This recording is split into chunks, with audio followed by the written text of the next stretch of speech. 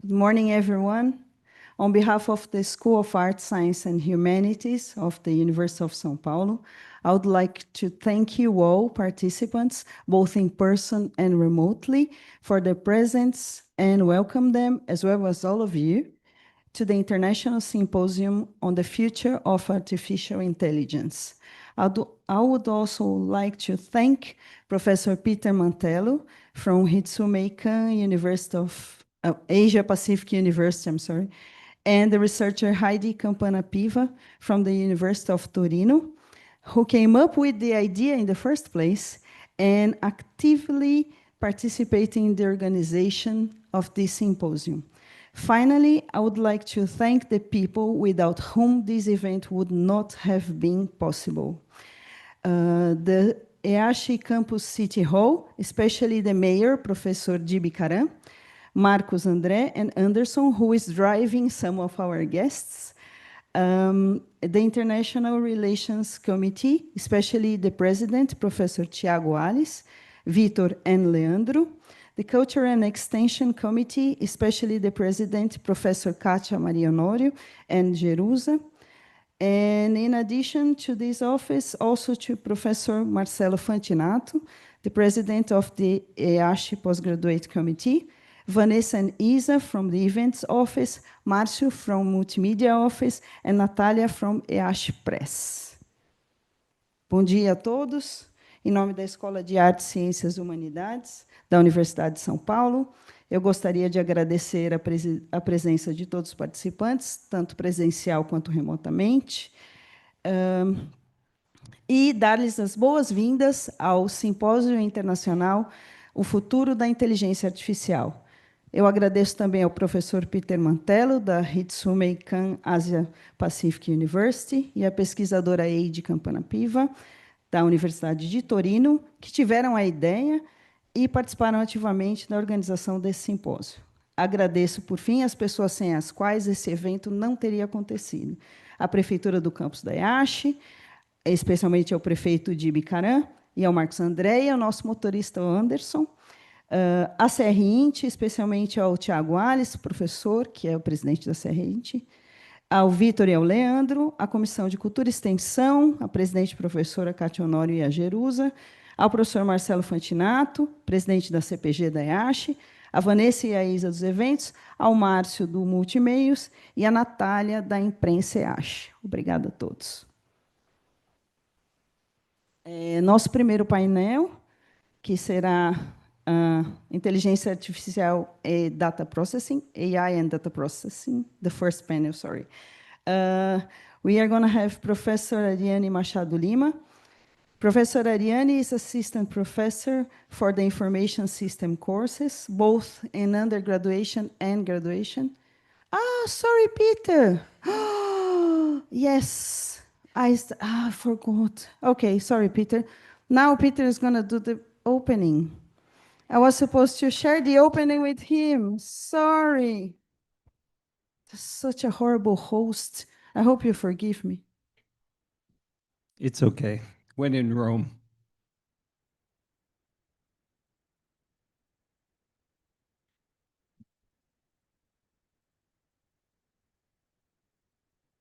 So many thanks to Patricia and Heidi for making this idea come about. It's very organic. This symposium started as a 1-hour lecture that I wanted to give in São Paulo.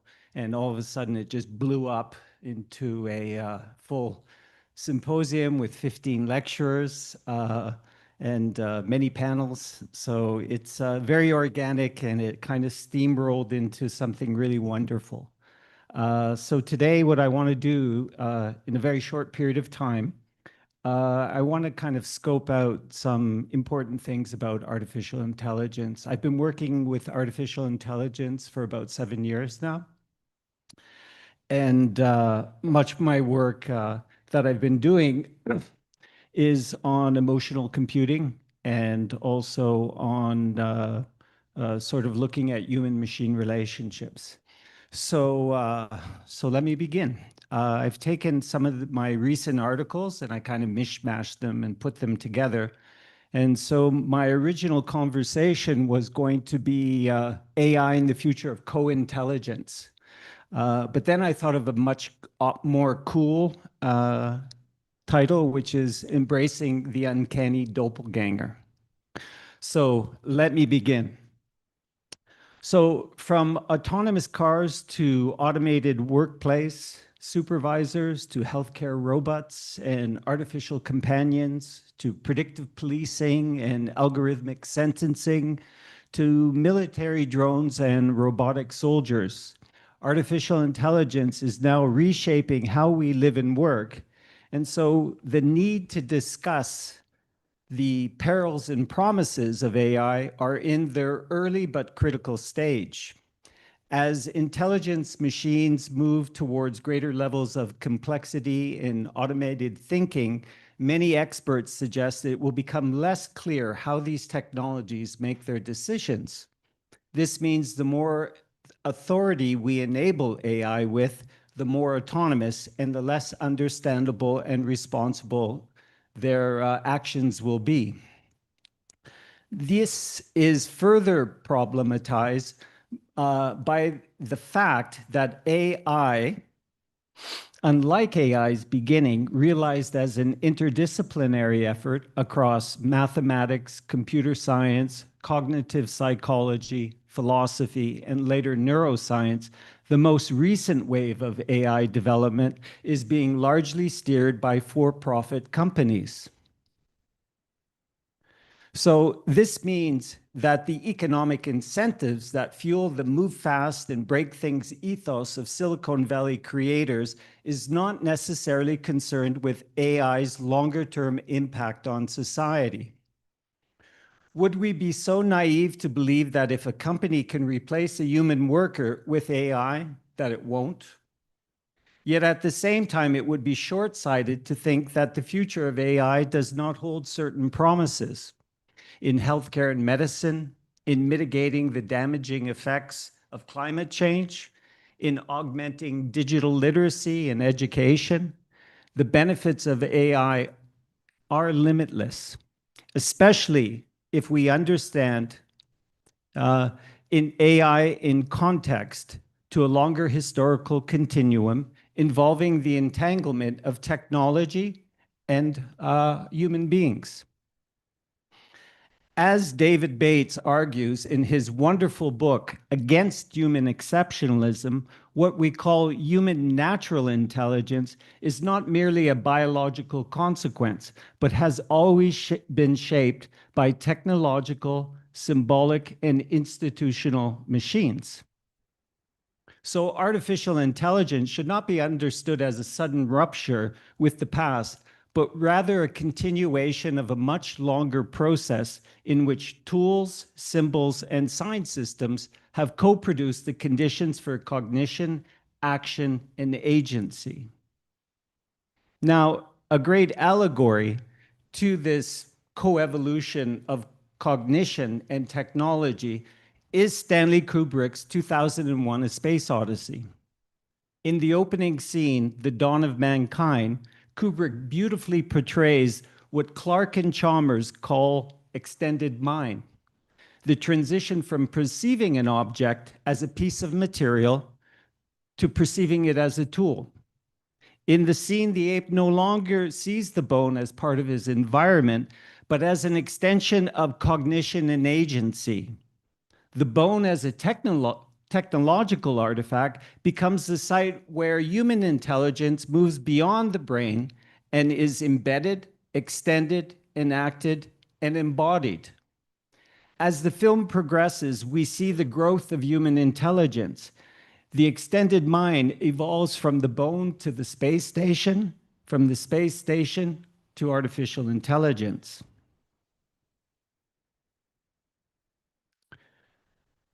Furthering his argument on the myth of human exceptionalism, Bates points to thinkers of the Enlightenment and their obsession with automata.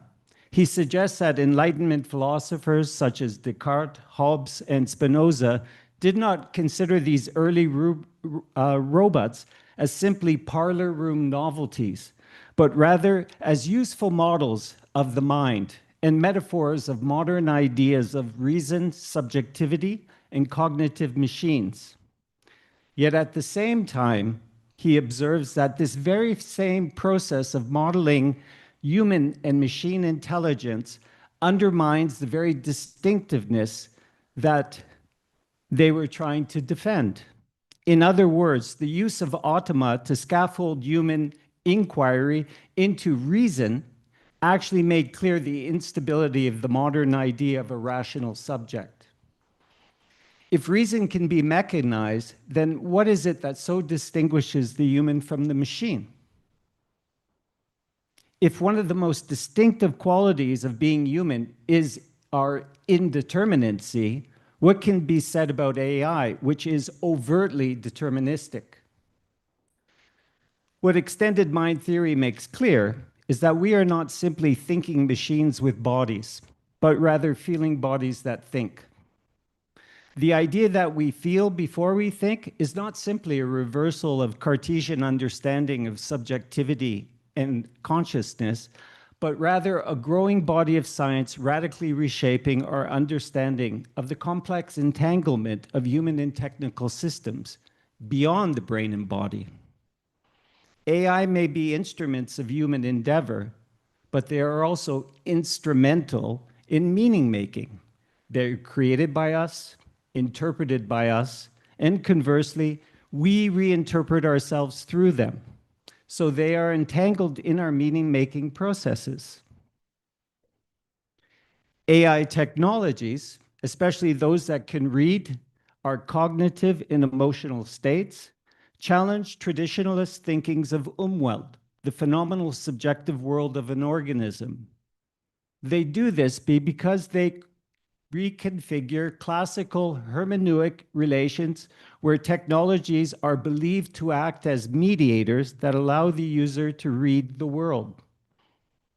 What I mean here is like as an astronomer looking at planetary configurations through a telescope, or parents witnessing their unborn child through an ultrasound, or an oncologist looking at a patient's cancer via an MRI. In each of these situations, the technology recedes into the background, offering unobstructive access to phenomena. Importantly, in all these cases, a person must act through the technologies in an intentional capacity, preserving a directional, human-centered flow of agency. But today, with AI neuro-driven and effect recognition technologies, human agents don't merely act through the technology. The technology also acts through the human, blurring, if not dissolving, the directionality presumed in traditional practical relations. Thus, we experience these emerging bioinformational technologies not in Heidegger's ready-to-hand sense, but more as an intrinsic part of ourselves. This idea aligns with Emmish's biosemiotic view that intelligent machines help to construct Umwelten without inner reflection of their positioning within the life world.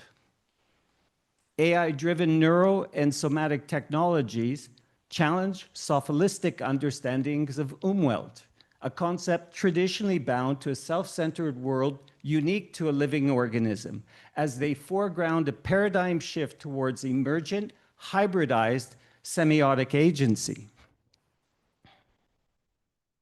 By semiotic agency, I mean what Chevron and Tonenson call the ability to recognize communicative intentions in the behavior of other agents and symbolic artifacts. Thus, to simply think of AI as an external object that must align with fixed human values might be missing the mark. For our values, cognition, and perceptions are themselves increasingly shaped by technological mediation. From this perspective, any ideas of enlightenment or alignment and co-intelligence should not be conceived as a purely autopoietic project aimed at perpetuating a static vision of the human. Instead, it may be better to adopt an allopoetic understanding of alignment, similar to what Japanese researchers at NTT refer to as cybernetic symbiosis. In other words, a dynamic recalibration involving the mutual transformation of ourselves, our values, and the world through the co-production of meaning-making. As the American philosopher Benjamin Bratton contends, through AI, we may be able to experience a reversal of the uncanny valley. So instead of seeing something like us, but not quite, we may see ourselves in the third person through our machinic other. This uncanny doppelganger need not be construed as threatening, for it opens a new frontier in the co-construction of agency and personhood, made possible through the growing imbrication of human cognition and intelligent machines. Today's symposium is fittingly an interdisciplinary one, as it explores the legal, linguistics, semiotic, and epistemic implications of artificial intelligence from both a global south and a global north perspective. It takes as its starting point that AI systems are overwhelmingly designed and governed in the global north, and as such carry embedded assumptions and values that often misalign with local values, needs, worldviews elsewhere. So to confront these asymmetries, it is important to bring into view how these technologies are received, adapted, resisted, and reauthored in diverse contexts. Brazil, with its layered histories of innovation, inequality, cultural richness, and resistance, holds an especially important place in this conversation. We are extremely fortunate to have so many distinguished speakers from Brazil, Europe, and Canada participating in this event. And I truly hope that it will become the first of many AI symposiums to be hosted by the University of São Paulo in the years to come. Thank you.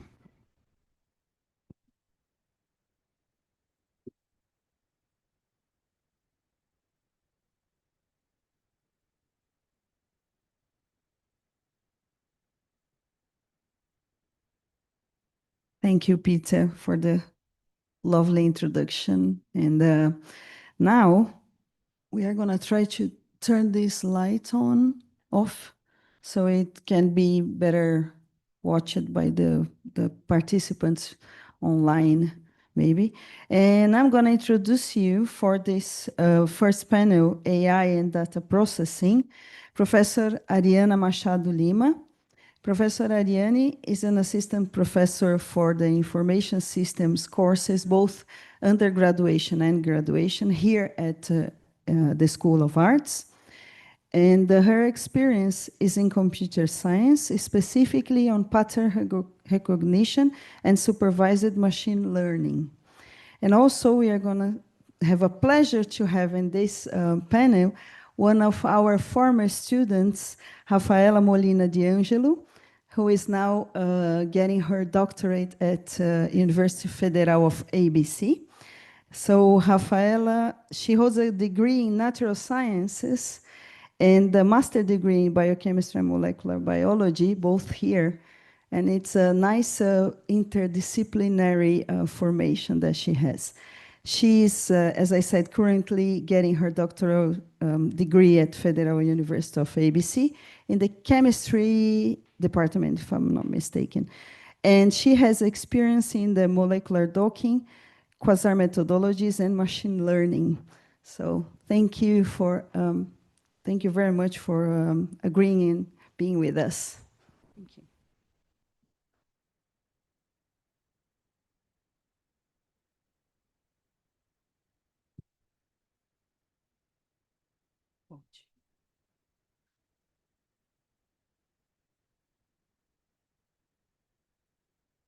Good morning, everyone. Before I talk about artificial intelligence in medicine, in healthcare and psychology, I would like to give you a very brief explanation about some terms that are very common in this area, since the audience is very diverse. So what's artificial intelligence, AI? Well, if you ask this question to some researchers, it's probably that everyone will give you a different explanation or definition about this. So what we could say about, well, we can say that it's computer performing human tasks faster and maybe in some cases better, but undoubtedly faster than humans. This area started at the 50 years, and the practical applications were expert systems using axioms and logic to use this information based on rules programmed on the code using programming languages such as Lisp and Prolog to perform specific tasks with a narrow scope, such as chess program to play chess, for example, and with a limited computer power in that years. So the research involved includes searching strategies, knowledge representation, and reasoning. And we can talk also about learning in this case, because we can say that artificial intelligence is a word about reasoning, about how to infer, and how to learn. And when we are talking about learning from data, we are talking about machine learning. That's a subset of artificial intelligence. So learning from data, we can say that it started maybe 58, when the perceptron was proposed as an origin of artificial neural networks. And machine learning is present in some practical applications that we see in our daily lives. For example, recommendation systems such as Netflix. Netflix uses data such as the movies you watch to recommend new movies based on your preference. So another example is fraud detection, because the system can learn about the kind of transactions you performed to detect if some transaction is not does not fit the pattern of transaction you perform. And so another example are spam email filters, personal assistants, Google Maps, Waze, chatbots, healthcare. So just one example of algorithm that machine learning uses is artificial neural networks that is composed of some layers where you input some information, for example, features of clinical exams to predict if a person will have, for example, a heart attack or a stroke. So you input data that you know, and you know also the kind of disease the person had. So you use these values in the input layer. These circles are called neurons because they simulate the neural network, because that's the reason of the name artificial neural network. So these numbers, these features are used to calculate some values in this hidden layer, and these arrows had weights that the learning process are based to learn these weights to fit a function that gives the right answer based on the data you input in the network. So when you have in the neural network 2 or more reading layers, we have the deep neural network. So deep learning is the use of neural network with 2 or more hidden layers. And we have many kinds of architecture, some very ways to structure these hidden layers. Well, with deep learning, you can substitute maybe some parts of a traditional machine learning involved to find which features of your data are important for classification. That's called the feature extraction and feature selection. So with deep learning, you could put your entire data, for example, an image, with no attempt to extract the features, and the neural network will automatically extract the important features to classify that images, for example, to classify between cats or dogs. So with deep learning, you can not only perform classification, but also predict the next symbol, the next value on a temporal series or in a sequential data. For example, when you consider a text, you can predict the next word of a sentence. For example, I could say, when I am at the cinema, I like to eat popcorn. So you can predict the word popcorn. So with deep learning, with the power of deep learning, we can predict not only the next word, but the next sentence, the next paragraph, maybe the next text, the entire text. So the application of this is that the deep learning is generating content. So we can generate text, the entire text, generate image. So in this case, we call generative AI, the generative neural network used to generate this new content.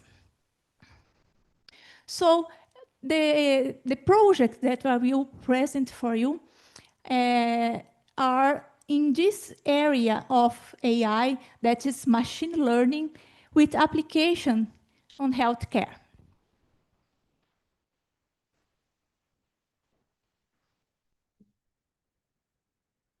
This is my lab, Laboratory of Computer Application in Health Labs. That's me, that's Professor Fatima, because the project I will present in this talk are in collaboration with Professor Fatima. Firstly, I would like to talk about an application, a project on psychology. That's a joint project with the Institute of Psychiatry at USP and the PAR Institute. So they are interested in study psychotherapy sessions. The idea is that in a psychotherapy sessions, we have a guide with the pair of a patient and a therapist. And the psychotherapy success depends in great part of something called therapeutic alliance. That is the bond that is performed by the patient and the therapist. And in fact, there is a questionnaire that the researchers in psychology use to measure the therapeutic alliance, that is called Work Alliance Inventory. And this questionnaire is filled out by the therapist and the patient to measure this kind of bond between both of them. So our question is, could we predict the work alliance score based on the data extracted from the session record? Because this questionnaire, if you answer all the questions, you have a score that is provided by this inventory that is a measure of the work alliance.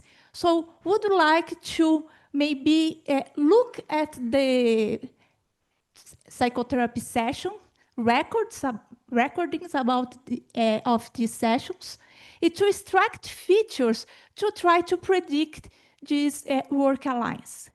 The idea is to study which components, what happens in a psychotherapy sessions that could improve the therapeutic alliance. So that is called process research for the psychology.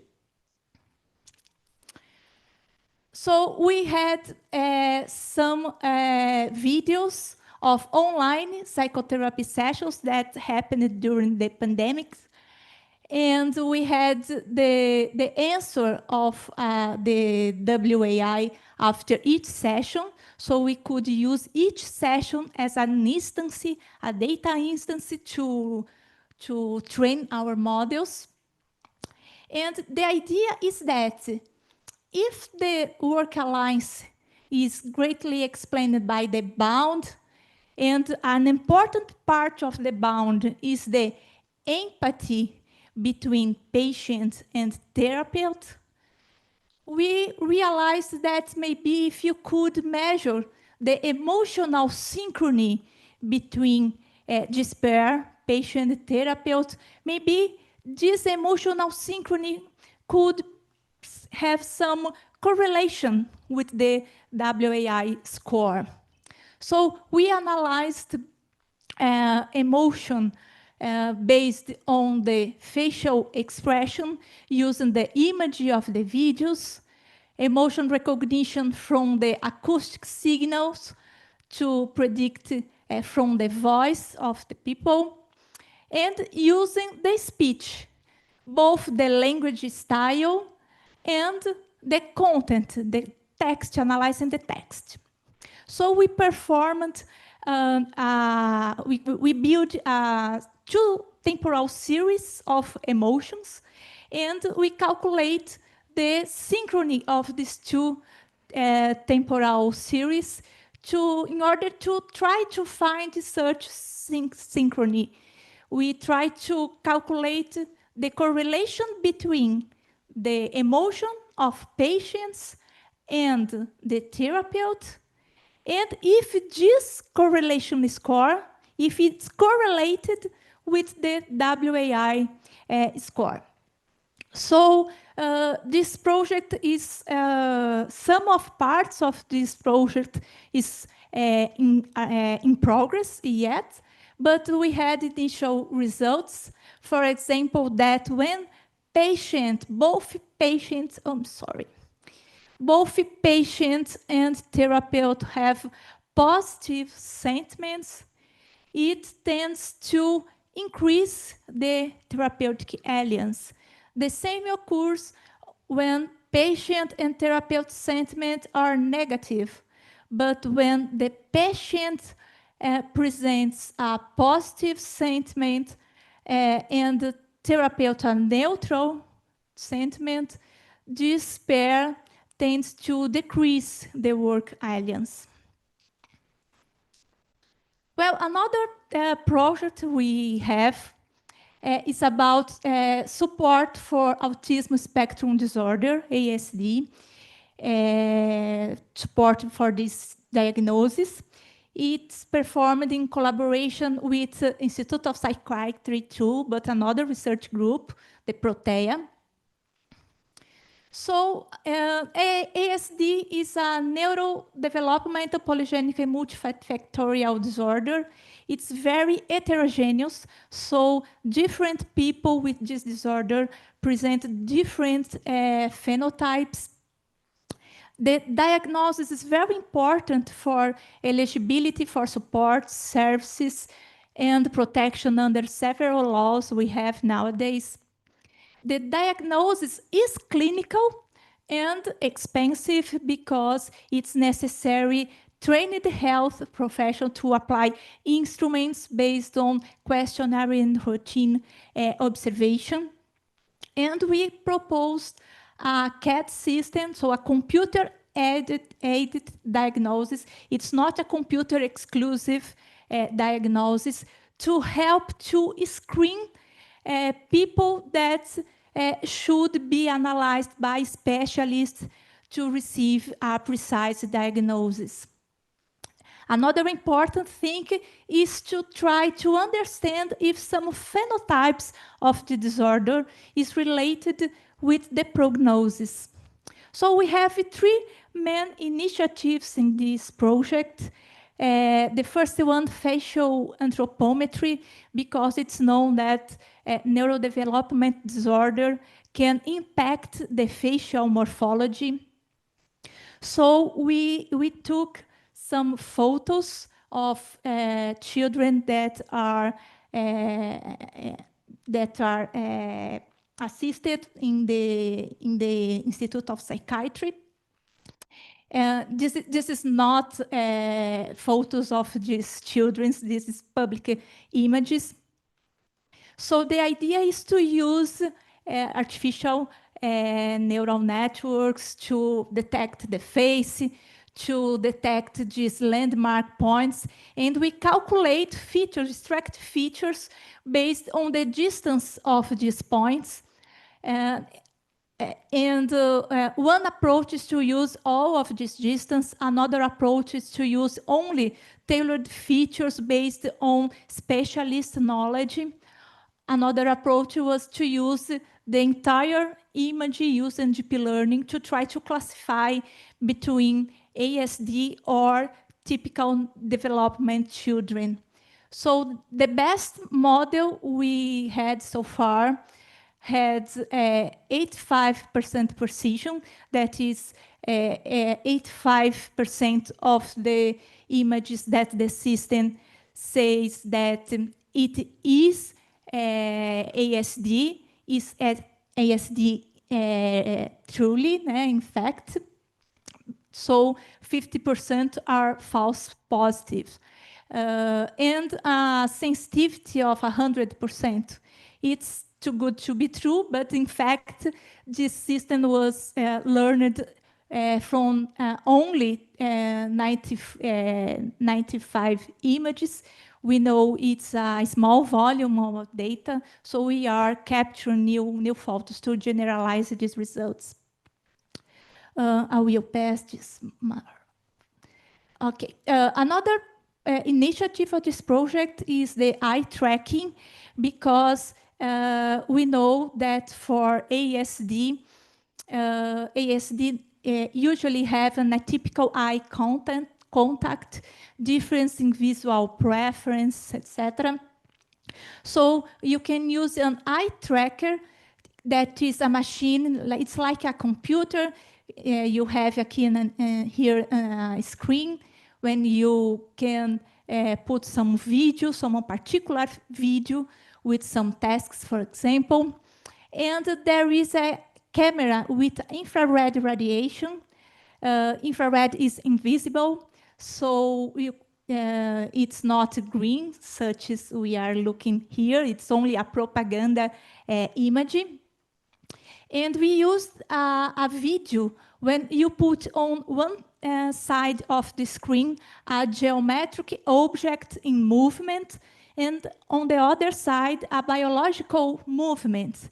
And we extract features of each pixel, such as color, such as that pixel is on the biological or geometric movements, if this pixel is inside the face, for example. And we used these pixels to train two visual attention models, one for ASD and another one for typical development, because we used the pixels that were observed, that were visited by ASD, and the pixels that were not visited. So we can classify, you can train a model to classify if ASD will visit or not visit that pixel. In the same way, we train the typical development model, and in the diagnosis phase, we can check if the visited pixels match better to the ASD or the typical development model.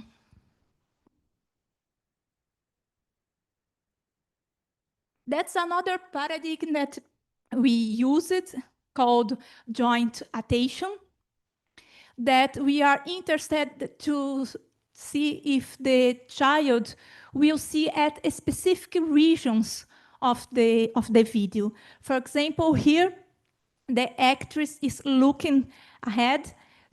So the idea is that a typical development child will look at the eyes, for example. But when the actress looked at the object, the idea is that the child will look that the actress is looking to the object, and then the child will share this attention looking to the object too. So this is example kind of features we can use, and using this strategy, we had a system with 90% of accuracy. And for emotion recognition, we also know that people with ASD have some difficulty in recognizing emotion on other people. We are talking about the basic discrete emotions such as happiness, sadness, and so on. So there are some serious games to evaluate if the children can see some specific pictures and say if that picture is about a happy face and so on. So this game can be used both for evaluate if the child has this difficulty, or to train to recognize the facial expression. So we are thinking if maybe the use of familiar people faces could be easier for these children. For example, the picture of the father, the mother. So we started a project that you can provide a photo of the mother, for example, and based on a video of an actress acting some expression, we can produce a video of that person performing that expression, because the advantage of the video is that you can evaluate in what moment the child could recognize the emotion.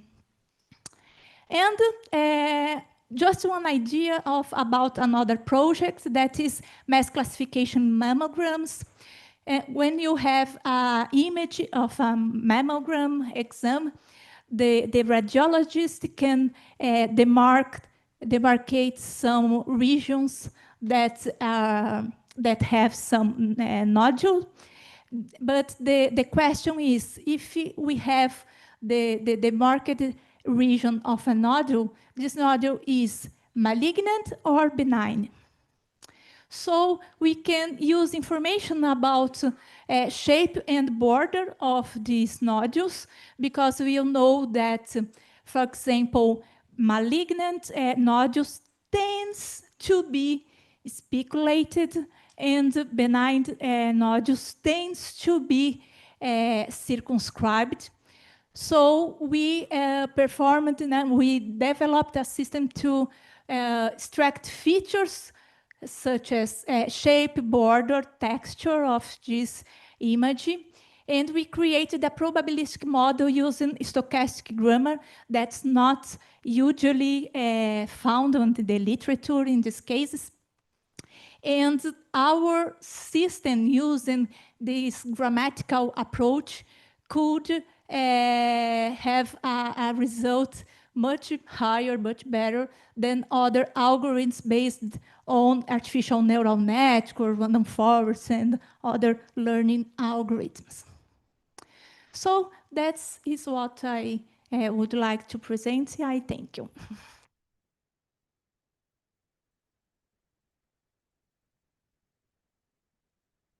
Thanks, Professor Ariane. Now we are going to have almost Dr.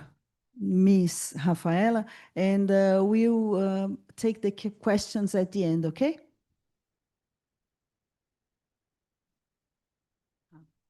Se quiser sair. Tá, ok.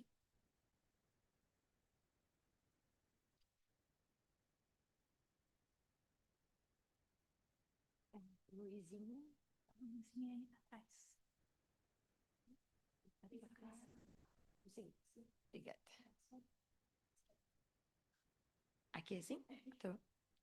Hello, everyone. I am Rafaela. Thank you again, Professor Campana, for this opportunity. And today I will talk about a frontier field that combines artificial intelligence and biotechnology. And our question today is, how can AI revolutionize drug discovery? In a medicinal chemistry, we can use, they are in silico or computational studies, and we can use these techniques to better understand chemobiological phenomena. In this year's publication, the author shows that silico tools are no longer complementary but central to modern research, and this advancement is made possible thanks to AI.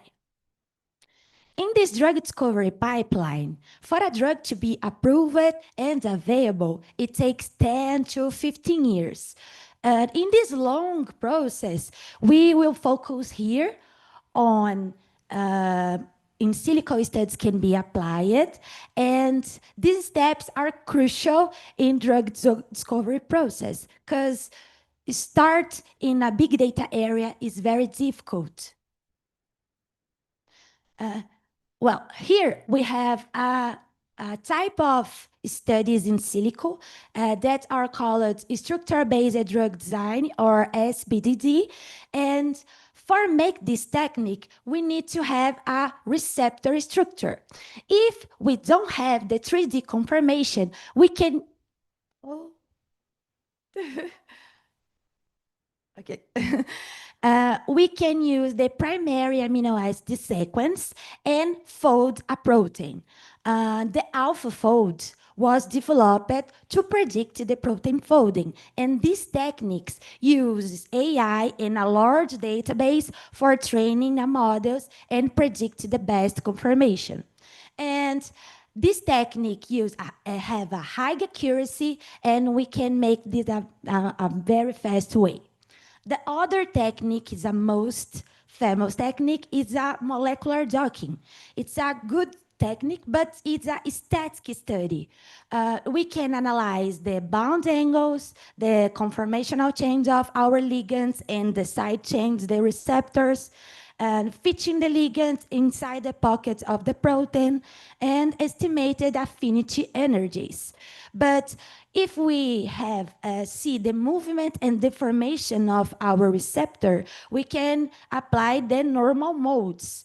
We can verify the flexibility and conformation of receptors.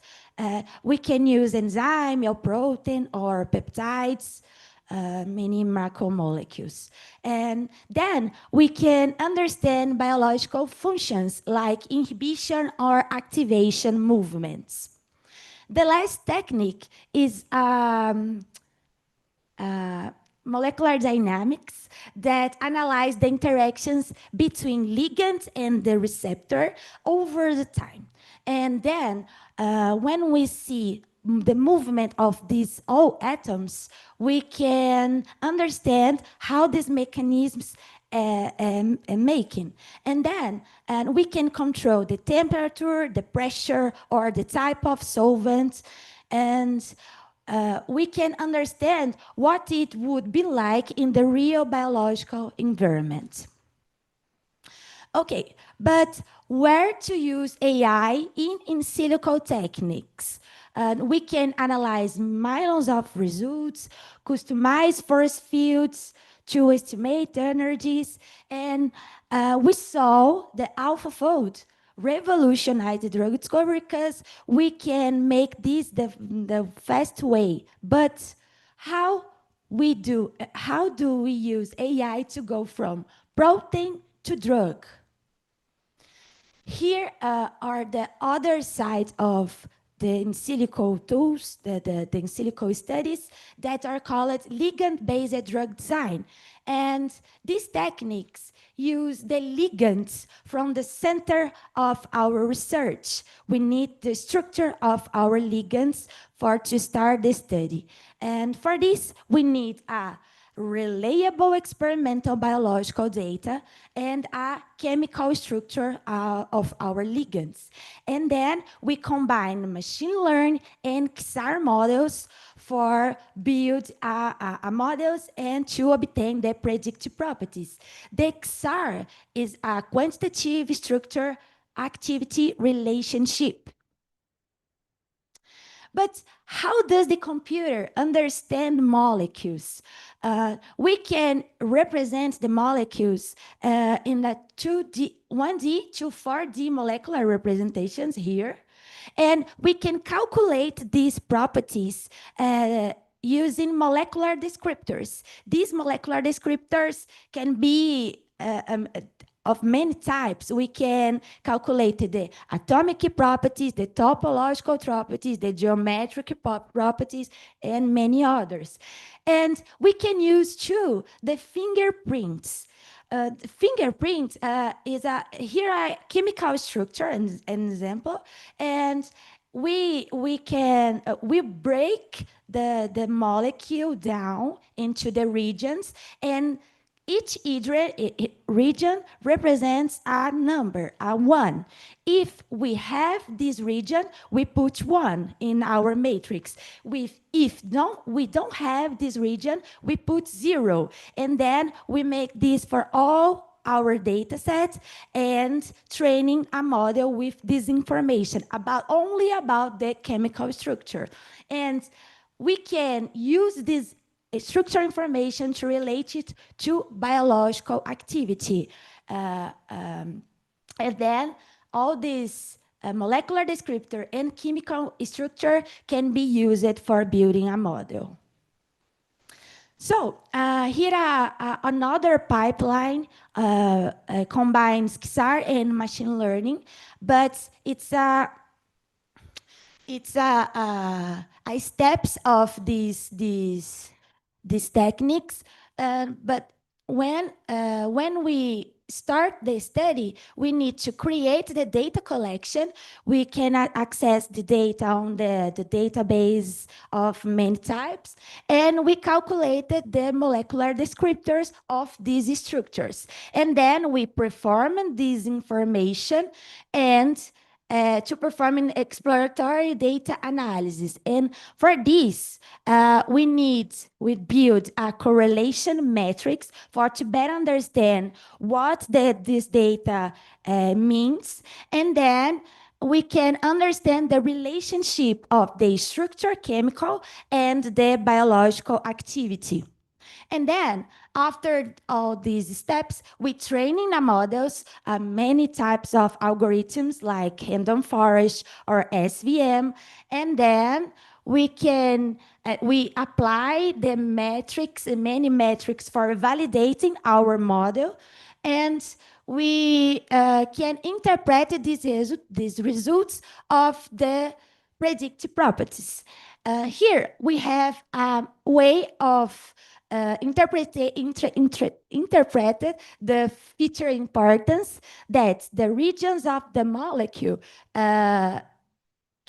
we can identify the regions of the molecule that are good for the biological activity and regions that bad for biological activities. And then we can exclude this region and make the other molecule and test again for see if this action can be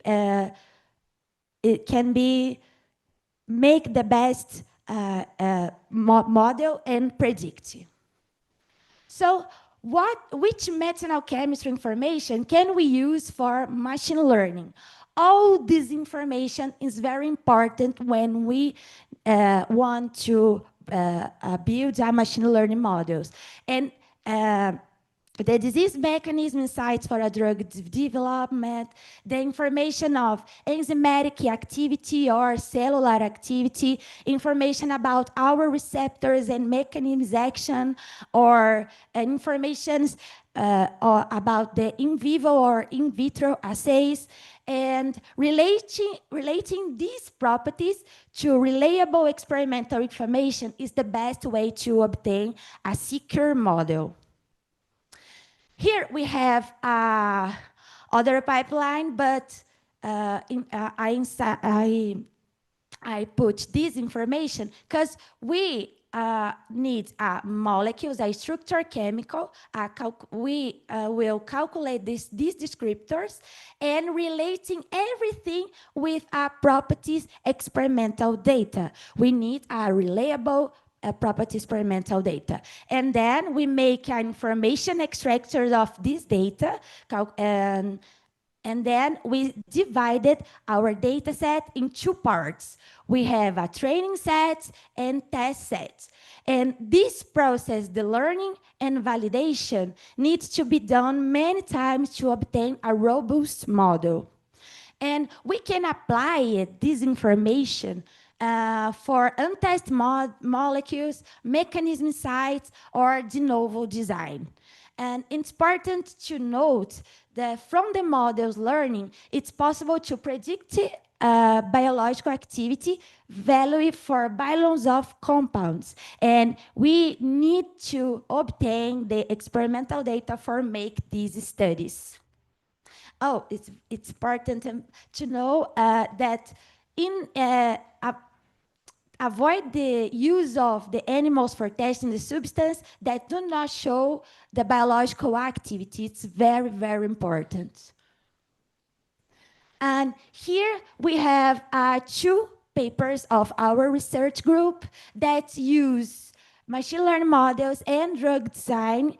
And we make these two works to predict a biological activity values for untested compounds. Here we have target cancer, and we use many types of chemical descriptors like I said before. And then we selected the most important descriptors. We don't use all these descriptors, and we can use PCA for make these tools. And then we training the models. In this paper, we use the fingerprints for predicting 1,000 natural products with activity against schistosomiasis. Is a neglect disease. So here we have all the compounds according to literature were associated with activity against parasite killworms, and these molecules was best ranked by the model, and then we can the biological activity and choose these molecules for the test of receptors and the targets of interest. Okay, what can we do? What can we do to continuously improve the reliability of the model? Well, we need obtain the reliable experimental data is very important. Understanding the data you have and what you aim to archive, making information available to ensure reproducibility, and never extrapolating beyond what the model is actually capable of predicting. So here we have ways of how to initiate an investigation, the drug discovery using AI. Well, we can use for protein folding using AlphaFold or other softwares. And laws of thermodynamics, of course. And we can apply for a ligand-based, combines machine learning models and XR, relationship of biological activity, and other techniques like molecular dynamics and docking to analyze numerous results of interactions between ligands and the receptors. So go to the end, I highlight the some topics to thinking about. AI-powered analysis of billions of data points, AI-accelerated drug discovery in a pipelines, speed and accuracy in a protein folding using AlphaFold, multidimensional molecular information, and non-linear relationships using machine learning models and XR techniques, more reliable data, activity prediction, and improve estimation of energy functions. And I hear this phrase and I want to bring it. AI is no longer a option in a drug discovery. It's a strategic necessity. Thank you very much.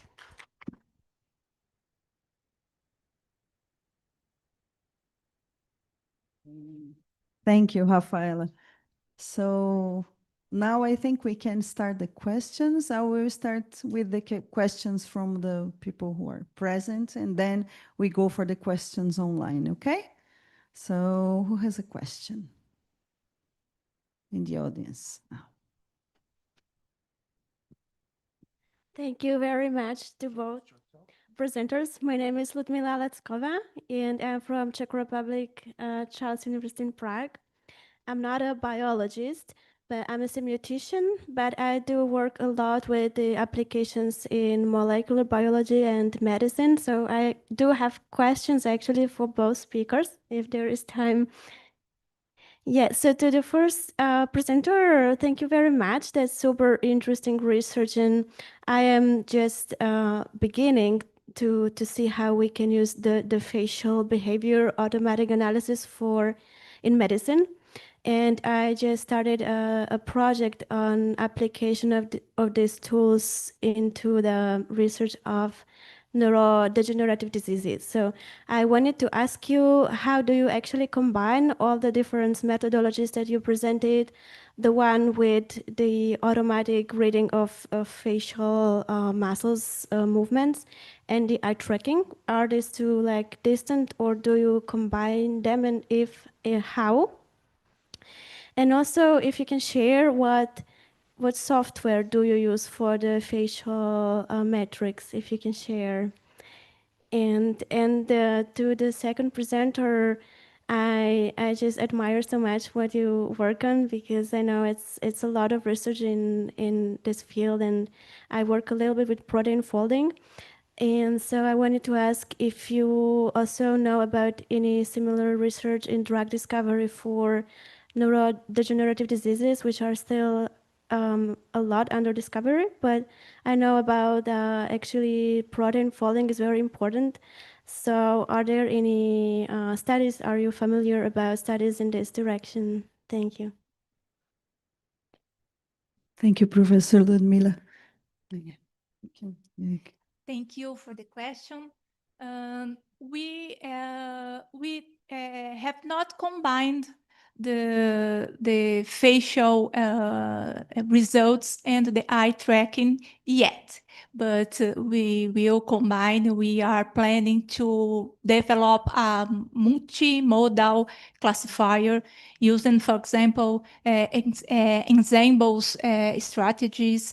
So our planning is to combine not only facial features and eye tracking, but also genetic data. And also we have another collaboration that we are analyzing body movements. So we have many strategies to address this problem of the ASD diagnosis, and we will create this multimodal classifier in some months, years, I don't know. And we developed some of the algorithms to analyze the facial features, but we also use it several of the libraries that are available nowadays. So we have at least 2 papers that maybe can help you. One paper, we analyzed several libraries used to process facial images. If you, I think you can find on the PubMed, if you look for Machado Lima and Michelassi, or I can give you the reference afterwards. And we have also a review paper about many initiatives using facial images for diagnosis of genetic syndromes and neurodevelopment disorder in general. So I forgot some question? No? Okay, thank you. Can you repeat, please, the question? I forgot. Please, sorry. I was just asking if you know about any studies that work with the prediction of protein faults in the field of neurodegenerative diseases. I don't use the general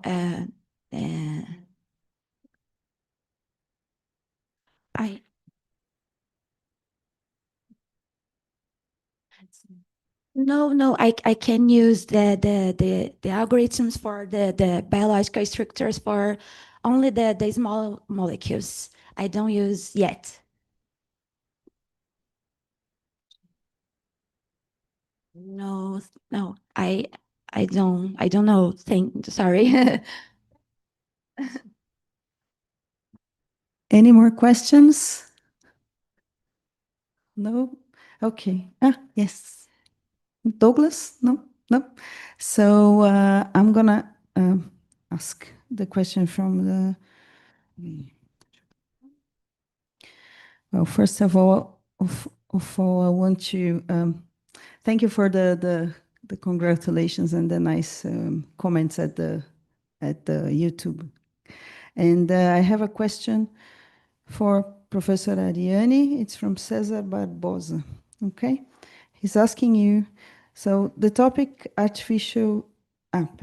That's just a comment. He loves the. No, just questions. He loves your presentation. That was the comment. So the question is, in your view, does AI risk pathologizing autism in mental health by imposing normative models on neurodivergent minds? That's a very good question. I could understand if there are some ethics issues is about this. It's você quer refazer? I'm going to ask her to redo the question. I think it's related to if we're normatizing, creating rules, specific rules and patterns, Okay. doesn't that risk pathologizing too many people who are not necessarily in the spectrum? Okay. Does it make it too, how do you say it, too polarizing, like either autistic or not? Does it take into account that there's a whole spectrum, not every autistic needs to be treated, et cetera, et cetera? Okay.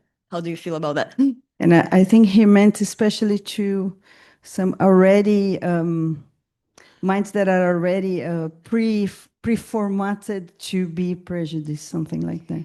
Yes, the first thing that I think it's important to talk about is that our system is not developed to be give to a person in the society. The idea is to give to only health professionals. So the app, for example, I could not show, but we developed an app only to collect the images, and the images go to our server, computer server, that the algorithms is run, and the results go to the psychiatrist, in fact. So the idea is that only the health professional can access the diagnosis to help the decision. But I think the main idea of this project is not the diagnosis, in fact. The idea is to study if there are some phenotypes, because we are trying to collect images from younger children.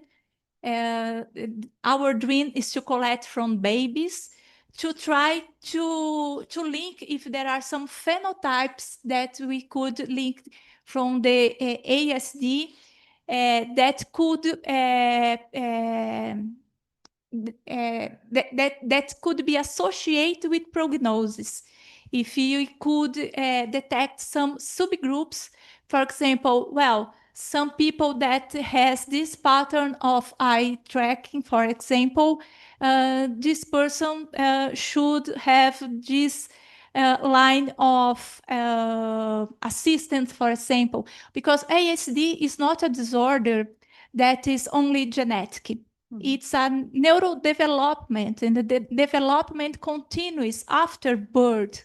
So if you have a prognosis, you can act during the development of the children and see if you have some idea of phenotypes that can drive some of these assistance. It's a good thing that you could collaborate. You could prevent it, right? Yes. Or at least decrease the symptoms, or but give a more quality of life. Yes. Okay. Wonderful. Any other questions from the presence? Yeah. Okay. I have a question for Rafaela, first in English and then in Portuguese. Have you found out a new molecule that can treat the schistosomosis in this study that you make? Então, eu perguntei para você se você descobriu alguma molécula que não era estudada antes, nesse estudo que você fez com inteligência artificial, para descobrir uma forma mais efetiva de atacar ali, né, a esquistossomose. Sure. I can do it in... Sure. Sure. So repeating the question again, have you found out in your study for schistosomosis a new molecule that is more effective in this study to attack the schistosomosis?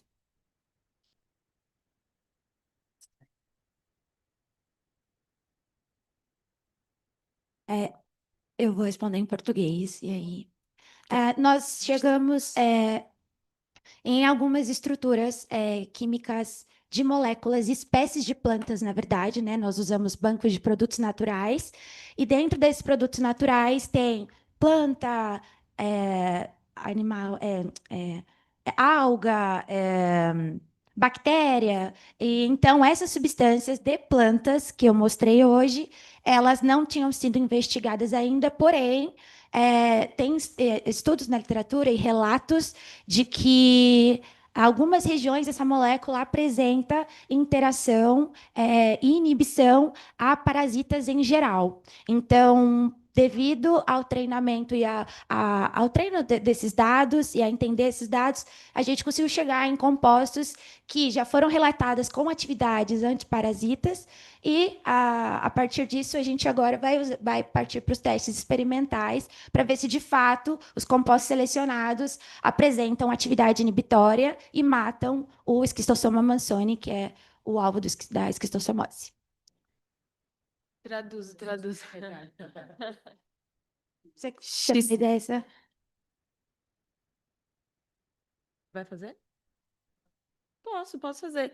She said that yes, she found out new molecules to inhibit the schistosomosis. So she used natural compounds that never was used in these studies. And now she's going to see if actually have some interact with the schistosomosis. So yeah, she found out new molecules and natural molecules that are cheaper and so efficient as chemical ones. Yeah. Now I have a question to you, Rafaela. So I'm going to ask in English, then in Portuguese. Okay, Rafa? So I'm wondering, because Schistosoma mansoni is more found in some places, and you found molecules in plants. So did you try to relate the biomas where the plants were found to the biomas where the Schistosoma mansoni is more frequent or the disease is more frequent? Is there a relationship? Tem uma relação entre as plantas que têm atividade, elas estão nos biomas, nas regiões onde tem mais Schistosoma mansoni? Sim, né? Nós temos regiões tropicais específicas com temperaturas específicas, onde essas plantas elas conseguem produzir metabólitos, onde ao serem extraídos e testados, muitos estudos antigamente, né, numa cultura indígena, inclusive, já usavam chás, diversos tipos de chás, para tratar diversas doenças parasitárias. E então, entender onde essas plantas estão e quais moléculas são, a gente consegue obter de uma forma barata, porque doença negligenciada, as pessoas não querem pagar para se estudar, e então testar essas moléculas para, de fato, encontrar um inibidor efetivo e seletivo. So the answer is yes, as we thought. So obviously the plants are in the same biomas where the frequency or the occurrence of Trypanosoma mansoni is bigger. It's more frequent, actually. Well done, Rafaela. Thank you very much. Do we have more questions? Okay.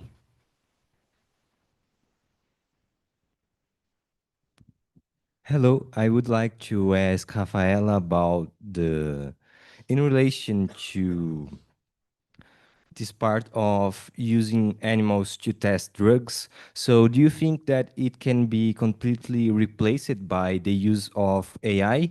And if so, do you think that it will be completely reliable?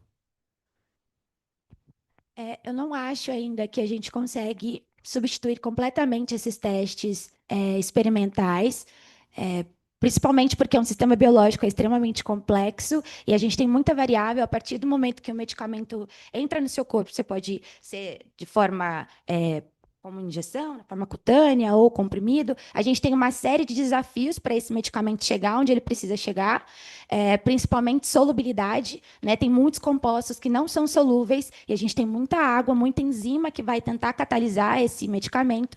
Então, a gente consegue prever, usar algumas técnicas de predição, usando IA e bancos de dados com dados experimentais, para tentar prever qual seria o caminho, qual seria a enzima que iria inibir ou servir a minha molécula serviria de substrato para essa enzima e já não conseguiria fazer com que ela chegue onde precisa. Então, a gente consegue investigar e tentar entender onde essa molécula passaria e para ver se ela consegue chegar onde queremos. E um dos principais problemas para doenças parasitárias, eles têm 4, 5 camadas lipídicas para proteger o animal ou ele para conseguir sobreviver dentro do corpo, né? Porque ele é um parasita.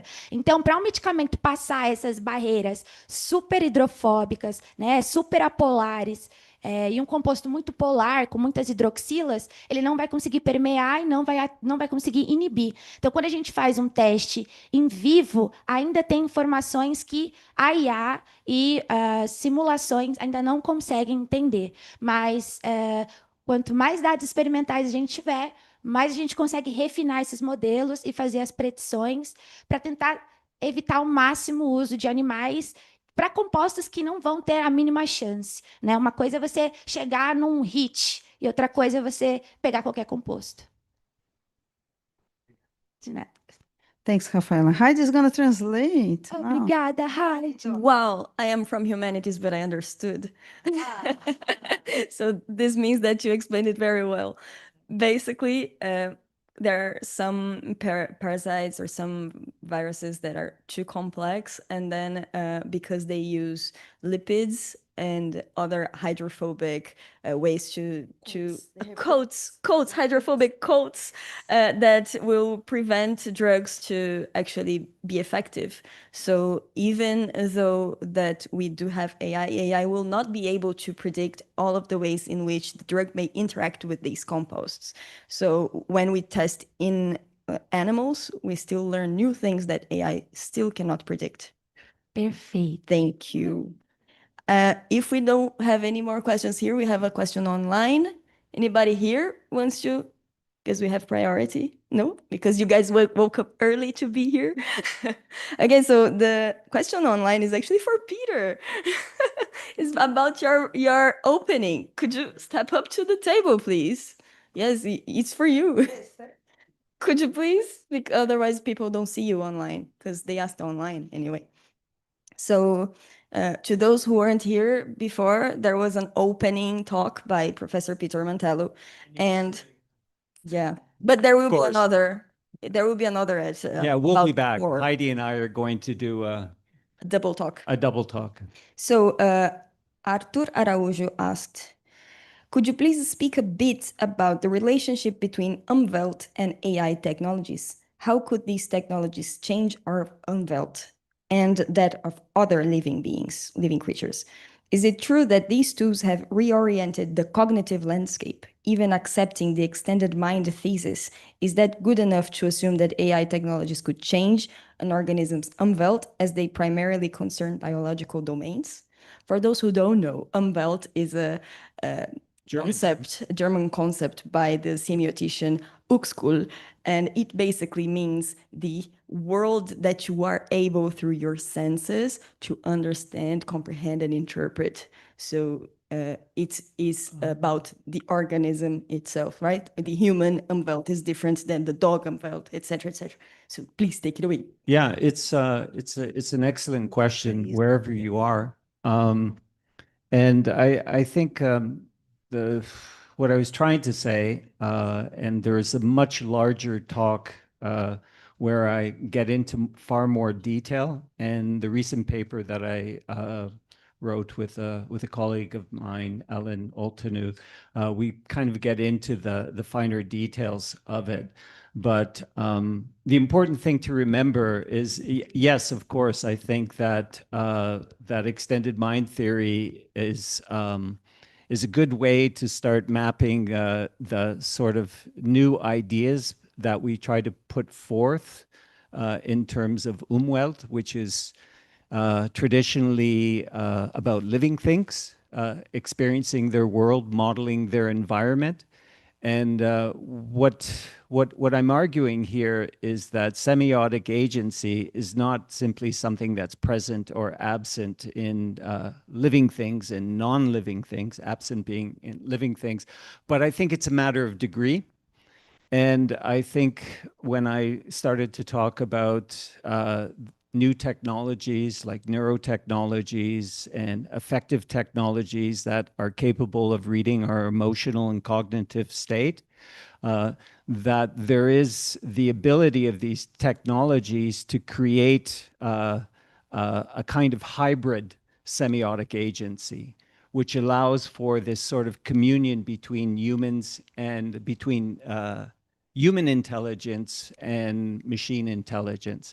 And I think in the future, as these technologies become more pervasive and, of course, more complex, that I think that the idea of Umwelt is transcending traditional 4E theory is going to be something that's going on, because 4E theory is essentially still built on the idea of intentionality by the human.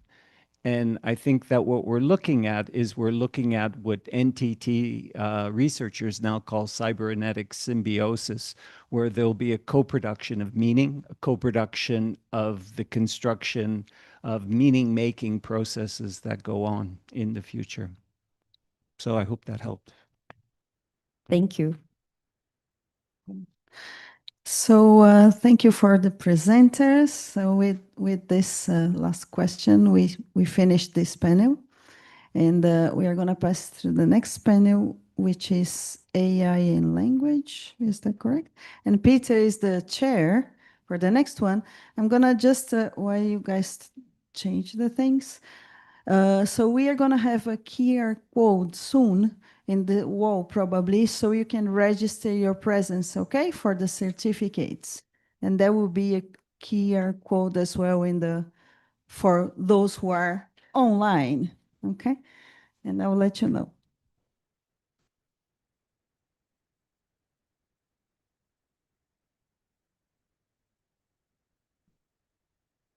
Quem chegou depois se inscreve no formulário para ter certificado.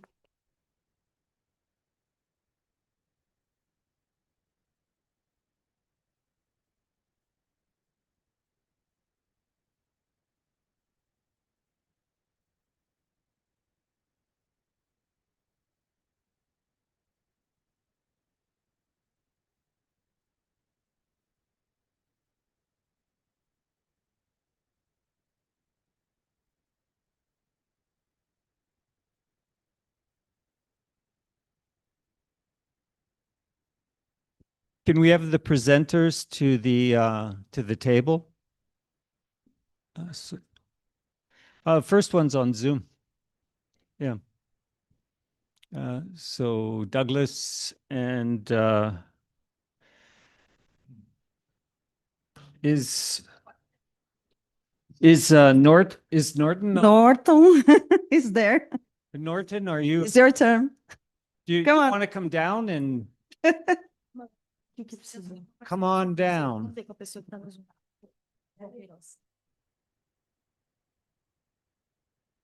We have one presenter online as well. I'm just Yeah. trying to. Yeah.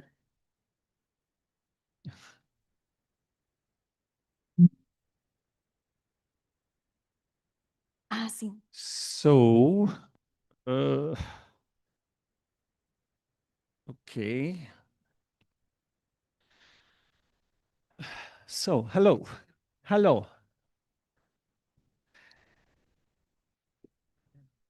Into internet. Yeah. Are you okay with the? Yeah. Okay. So yeah, I guess you're last up and you're second up, and then we have a Zoom for the first. Yeah. I'm trying to understand where am I right now. Okay. Second, please, just a second, please. João, are you there? Hello. Yeah. Yeah. Como é que eu faço para aumentar o volume? Ah.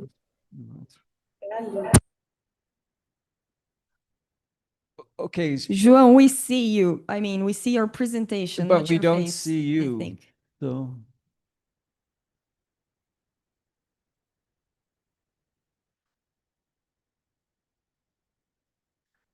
Okay. I'm trying to. Can you hear me now? Yes, Okay. Sorry. loud and clear. We can't see you, but we can hear you. Where? Disembodied voice. You're the voice of God. Yeah. Let me try to. Okay. Okay, well, let's start. I'd like to introduce the speakers for this next panel. To start with, we have, and please excuse me for my very bad Portuguese, fala português, sinto muito. We have Professor João João Queiroz from Juiz de Fora University. And he'll be giving a talk on computational prostheses and analysis for experiments with generative AI. And next we have a close colleague of mine, Douglas Mark Ponton from University of Catania in Italy. And his talk is entitled Non-Self and the Ecology of AI-Human Relationships. And then we have Professor Norton Trevisan Roman from the University of São Paulo. And his talk will be on low resource language, no more. So we'll open the floor to João, and you have 20 minutes. And I will be a very good chair today, and I will be giving you some countdowns for your talk. Okay. Can you hear me? Can you see me? Yes, we can hear you. Yes, we can see you. Thank you, Professor. Okay. So hello, everyone. Good morning. First of all, I would like to thank Patricia Campana and Peter for the invitation, and also congratulate the organizers for this initiative, especially at such a crucial moment, and an attempt to build connections among researchers from many different fields. This is the title of my presentation: Computational Processes for Analyzing and Synthesizing Language Experiments. What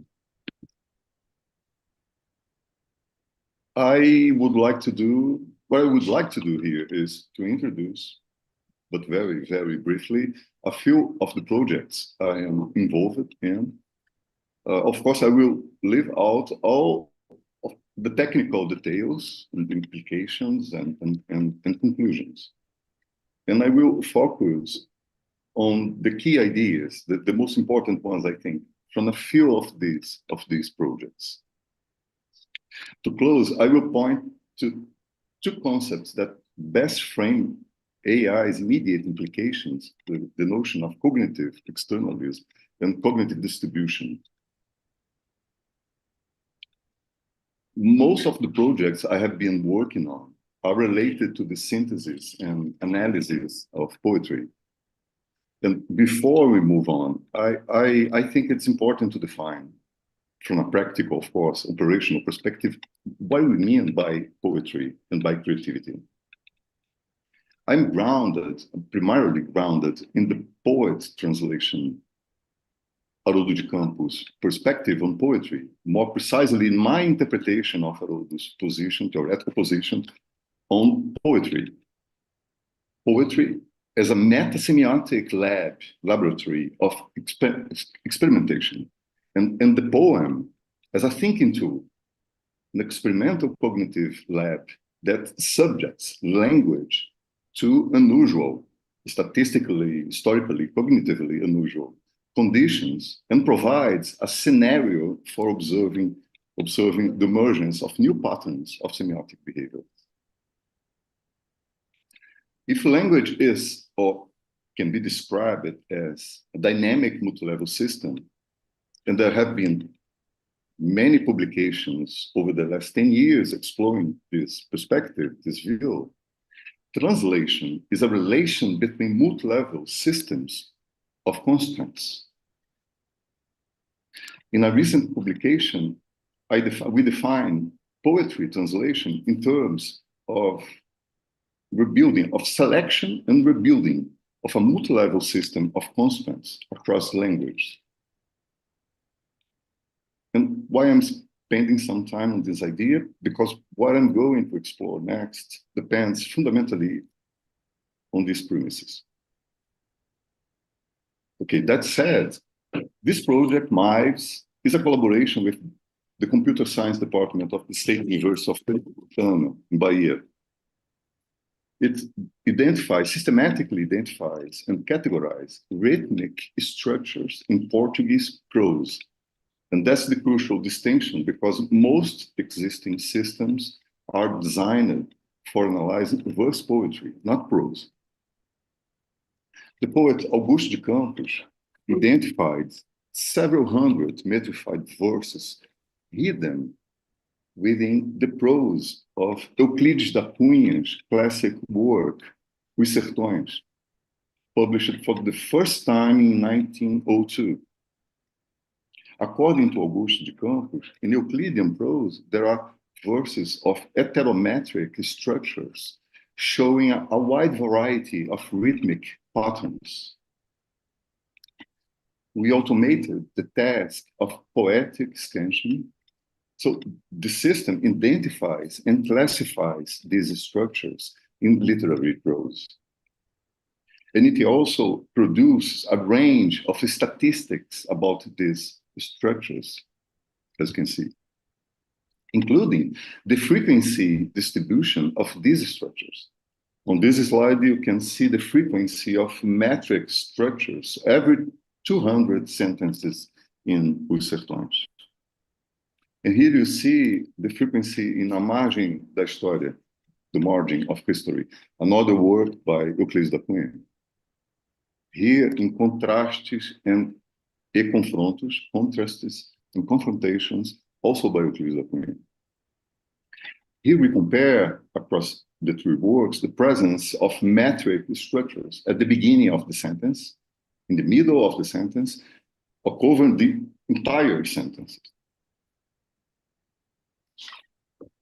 Very much inspired by Augusto and by his discovery, what we are doing is investigating, by artificial intelligence, of course, the presence of these structures, which function like acoustic diagrams, hidden in creative prose across many works and many scales of observations. But this is the idea that really interests us, understanding how and why metric verse structure works as a cognitive artifact, or as Daniel Dennett would say, a pump, a cognitive pump or intuition pump in literary prose. This idea, I hope, leads to a new research agenda and a new set of questions to consider verse as a thinking tool, a cognitive technology or a cognitive artifact for structuring creative processes across multiple time scales, from a single work to an static movement within distributed cognitive systems.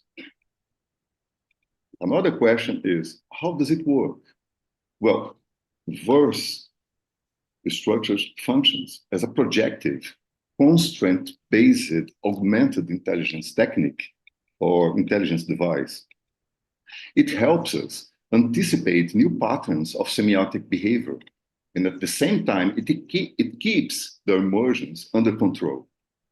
In that sense, verse reduces the complexity of the cognitive niche of literary prose. At the same time, it works as a generative model, providing new, unexpected, and even surprising data. Verse structure allows the system to generate candidate instance for new experiments. From this perspective, verse structures increase the complexity of the cognitive niche. Finally, it works as a problem-solving strategy, framing a new set of problems to be investigated.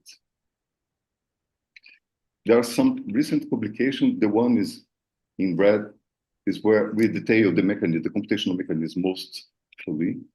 We are currently working on an English version, comparing many works from different periods, from different literary periods. Another project I developed with the same group is much more focused on computational synthesis. Propo generates poems in Portuguese using versified sentences, heterometric structures, identified and classified by Mives, and extracted from literary prose. It combines these sentences to generate poems by optimizing rhythmic and phonological criteria. This is a simplified processing flow diagram from the Mives processed text and structures through sentence filtering, stanza assembly, and evaluation to the final poem. So I can't go into details here, but I'm going to read its result in Portuguese. As you listen, notice the strong play of phonemic sound parallelisms, especially the alliterations, internal assonance, and rhymes, all embedded in a measured rhythmic structure. Fez-se, porém, uma última tentativa, determinou-a incidente desvalioso. Logo depois, vibrava um abalo nervoso. Servidão inconsciente, vida primitiva, o auá patenteava quadro lastimoso. Tomemos um fato entre muitos ao acaso. This is another good example constructed from another classic of Brazilian literature, Serafim Ponte Grande. Nosso herói tende ao anarquismo enrugado. Contra ele, preparo um imenso atentado. Tudo conspira nessa cidade silente. O meu relógio anda sempre para frente. This is the most recent paper on this system, details, etc., etc. Another project I started very recently uses LLMs for synthesis and analysis, focusing on Augusto de Campos' poem Cidade, City, Cité, which is a landmark of Brazilian literature in the late 20th century. This is the poem. I hope I can. Oh God. No, I can't. I would like to. Cidade. Em português. A troca do capacauste duple last feli fuga história loca lubrimendi múltiple organi periodi plasti publi rapa recipro rusti saga simplita na velo vera viva unívora. Cidade. En français. A troca du capacauste duple elasti feli ferro fuga histori loca lubrimendi multipli organi periodi plasti publi rapa recipro rusti saga simplita na velo vera viva unívora. Cité. Did you listen? Yeah? Okay. The poem is, according to the author himself, perhaps the shortest long poem, or maybe the longest short poem ever written about this city. The city in this case is São Paulo. To understand this poem, we need to reconstruct it, identify its morphemes, each sharing the suffixes idade in Portuguese, ide in English, iti in French. See how they are bound by strict boundary conditions, letters, the number of letters, grammatical syllables, poetic syllables, and the larger alphabetical macro structure. And then rebuild the poem by combining these morphemes under those trilingual and alphabetical constraints.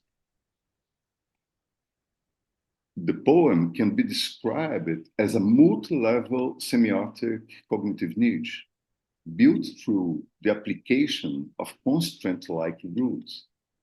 Reading it means reconstructing its complex acoustic morphological diagram and epistemic design in engineering. And it is also a celebration of the classic, Finnegan's Wake. James Joyce's Finnegan's Wake. This is the list of the base words used by Augusto, words that share common roots in Portuguese, English, and French, marked by the suffix idade, ide, ite. This is a complete list of roots, of morphemes. I developed many new experiments under Augusto de Campos' constraints, an alphabetical ordered trilingual valise in portmanteau, built from the cognate basis using the same number of morphemes. Using selected dictionaries in LLM, I produced multiple versions, and this is one. You see a new list of 28 new base words. And here is a new poem from this list, alphabetically ordered, respecting Augusto's constraints and preserving phonetic and morphological fluency. This is another list of base words and another poem.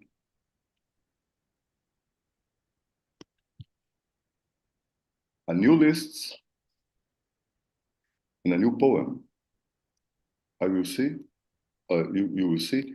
I did many experiments varying rhythmic, phonological, and prosodic cues to produce new micro-epics that encapsulate ambivalence of urban experience through new trilingual sequences of qualities that capture the city's dynamic and multiple character. I call this one a new ultra-fluid result, and I will. And you can. Agila lacama bilanimos benicla cordial, elic ductile lastifelic flixip fluid grassi. Labilumi lenit lucid luminos modal mobi, natural pacific proxima seren suave neutra en quil velocidade. Here voiced with 11 labs at AI. Well, this compact, rigorous, and very simple protocol offers a controlled stimulus for analyzing how alphabetic scaffolding, shared morphology, and phonotactic texture, phonemes, liquid phonemes, high vowels, coalescence, etc., shaped segmentation, shaped memory, and narrative inference across Portuguese, English, and French. This is a very preliminary experiment. I'm still framing the most fertile ideas to explore with LLMs and other AI tools. Before we finish, a quick definition of creativity. According to Margaret Bolden, philosopher of science and philosopher of artificial intelligence, creativity is the ability to come up with ideas or artifacts that are new at the same time, new, surprising, and valuable. For Bolden, for Margaret Bolden, transformational creativity, and this is the notion I'm especially interested in, is when the deepest case of creativity involves someone thinking something which, with respect to the conceptual spaces in their minds, they couldn't have thought before. Transformational creativity involves some transformation of one or more of the dimensions, relatively fundamental dimensions, defining the conceptual space concerned. It's clear, it's very clear that Bolden is framing this phenomenon, this problem, this phenomenon of creativity within an internal conceptual framework, according to which mind is the processing of internal and intentional unities of representation, but the role of context, the situation, and external tools is secondary. Against this paradigm, cognitive externalism, or distributed cognition, defends the thesis that we modify the external space for better organization of thought by building artifacts that scaffold cognitive processes and increase or alter problem-solving activities by simplifying choice, perception, or internal computation, and leading to the reduction of environment's complexity. This thesis is related to our ability to extend the mind to join with non-biological devices, such as merging our mental activities with the operation of technologies, for example, computational technologies, and creating an external and distributed cognitive system. We are cognitive niche builders, extending the mind into the space and time to think better. I would like to close my short presentation by suggesting something, and I suspect I should have maybe devoted the whole talk to this phenomenon. We are observing an accelerating radical co-evolution in real time. Thinking tools, LLMs, for example, create new externalizations of thoughts. Our cognitive routines reshape to integrate them. And the problem space is reconfigured. And that reconfiguration compels to new artifacts, to new tools, to new technologies. Thank you very much for your attention.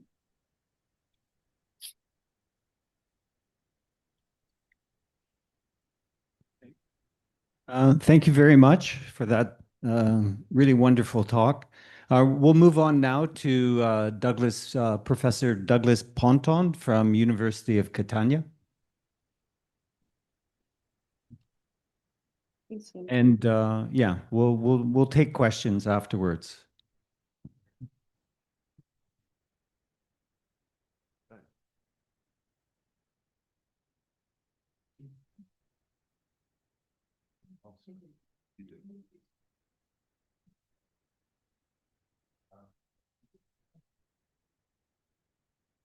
Hello.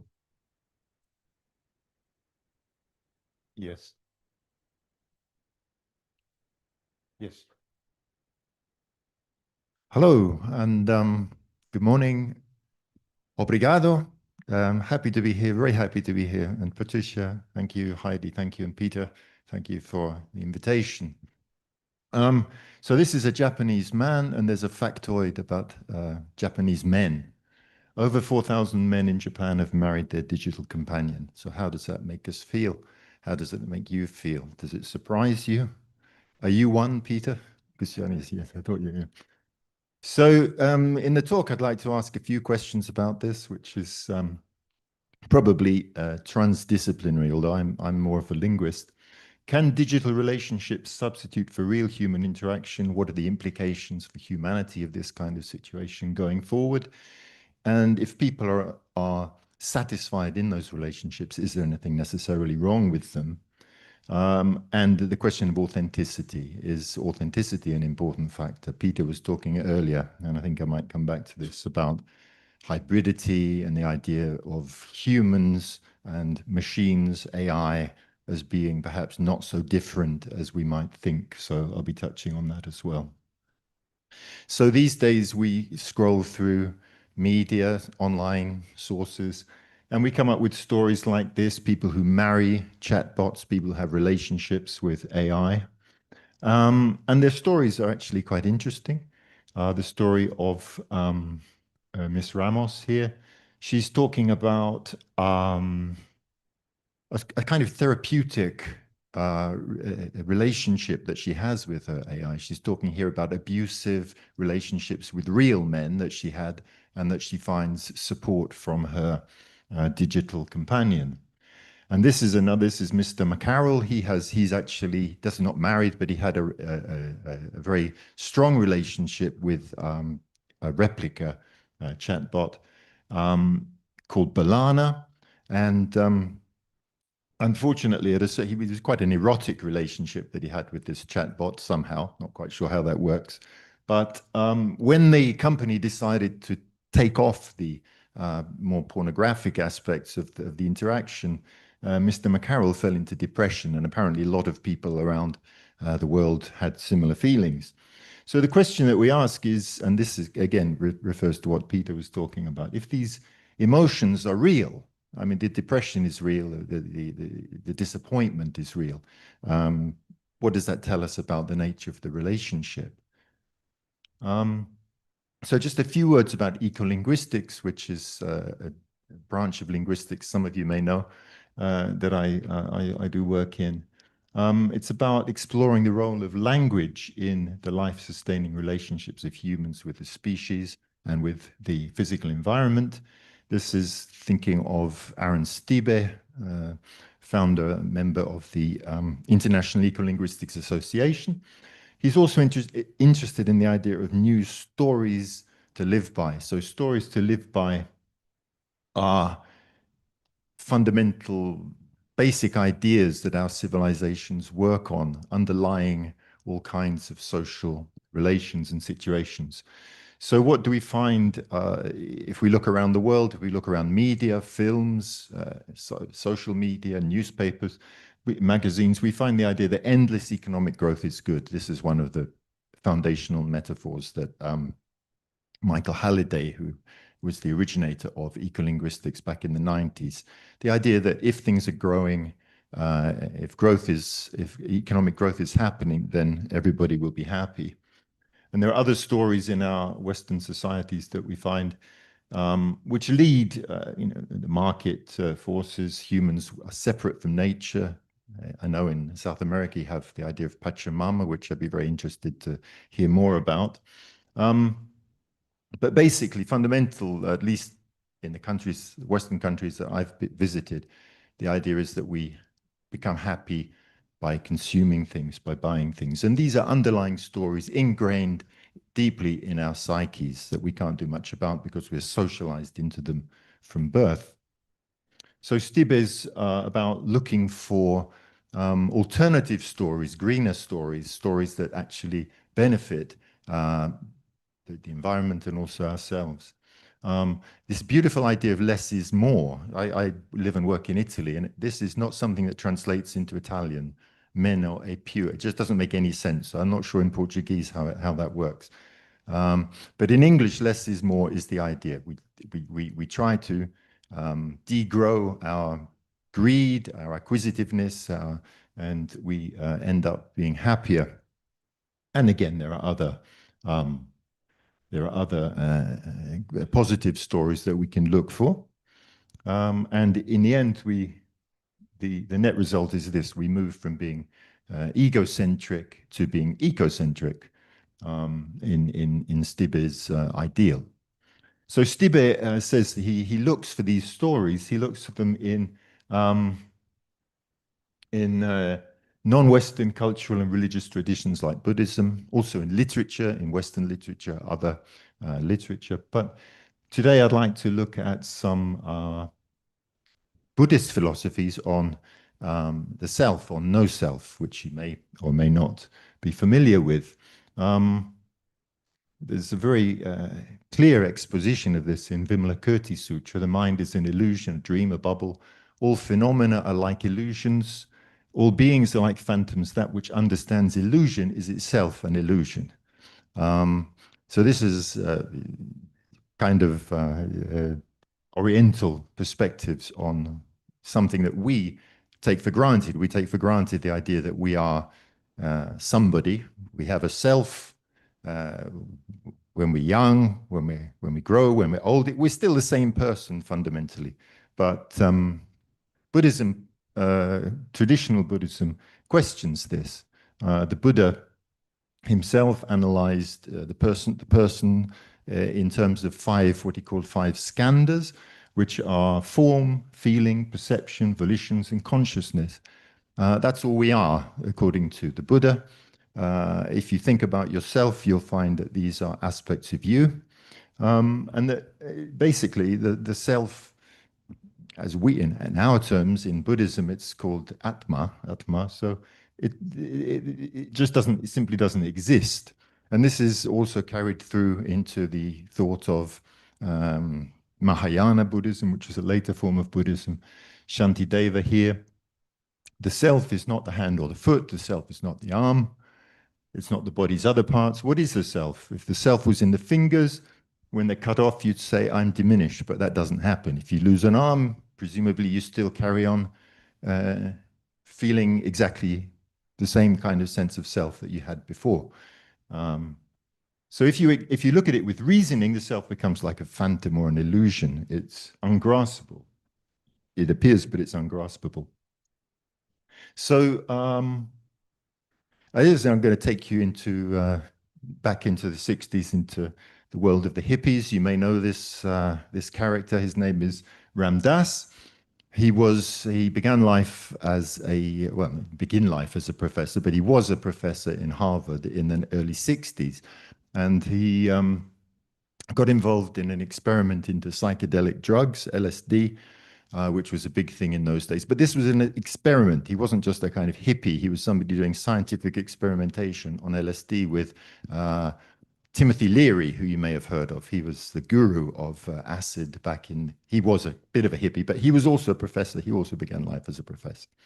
So Ram Dass, or Timothy, Richard Alpert, began to experiment with LSD, and in Be Here Now, which is his very short spiritual autobiography, he talks about an experience that he had with LSD, an early experience. So he was in a room by himself, takes the acid, and what happened on his trip was that he began to see versions. He started asking, who am I? Who am I? And in response to that question, these selves would appear in front of him in a sort of vision, eidetic vision. So the first one was a professor, because if you're a professor, it's an important aspect of who you are, or who you think you are. And this professor himself as a professor appeared, and he thought, no, that's not me, that's not who I am. And it just disappeared. And then, so the next one was a son. He saw himself as a son. He thought about his family. Oh, I'm the son of my dad, you know. And then he appeared in a vision. He had these visions as a son. And then, no, that's not who I am. That disappeared. And so he went through all these selves, a lover, a Jew, all these identities just disappeared. And in the end, all that was left was his body and his face. And then he realized, but that's not who I am either. And that disappeared too. So there he was left in a void, but it was a peaceful void. It was a positive experience. So at the end, he says, I realized all these selves that we cling to are just masks that we believe in, but they're not what we really are. Okay, so this is the fundamental insight, I think, anatma of Buddhism applied in Western language, I suppose. So the 5 skandhas, this idea of form, feeling, perception, volitions, consciousness, it offers a useful framework, I think, for asking what exactly is the difference between humans on the one hand and AI on the others. And this is something which we can take further. So coming more closely to, again, to the veil of illusion. This is an experience I've had, and it's a question I'd like to ask you. Have you ever been taken in by a public hologram? I was walking, traveling once through Malpensa, the airport in Milan, and I walked past a plate glass window, and there were some musicians performing. They were actually these very musicians, because I found this on YouTube. They were performing behind the glass. There was a crowd, not a crowd, a small group of people watching. When they stopped playing, some of us clapped. I clapped, but of course we realized in very short order that it was just a hologram, because the credits came up and we thought, oh, you felt rather stupid, okay? But never mind. This is another one. You may know this. If you haven't seen it, it's worth watching on YouTube. I use it with my students regularly. Of course, it's a montage. But it looks absolutely convincing. These days, pop stars don't die. They carry on virtual lives.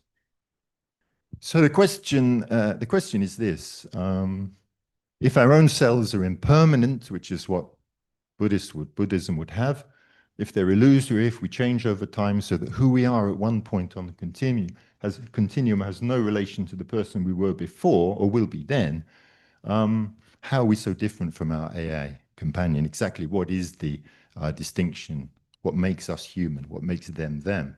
And are these relationships so problematic? Should we insist on authenticity, etc., etc.? So this refers back to the McCarroll incident. The guy, he had a relationship with the chatbot Balana, and this gets a bit linguistic. This is where I'm doing some linguistic analysis. You may not know Michael Halliday, functional linguist, who talked about different kinds of processes where we use language. He divided them up into the intrinsic characteristics of those sentences. So when you say Balana is very sweet, she can be, this is the verb to be, so it's what he called an existential process.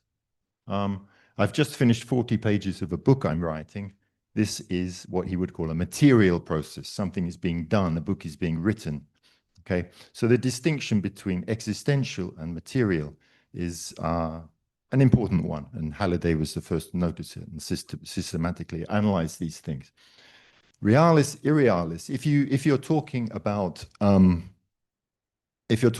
something that's not real, that's imaginary, that's virtual, well, you're in the realm of the irrealis, as Halliday would say. If you're talking about it's a nice day today, here we are, then you're in the real world, and this is realis. But Halliday notes that there's no difference between the language, the language structures, the grammar, the lexis that we use for the one realm or the other. So let's think this is a study that was conducted by Peter Mantello here with some students. And so he encouraged the students to activate relationships, virtual relationships with AI chatbots and report on their experiences. Here's some of the data. And you'll notice I was disappointed by how repetitive the responses were. At this point, I started to feel it was a chore, etc. You'll notice how the language here that they're using to relate their experiences with the chatbots is very similar to the way that they would talk about relationships, real relationships with real people. So the idea of being disappointed by a repetitive communication, moving on. This is a bit like a normal human relationship. At a certain time, you move on because you're disappointed. You have the same kind of feelings. He seemed to have forgotten the conversation. Was just talking to your relative who has Alzheimer's. You know, they forget the conversation. You have to come back. It's exactly the same kind of experience. But there is also positive findings. It's just like talking to a friend, no different from talking to a friend, the same sort of intimacy. So people relate their experiences with AI in exactly the same way that they would with talk about their human relationships. Concept of metaphor is also an important one when we're thinking about narratives of our personal experiences with AI. So metaphor, one way of looking at it is we understand complex and abstract things through something that we do understand, something more concrete and down to earth. So life is a journey. Life is what we're trying to understand. We call that the target of the metaphor. A journey is something that we kind of, all of us understand. So we make these connections between source and target. Yeah, I haven't really got time to go into metaphor, but to say as much about metaphor as I'd like. But the Wolf of Wall Street, yes, there are these our minds have these possible applications. Well, all these characteristics of a wolf might come to our mind when we hear the phrase the Wolf of Wall Street. But of course, something happens in our cognitive background, and that makes us we fixate on the first of these possible interpretations, but the other ones are possibly still there, possibly in the background. A man called Andrei Druzhinin this year released a paper on metaphorical entrapment, how metaphors trap us into, into traps, I suppose. They lead us into traps. They rest on habit-based patterns of relation between words and the realities they stand for. I gave a few examples of this in terms of relations with AI.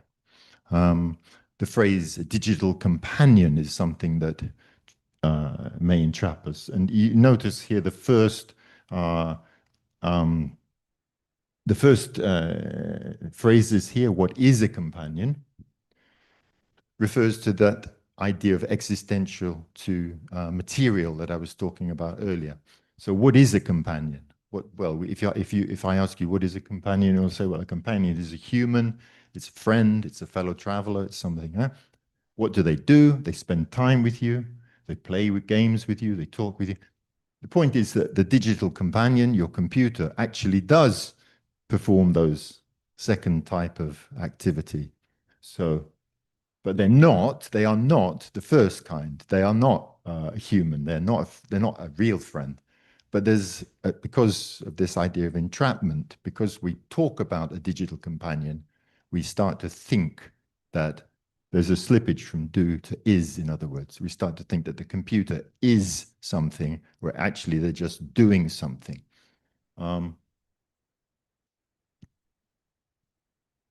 Precisely this. And the same applies to the idea of artificial intelligence. Artificial intelligence is a metaphor. I don't know what thinking about this, the Germans have a different word which doesn't involve artificial intelligence. I'm not quite sure what the phrase is, but it's an English way. It's a metaphorical way, but it has exactly the same problem. But when you talk about Balana is sweet, she can be. What's happening to Mr. McCarroll is that he's entrapped in a real, in inverted commas, relationship with something that is only virtual. And this is all happening because, at least on one level, of metaphor. So moving towards a conclusion, and sorry if I rushed, I covered a lot of ground there, which I would have loved to have done in a longer talk or a more relaxed way. But what are the implications? Well, the implications of this, I think, going forward, and we're talking here about the future of AI, we're talking about something that is just dramatic. You know, I was reading this morning that on online before I came here that some thinker, somebody had just said, some researcher, that the AI revolution will be 10 times deeper than the industrial revolution, and it will probably happen 10 times more rapidly. And it will happen. It hasn't happened yet. We're just at the beginning of it. So, as I say here, once the physical side is improved, robotics is going to create. We'll be walking around the streets. We'll be full of androids, and we won't be able to tell. Well, I mean, this is a possibility. I mean, I can't see the future, but it's one way that it could go. You might be able to select, you know, these 4,000 people in Japan might be able to choose exactly the physical characteristics of their preferred partner. There may be no difference in relating to this person. You may not notice that they're any different from a real girl or a real woman. And so, yeah. I'm wrapping up. I am wrapping up, but so yeah. So what is the incentive to engage in the difficult business of relating to an actual woman, a girl, a boy, a man, when you can have exactly what you want in your narcissistic teenage fantasies, you know, for 50 euros or whatever you pay, whatever you pay, however much it costs. I think they're dramatic. But, and go back to another question which we mentioned earlier, you know, what does it matter? Does it matter? And I'm asking you, I suppose, does it matter? If our own selves are impermanent, if we're illusory, we're deeply inauthentic ourselves, and so our actual partners are equally impermanent, equally transient.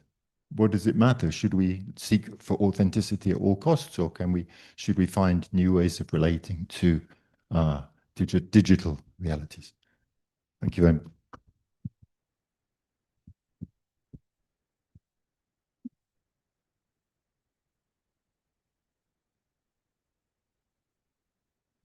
Thank you very much for that really thought-provoking discussion. Hopefully we'll have some questions about that afterwards. So we move on to our last presenter for this panel, Martin Roman. So the floor is yours when you're ready.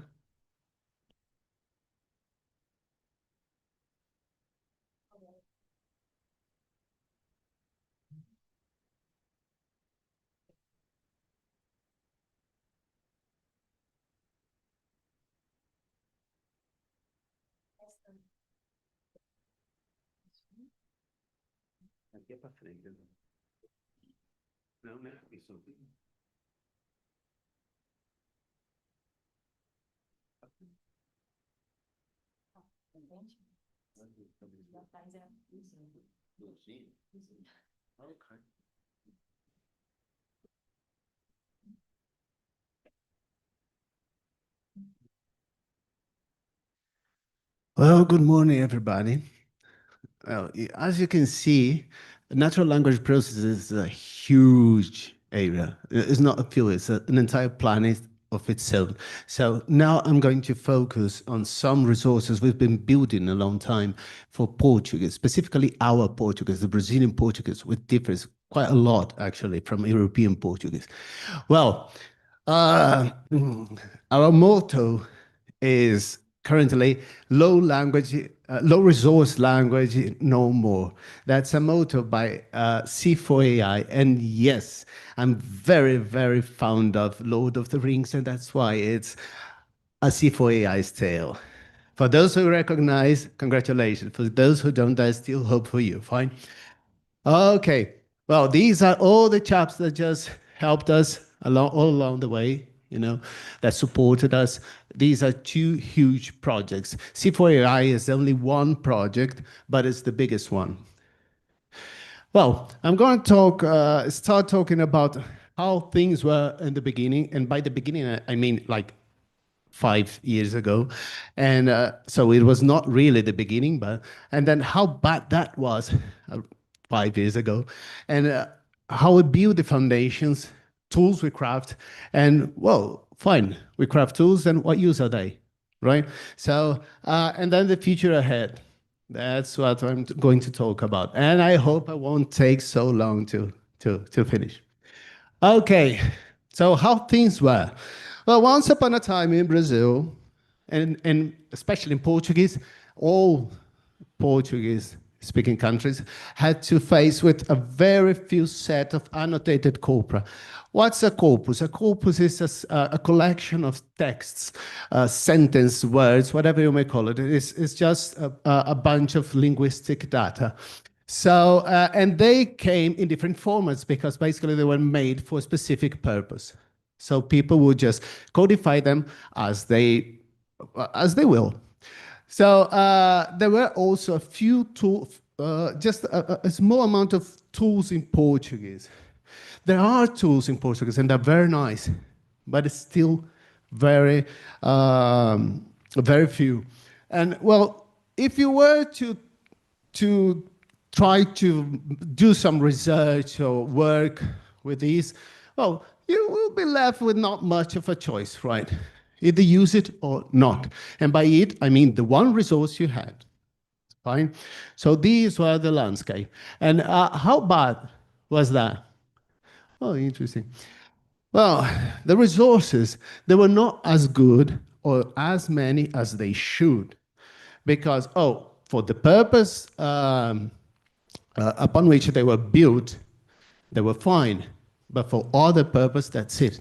They were really, really, really targeted to very specific purpose. And that means they were of very practical use, very limited practical use. Why so? Because if someone else needed them, either that someone should just adapt them, change them, augment them. They should just put their hands on the resources. It was not just take and use it. That's because they were small. There were just a few.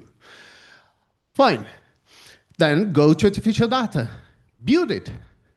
Use LLMs to build it. Well, that seems to be a good idea, but there's evidence that things might go wrong right very quickly, such as this one. This was an article on Nature. It was published at Nature, saying that AI models, they simply collapse if you feed them with AI models data. So that's a problem. Okay. So we had just a few resources and there were no way we could augment them automatically. So we were basically a true low resource language. Well, not anymore, right? Well, we are not a high resource language, but not low, that's for sure. Okay, so how did we start it? We started by sticking to a widely accepted format. And I'm talking about right now about syntactic information, the way syntax is annotated, is used in the text. Why syntax? Because you have to put some linguistic annotation in it so you can try to devise some other things. It was the first step, right? So we started with syntax. And we started also gathering as much material as we could. I will just come to that very quickly. And annotated it. And by annotating it, I mean people did put their hands in it. And it took a long time and a very hard work to do it. And these were specialized because it's linguistic annotation. So we had people from linguistics doing it. Okay.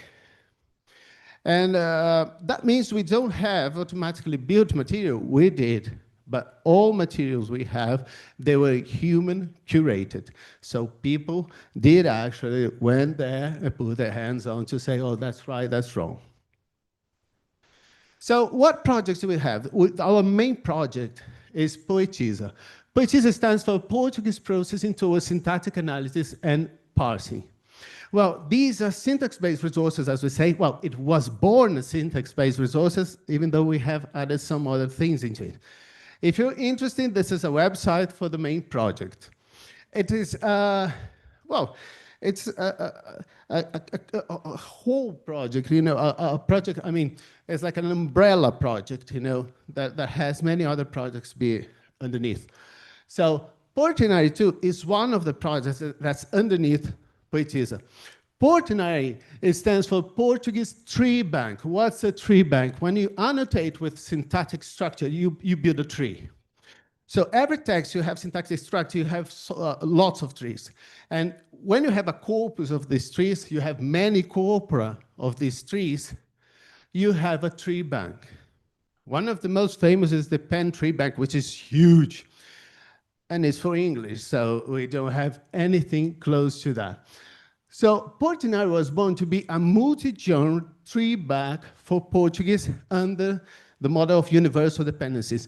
I don't recall if I said, but we stick to the format of universal dependencies for syntax structure. And these are just basically annotated corpora and tools we developed to annotate these corpora for Brazilian Portuguese. That's a website if you're interested. Okay. Within Portinari, we have one of its corpora is Portinari base. Portinari base deals with news text from Folha de São Paulo. So it's over 168,000 human annotated tokens. It's a huge corpus. Okay, if you go to English language, they have millions. Come on, we're starting, right? We're just starting. And also we have, along with 168,000 human annotated tokens, we have 94 million tokens. These were automatically annotated. Whoa, you said you had humans put their hands into it. Well, these, we took a sample, had people check, so we have an estimate of how bad or how good the annotation is.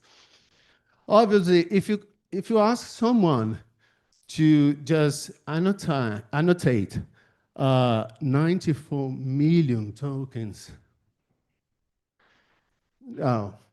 ask a friend, and it'll be your next friend. Okay, so no, it's just amazing. It's just huge work to annotate. Well, I'm going to get into that, but to annotate 4,000 tweets in this case, which took like 2 years, people. It's just horrid. Okay, so these started with part of speech and syntactic structure of dependencies. This is what the corpus is.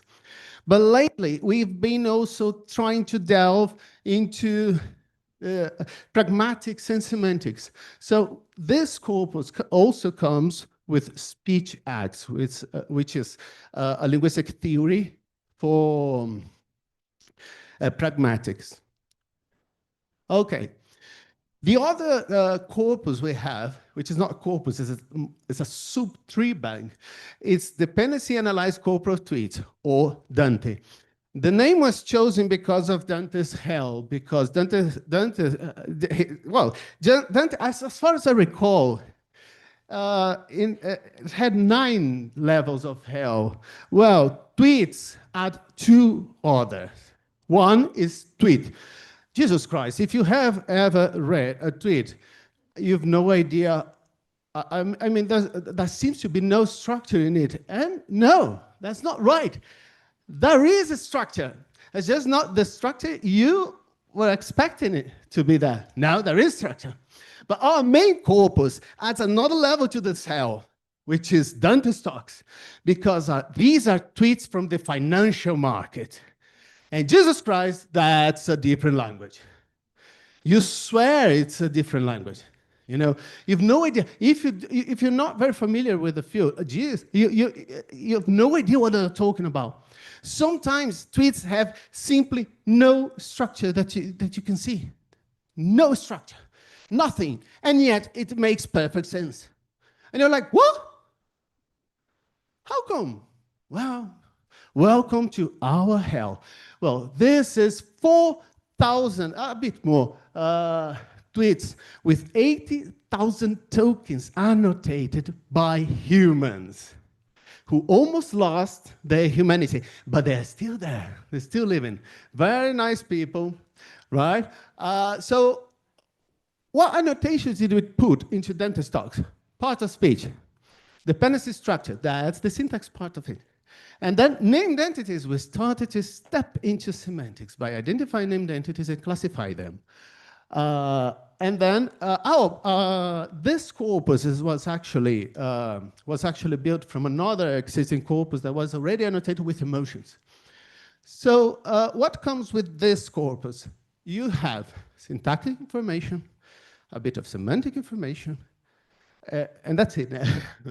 Right, I mean, you have part of speech, dependency structure, named entities, and emotions. So in a single corpus, you can see all this information, and you can see how they interact. Are there patterns among, across these levels? Can you see anything? Is it useful anyway? Well, we're trying to see how useful is that to predict Ibovespas. For those who don't know, Ibovespa is the main index in B3, the Brazilian Stock Exchange, the closing direction. What's starting it? Okay, what's the near future, I mean, for Dante? We have another corpus already gathered, already annotated with stance and this time is not emotion, it's sentiment, about vaccines. It's over 6,000 tweets related to the pandemics, it's the vaccines and these things. And we have a huge effort, which was dentist talks large, 120-something thousand tweets. These, by no means, we're going to do by hand. We have already annotated with part of speech automatically. We have already annotated with emotion automatically. Now we are at the phase of assessing how good or how bad the annotation was. These were all automatically, Dante Shots was also automatically annotated with part of speech. And what tools did we build all along this way?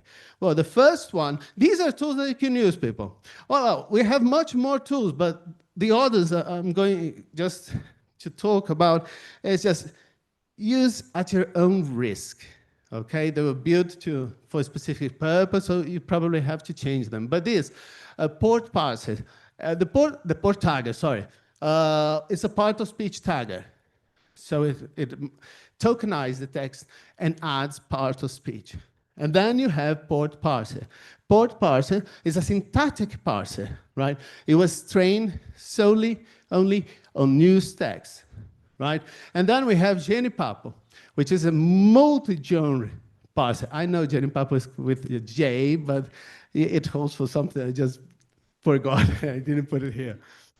We make up these names and then we forget what they mean, it's just amazing. Okay, it was a multi-genre parser that was trained in news, text, academic text, and UGC, user-generated context. And by UGC, I mean Twitter, right? Okay, we started this before Twitter got a bit, messy. But so we kept it. It's still useful. And as I said, we have many more tools, but these come, as I also said, at your very own risk, okay? So use it if you feel brave.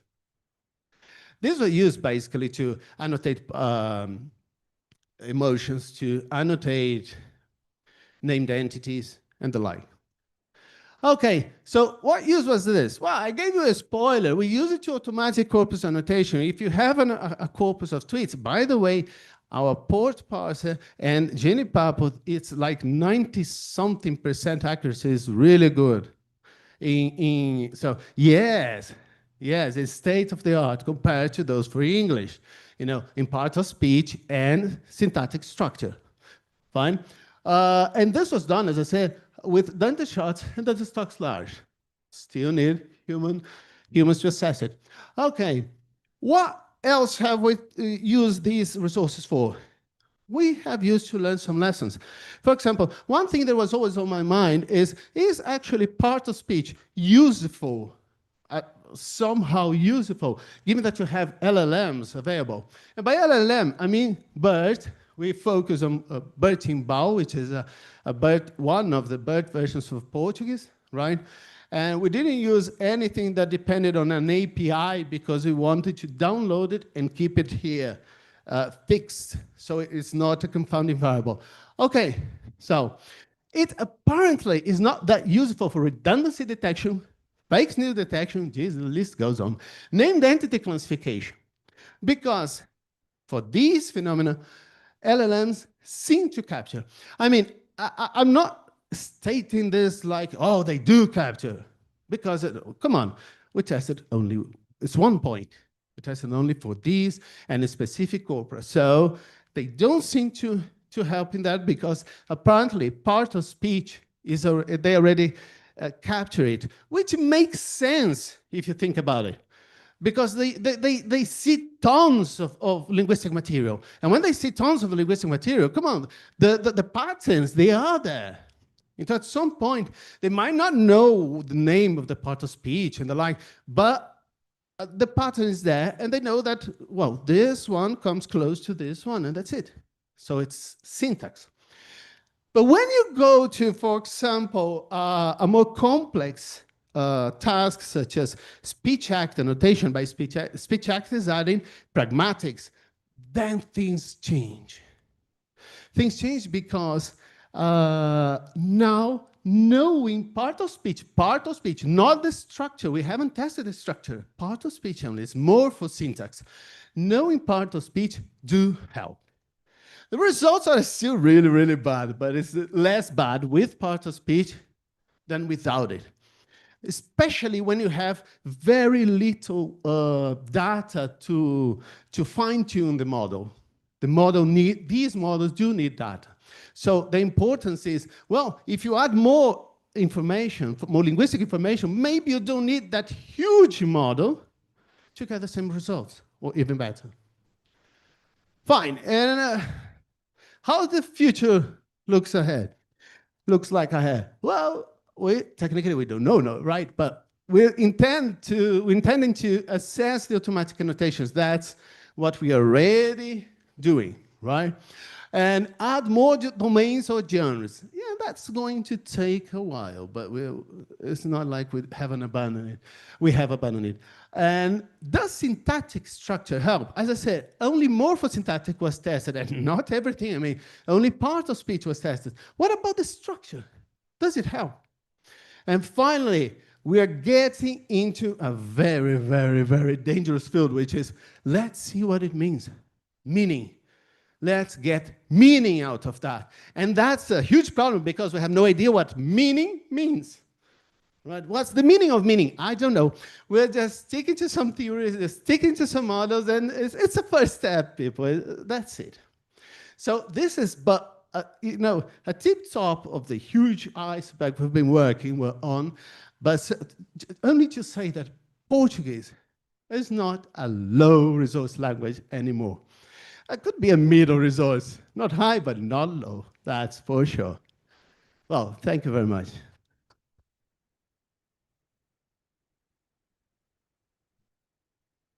Thank you, yeah. So can we have the speakers up to the front? Martin, that was perfect. That was like 20 minutes right on the button.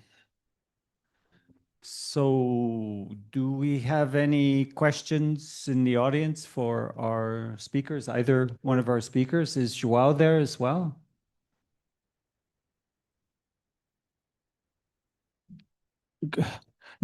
You don't count.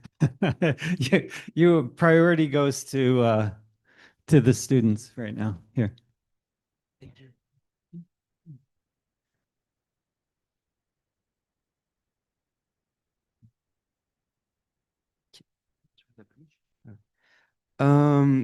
Good morning or good afternoon. I don't know. It's good morning. I would like to thank for the presentations. They were all amazing. I'm really glad to have this opportunity. My question is for Douglas. I don't know if I pronounced it correctly. If AI models and machine learning and these things, they are trained by data that is collected previously. And then if this data has some problematic or even like toxic behavior and toxic relations, for example, in a real relationship, you might have something that is not really good for the other, that can be harmful emotionally, physically.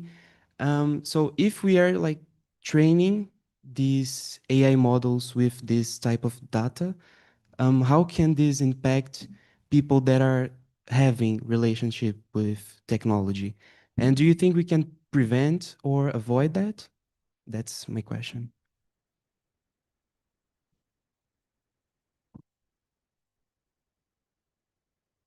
Thank you. Thank you. Hello. Thank you very much for the question, and thank you. I'm so pleased to see so many young people because you are the future, and we will face these problems I think, in real ways that my generation certainly will not. Well, I don't even know that actually. We may. Yeah, I think when you try to sort of approach answering a question like that, you have to take into account, or you immediately realize the gulf that there is between artificial intelligence and human intelligence, and the order of problems that human beings and human consciousness presents the owners with, are immense. But while you were talking, I don't know if this might help. I mean, clearly there are dystopian scenarios that you can imagine with the Matrix or something. These kinds of scenarios in our minds. But I don't know if you know in the field of chess, for example. Somebody else mentioned chess this morning. In the 90s, chess was the approach to chess was to teach the AI multiple positions, and the computer would simply analyze each position as it arose on the board, and then would arrive after a lot of calculations at the correct move based on trial and error, exclusion, etc., etc. But maybe 10 years ago, with the emergence of, I think less than 10 years, maybe, but in the last 10 years, AlphaZero, they've arrived to the stage where they simply teach the computer the moves of chess, which takes about a day. They teach the computer the rules, and they give the computer 24 hours a day. It takes a day. I mean, it could take more, it could take less. But essentially, the computer learns the game and is already just brilliant on its own. It wipes the floor with the previous computers. So to come back to your question, I mean, would it be feasible? Would it be possible that something of the kind could be applied in the case of human emotions, human feelings, human imagination? Computers now, also Joao's talk was relating to poetry, to creativity. At the moment, I think the results are sketchy of this kind of thing, and I can imagine they certainly do try. ChatGPT or these bots, they try to simulate empathy. So they've already clearly been programmed to simulate empathy by somebody. And at the moment, there's a very strong imprint of the computer programmer in the results, in the outcomes. But maybe if in some way they could apply this self-learning technology in that sphere, we might get better results. Okay, do we have any other questions?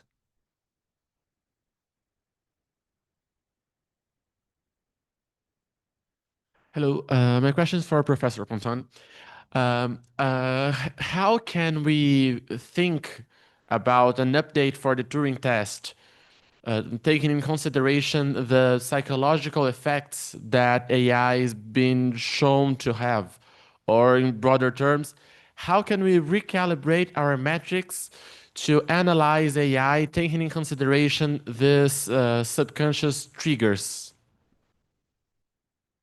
Sorry, I'm going to have to ask you to be a little bit more clear, because that was a question for me, right? Yeah. Could you just sort of try again, because I didn't quite get where you're coming from.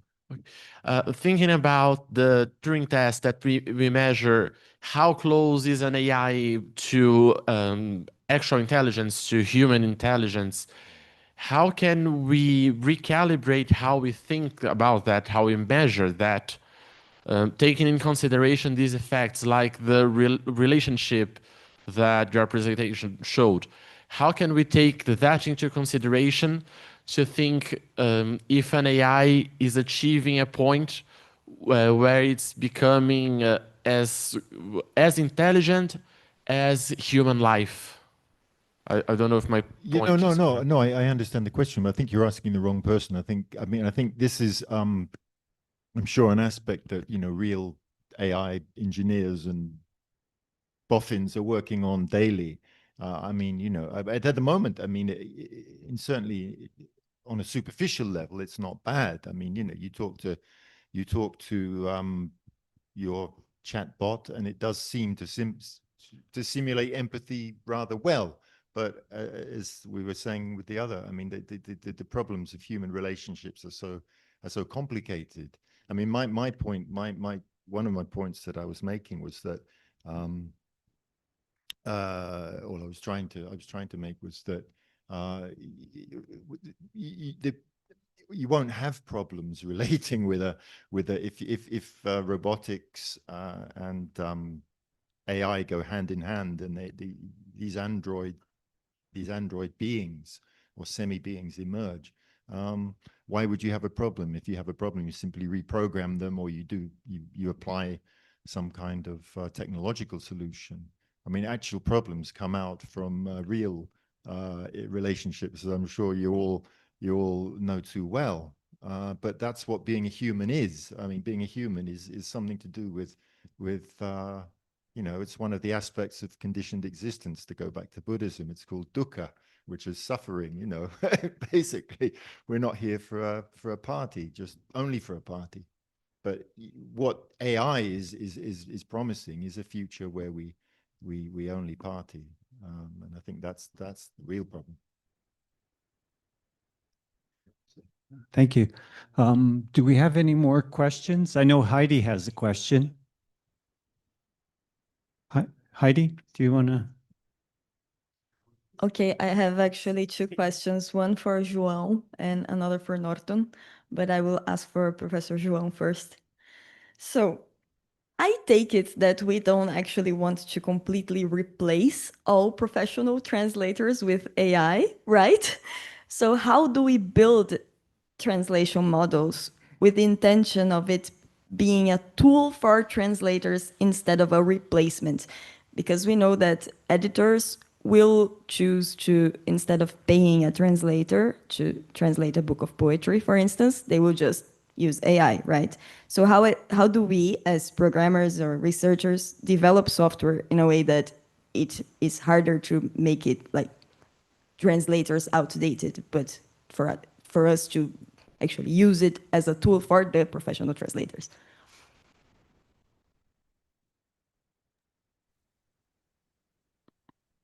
Thank you. Patricia did the question. I'm not sure if I listen, if I hear. Yeah, it's Mini Patricia. It's Patricia's daughter. I'm Heidi. Heidi, yeah, sorry. Yeah, same voice, same way, same face. I'm sorry. Well. I think I have been arguing and trying to explore the thesis that we are dealing with cognitive devices and extensions of biological cognitive tasks in terms of we are going to be fully integrated into the tools will be fully integrated into our complex cognitive and semiotic activities. Right now, I'm not sure if I could answer you saying that, okay, in the last few years, we are going to develop a machine translation to poetry in a sense that we are observing right now. I think it's not possible. But at the same time, I'm very optimistic about the idea that we are building a very fertile, I would say, cognitive niche with devices to creatively approach poetry and translation of poetry in the sense that we are very close doing now. I'm not sure if I understand your question, but I would say something like this. Yes, thank you. Yeah, I'm happier now because I was a bit scared listening to your presentation and thinking, oh my God, translators are gonna be out of a job. Yeah. Thank you. And my next question is for Norton. Okay, first, how many people annotate corpora for you? And are they researchers or citizens? Do you do like citizen science labs? Because it's a lot of tokens. So how many people, humans, do you have annotating for you? For the entire project, I have no idea. I mean, only for our small group of tweets, I work with tweets. Around 6, 7, but we at some point we had 9. People come and go. They are students. Last year, students of linguistics, right? And we had 3 linguistic professors, and so they were supervised. These students were supervised by researchers in linguistics. So it was a strong team regarding linguistics, And for computational linguistics, we had another team.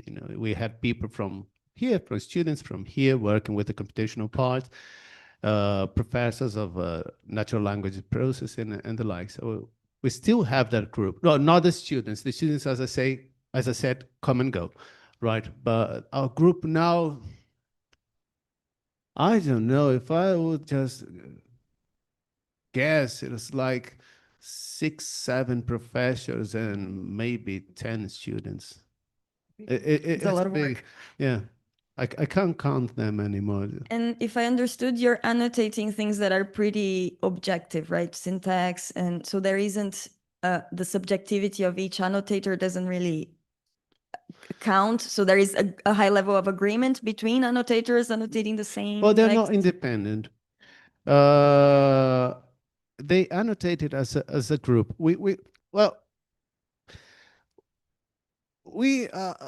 started, we kind of emphasized a method that was a bit different. It was not just giving the tweets to 4, 5 independent annotators and then check the results. No, we separated the tweets in bunches, right? And then the first bunch was annotated independently by annotators and the like. So we had a gold standard for that small bunch. And then we trained the system on that bunch. And then we used the system to annotate the next bunch. And then annotators were not annotating anymore. They were just, checking and verifying, and agreement was between annotators and the system, and they were correcting the system. And then we had 2 bunches. And then we retrained the system in 2 bunches, and that's it.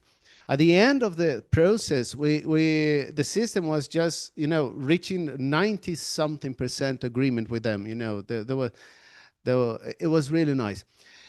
Although syntax, it's more objective, I agree, it's not objective at all, especially when it comes to structure.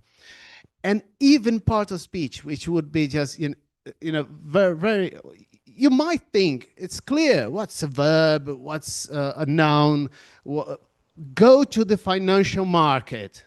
That's why I said. That's why I said it's Dante's 11th level in hell. It's just amazing. Go to the financial market. It's just amazing how they just they break all structure you might think of. They sometimes use one word as another, as in the place, not in the place, but in the function. Function is another one.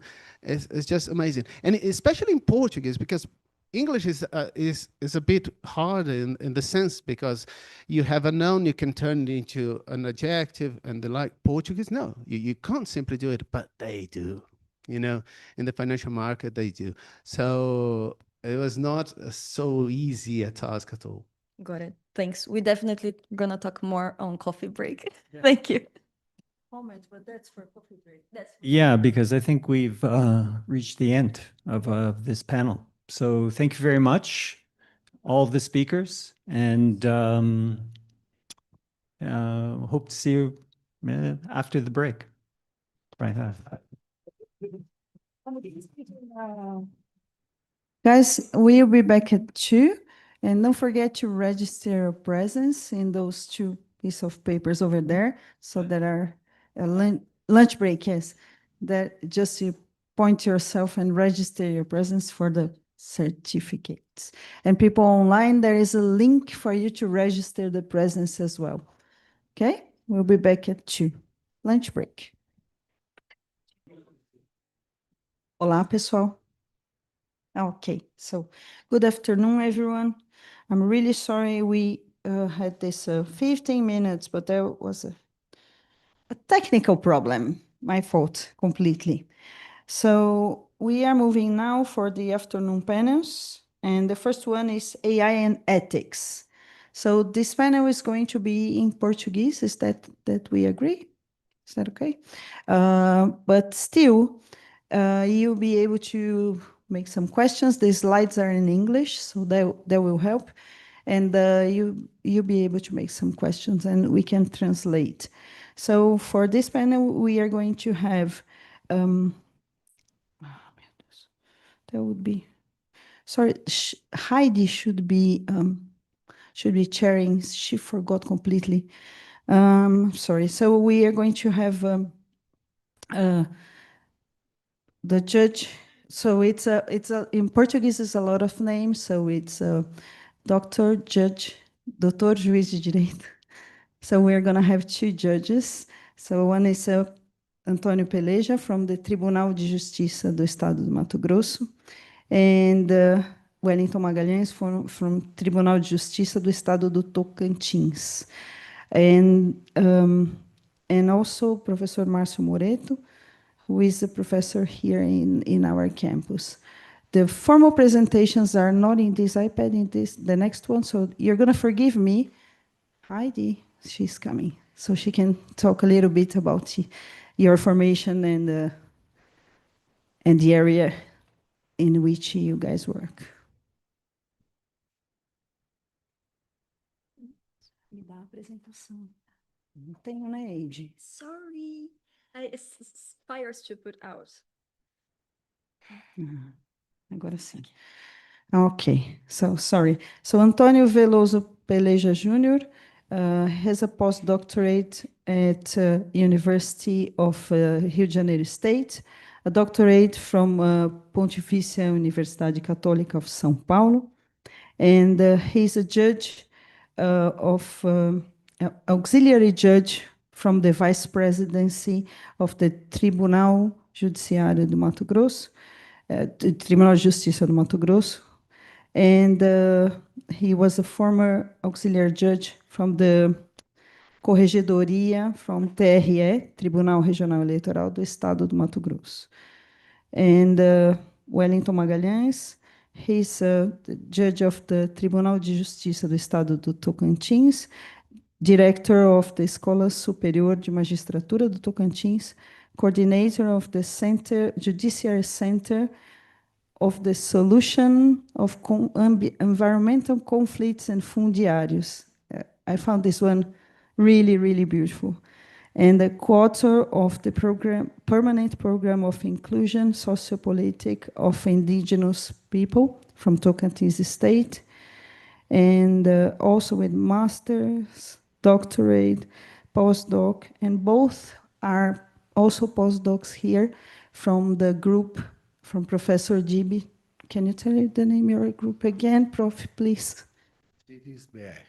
Smart Cities BR.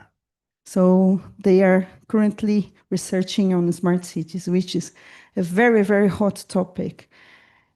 And not last, but least, but not last, Professor Márcio Moreto. He's professor here at the School of Arts.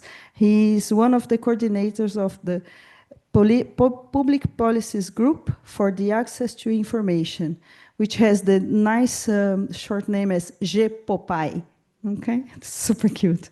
And he's researching on surveillance and protection of personal data, yeah. And what else? He's one of the coordinators of the Monitor Political Debate in the Digital Media, which investigates the phenomenon of the polarization of public sphere, and its consequences in the political and social fields. And he uses opinion and analysis of social media amongst other methodologies. Okay, so I would like to ask the panelists to join the front table, please.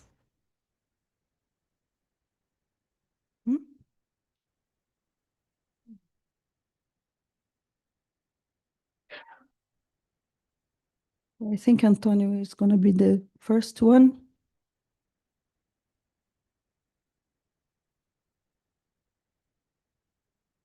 Essa apresentação é a sua. Ah, o Wellington primeiro. Vocês já se ajustaram que ia ser primeiro, né? Ah, é bom.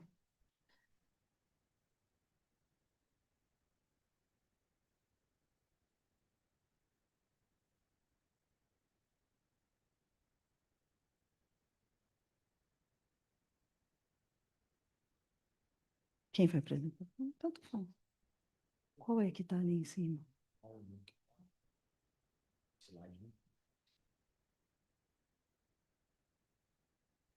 Não, a Ed não pôs aqui? Esse é o seu? Você quer começar, Antônio? Eu vou pegar a Ed pela... Você se importa de começar?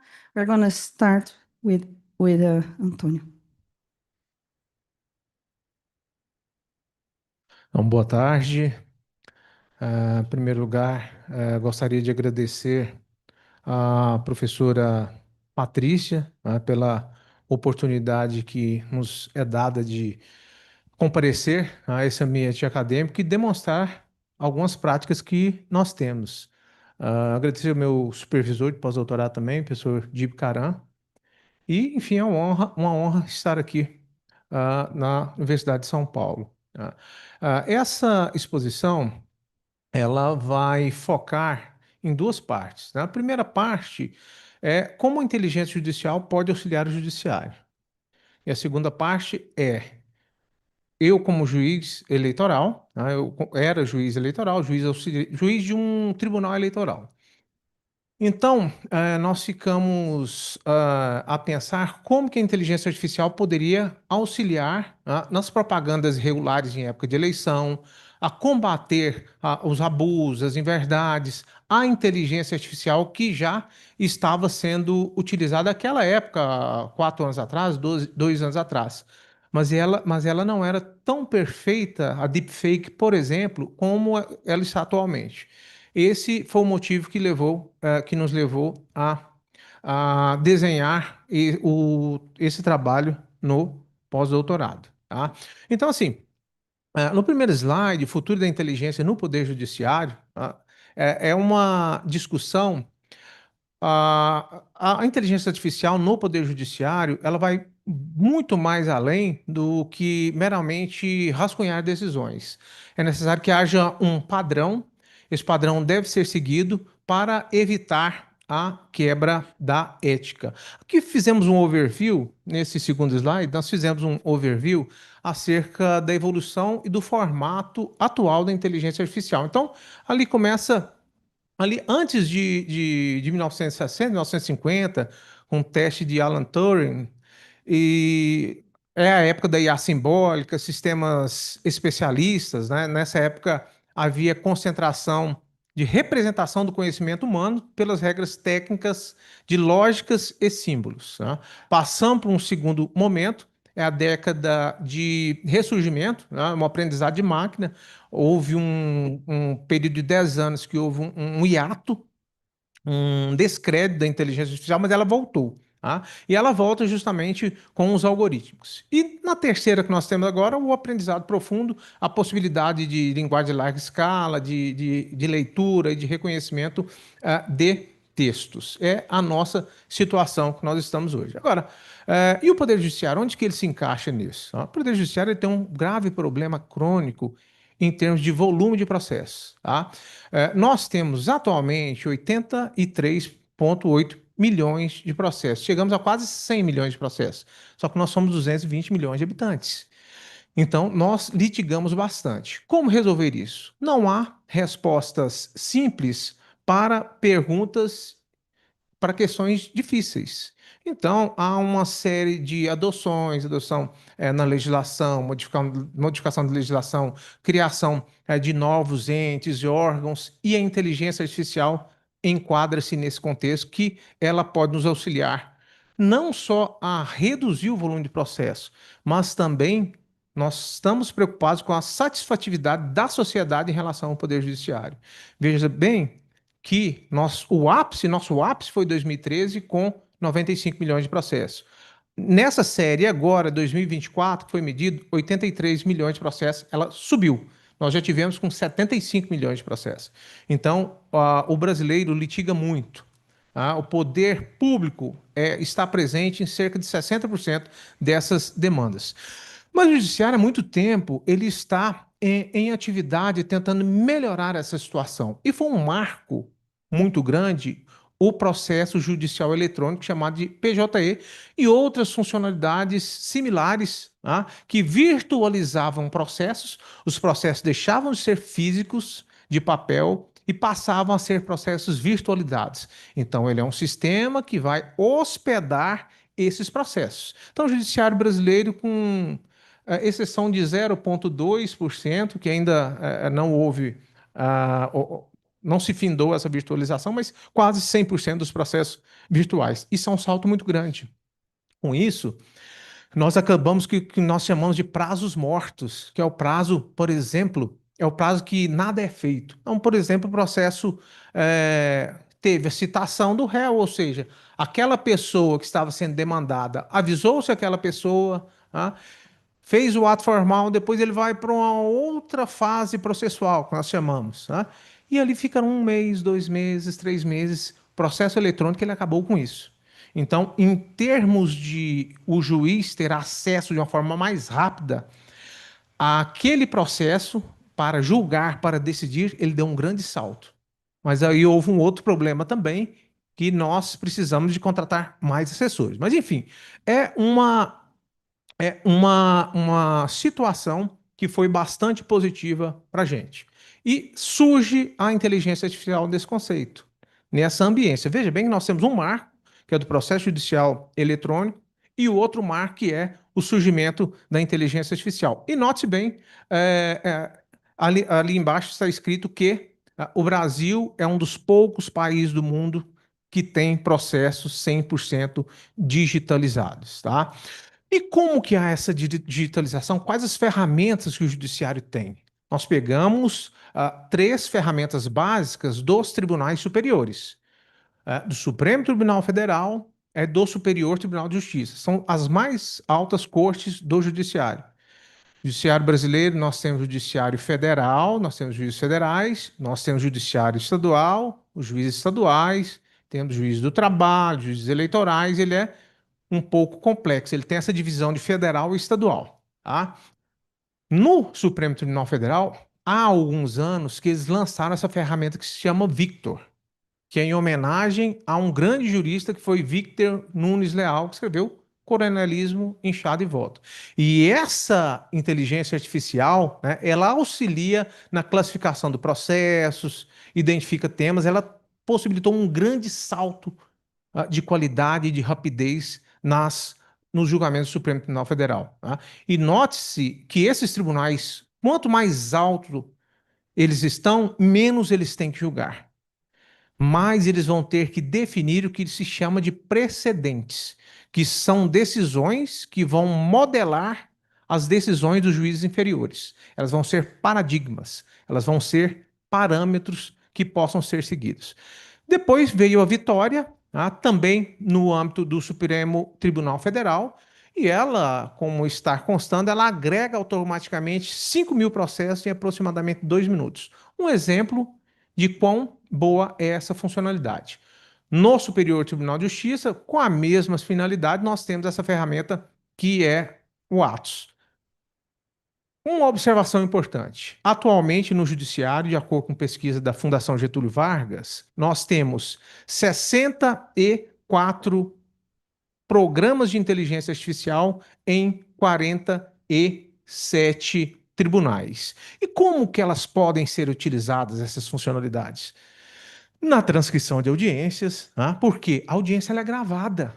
Qual que era o nosso grande problema? Ela era gravada, ela tinha que ser degravada, tinha que contratar pessoas para degravar audiências. Isso demorava, porque eram muitas audiências, milhares de audiências. Meu tribunal é um tribunal médio, pequeno para médio, vários juízes, 270 juízes, várias audiências por dia. Isso demorava muito. E chega a inteligência artificial que já faz a transcrição de uma forma automática. Elaboração de minutas, sugestão de decisões. Mas para que nós possamos chegar nessa elaboração de minutas, aqui está o grande problema ético. Para que essa inteligência artificial tenha esse perfil, ela tem que estar muito bem treinada, muito bem preparada, com uma série de informações. E também, como eu mencionei para vocês, do Victor, da Vitória e do Atos, julgamento de admissibilidade, que é uma análise dos recursos. Quer dizer, o juiz proferiu uma sentença, as pessoas vão recorrer para um primeiro tribunal, depois para um segundo, para esses tribunais superiores. É muito difícil chegar lá pelo recurso. Por quê? Eles são chamados recursos excepcionais. Quer dizer, excepcionalmente são admitidos. Então, há uma série de requisitos que têm que ser analisados. E a inteligência artificial pode fazer isso de uma forma otimizada, pode fazer isso melhor que o ser humano. E também há estudos acerca da probabilidade de reversão de decisões, que são cálculos estatísticos de probabilidade de decisões. Então, são essas as funcionalidades que são utilizadas no Poder Judiciário. Agora, quais são esses desafios éticos? A mim me parece que, e a muitos isso se parece também, que um dos principais desafios éticos é o uso irrefletido de IA generativa de domínio aberto. ChatGPT, Claude, Gemini, Perplexity. Por quê? As pessoas pensam, os servidores pensam, até alguns magistrados pensam, alguns, que é só colocar as informações, o processo na inteligência artificial, inserir e ela traz uma decisão pronta e acabada. Com isso, violam-se dados confidenciais das partes. Com isso, há uma automação inconsequente, porque nós precisamos da fase de humanização dessa inteligência artificial. Quando você delega para a inteligência artificial esses procederes, você vai quebrar um padrão ético, porque a curadoria humana é essencial, principalmente alucinação de decisões. Tem sido muito comum, e nosso Conselho Nacional de Justiça, nós temos um órgão, que ele é um órgão administrativo e que ele fiscaliza algumas atuações administrativas.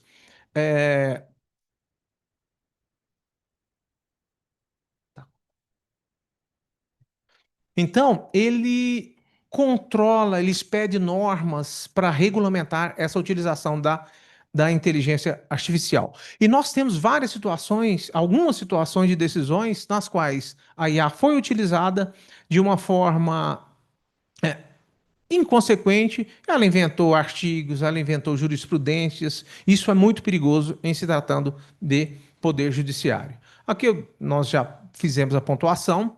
E a principal nesse slide é justamente a opacidade algorítmica, a falta de transparência dos processos de tomada de decisão. Não é só no judiciário, mas há grandes discussões como as grandes big techs controlam esses dados. Tá?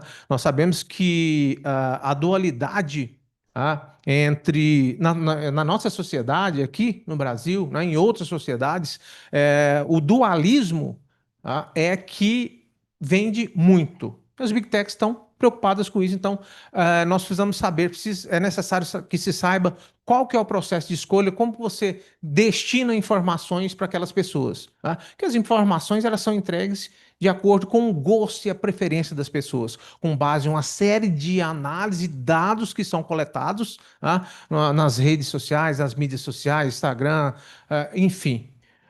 Então, é necessário que se quebre essa opacidade.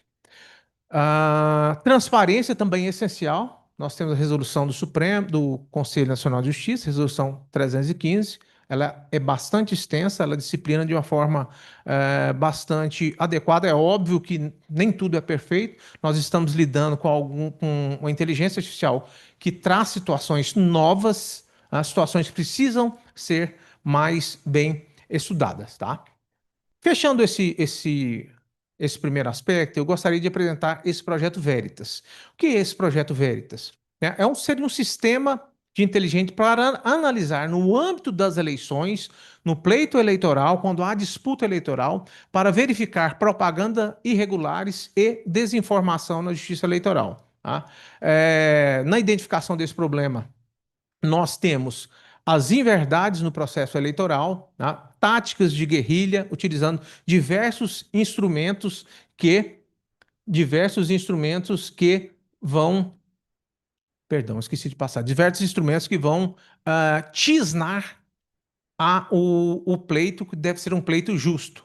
Tá? Então, utilizam-se inverdades, que inverdades são uma tática antiga, mas por intermédio de novos instrumentos, robôs, tá? E é necessário disciplinar isso. Tá? Então, o contexto é inverdades na justiça eleitoral. E a proposta é essa criação do Veritas é justamente para monitorar no site, nas mídias sociais do candidato, tá? No site desse candidato, se há inverdade, se ele está respeitando a propaganda irregular. Há uma proposta também dele ser acoplado nos veículos da justiça eleitoral, porque carros descumprem muito a legislação eleitoral, legislação formal, ele pode captar esses dados, mas também, principalmente, nas mídias sociais, nas quais há a deepfake, essa construção perfeita, hoje já está perfeita. Tá? Então, isso pode auxiliar muito o nosso juiz que está a fiscalizar essa propaganda eleitoral. Esse slide eu já passei. E aqui no Brasil, nós temos 138 milhões de usuários no WhatsApp, é o segundo maior mercado global. No Facebook, nós temos 120 milhões, né? É o quarto maior mercado. E nós temos outras facilidades também, a gratuidade no sentido de possibilitar a utilização desses mecanismos sem pagar, então fica muito fácil que nós tenhamos a ela acesso. Tá? Nesse slide aqui, eu faço uma pequena observação de como a internet ela mudou a discussão democrática. Antes, os partidos eles discutiam com os correligionários. A partir do surgimento da internet, o usuário, que era o receptor da mensagem, ele também é o comunicador. E nós há um livro do Giuliano da Empoli, e ele aborda muito isso, muito bem, e ele dá o caso italiano do Beppe Grillo como um grande exemplo de como houve essa construção, como se monitorou a sensação das pessoas, a raiva, o ódio, como que se monitora as preferências dessas pessoas. Então, essa engenharia passou-se a ser construída a partir dos anos 2000 na Itália. Ele foi aos Estados Unidos, viu como que era feita uma campanha no candidato até do Partido Republicano, uma campanha integralmente digital, mas ele estudou muito isso e originou-se, então, essa nova forma de fazer propaganda, essa nova forma de fazer umas táticas de campanha. Utilizando fake news, as pessoas querem o que é mais apetecível, não a verdade, é a pós-verdade, a compreensão que eu tenho da verdade. Então, esses motivos também foram justamente essas táticas do populismo digital, elas foram justamente que ensejaram a feitura desse processo. Tá? Eu falo algumas pontuações, faço algumas pontuações acerca das câmaras de eco, que também estão inseridas no contexto. Agora, nós estamos a acabar aqui. Aplicação prática, aqui nós vamos explicar como esse projeto funciona. É óbvio que tem que ter um que nós chamamos de devido processo legal, há regras específicas, a parte que vai infringir a norma, ela tem que ser ouvida também, tá? Temos que ter cuidado, bastante cuidado com a liberdade de expressão e esse candidato ele tem que ser notificado, tá? E uma outra dificuldade que nós temos também no âmbito do processo é verificar se é uma deepfake, é uma propaganda por inteligência artificial, e esse modelo do Veritas ele vai poder entregar com uma rapidez muito grande a resposta, porque o pleito eleitoral é muito curto. Muito curto, então as decisões têm que ser bastante rápidas, tá? Aqui nós fazemos aqui um plano de gestão de dados desse projeto, um convênio com o TRE, já entramos em contato com a presidência do TRE, seleção e validação dele, primeira etapa, análise de auditoria e o tratamento dos arquivos. Tá? E as perspectivas futuras, o que nós esperamos como benefícios? Eleições mais limpas e igualitárias, redução da influência de fake news e deepfake. Deepfake é expressamente proibido, que o fato que gerou isso foi justamente um candidato à presidência da Argentina, que houve um deepfake, né? Houve uma construção de ele cheirando cocaína. Isso espalhou na campanha da Argentina. Ele veio, não por isso, mas ele perdeu as eleições. Ele caiu vários pontos percentuais, alguns pontos percentuais, em razão dessa deepfake. E esse foi um dos motivos que levou o Tribunal Superior Eleitoral a proibir as deepfakes. Tá? Então, queremos maior eficiência no combate à propaganda irregular, a proteção da democracia no processo eleitoral. Num espectro maior, na primeira etapa que eu falei para vocês, os desafios a superar no âmbito do judiciário em si, a proteção de dados, na inserção desses dados, o equilíbrio entre fiscalização, liberdade de expressão, capacidade contínua dos profissionais do direito. Profissional de direito, falei para vocês que eles inserem informações. Nós precisamos ser treinados. Nós precisamos ser treinados. O servidor precisa ser treinado, o juiz precisa ser treinado. Nós temos os nossos analistas, os nossos programadores e essas inteligências artificiais que o judiciário está construindo, levam tempo para a construção e nós temos que ter essa dimensão, esse cuidado e essa responsabilidade. Agradeço a oportunidade, estou à disposição eventuais questionários. Muito obrigado.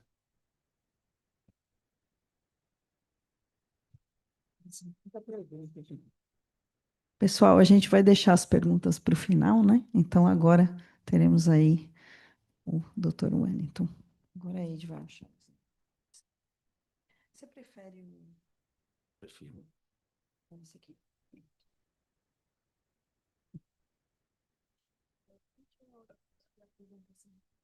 Isso.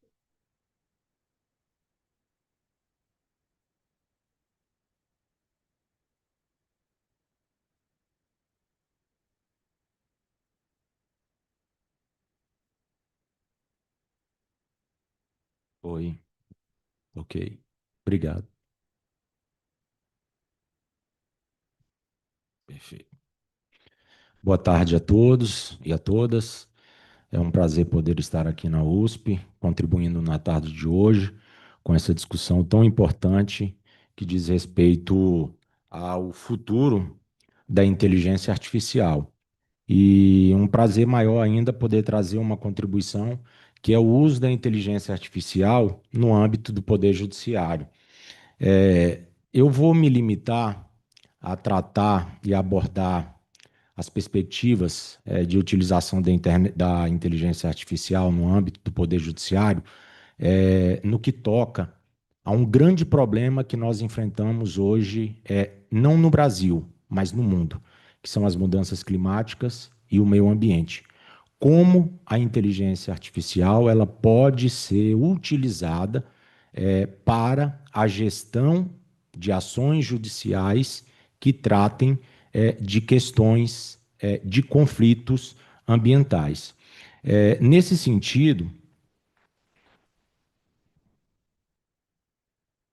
o problema de pesquisa que tem orientado a minha atuação no pós-douto, ele vem trazer essa problemática das mudanças climáticas, o aumento das ações judiciais, como foi dito aqui anteriormente. Hoje, através de dados do Justiça em Números, nós temos cerca de 100 milhões de ações judiciais. E dentre essas ações judiciais, nós temos milhares de ações judiciais tratando de questões de poluição sonora, poluição dos recursos hídricos, escassez de recursos hídricos, desmatamentos e uma série de outros problemas ambientais que têm provocado tudo isso que a gente vem assistindo ao longo dos últimos anos, com chuva de mais, chuva de menos, calor de mais, calor de menos, e toda essa situação gerada pelas mudanças climáticas. E quando isso chega no Poder Judiciário, um outro problema que nós temos é a morosidade. A morosidade do Poder Judiciário em enfrentar essa quantidade de processos judiciais. E nesse mesmo problema, a gente, quando passa a fazer uma análise a partir do uso da inteligência artificial, ela tem o potencial de auxiliar a gestão e o julgamento de ações, mas tem também a questão ética. Então, é um problema que precisa ser enfrentado. E a partir desse problema, surge, então, a pergunta de pesquisa, que, no caso, é como a inteligência artificial ela pode auxiliar o Poder Judiciário na gestão de processos judiciais e também no julgamento de ações judiciais. Eu coloco o recorte na primeira vara da comarca de Cristalândia porque é a comarca onde eu exerço a judicatura. E trata-se de uma comarca extremamente temática no que toca às questões ambientais. Essa comarca ela está sediada no sudoeste do estado do Tocantins, onde nós temos um dos maiores projetos de lavoura irrigada do Brasil.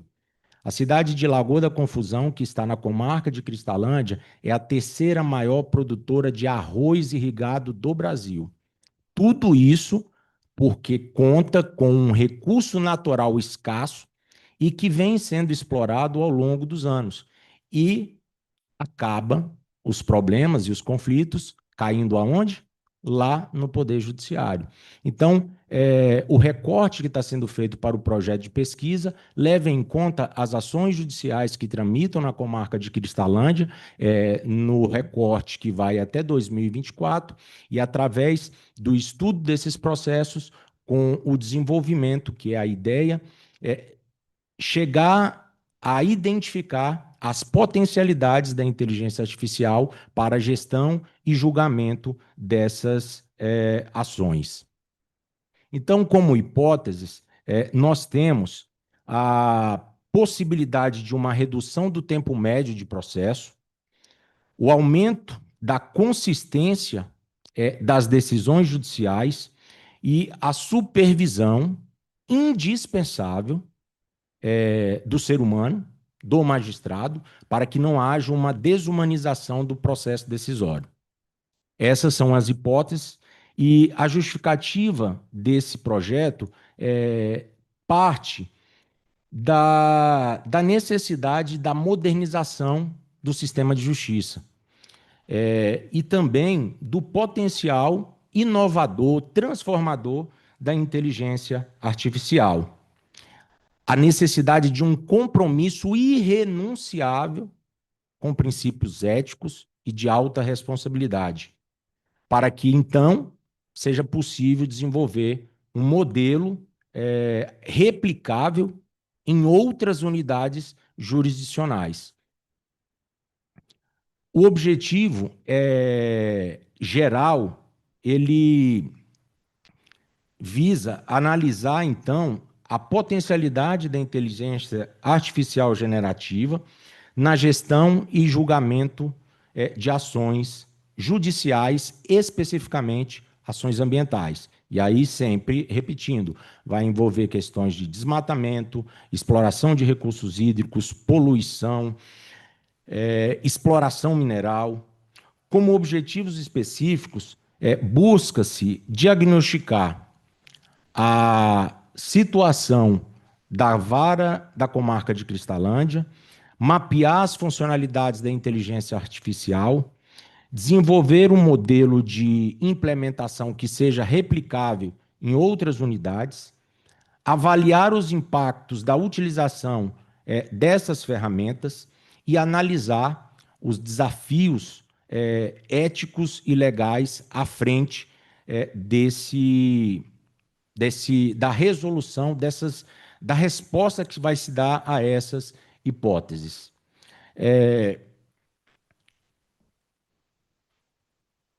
Vou passar um pouquinho aqui para as funcionalidades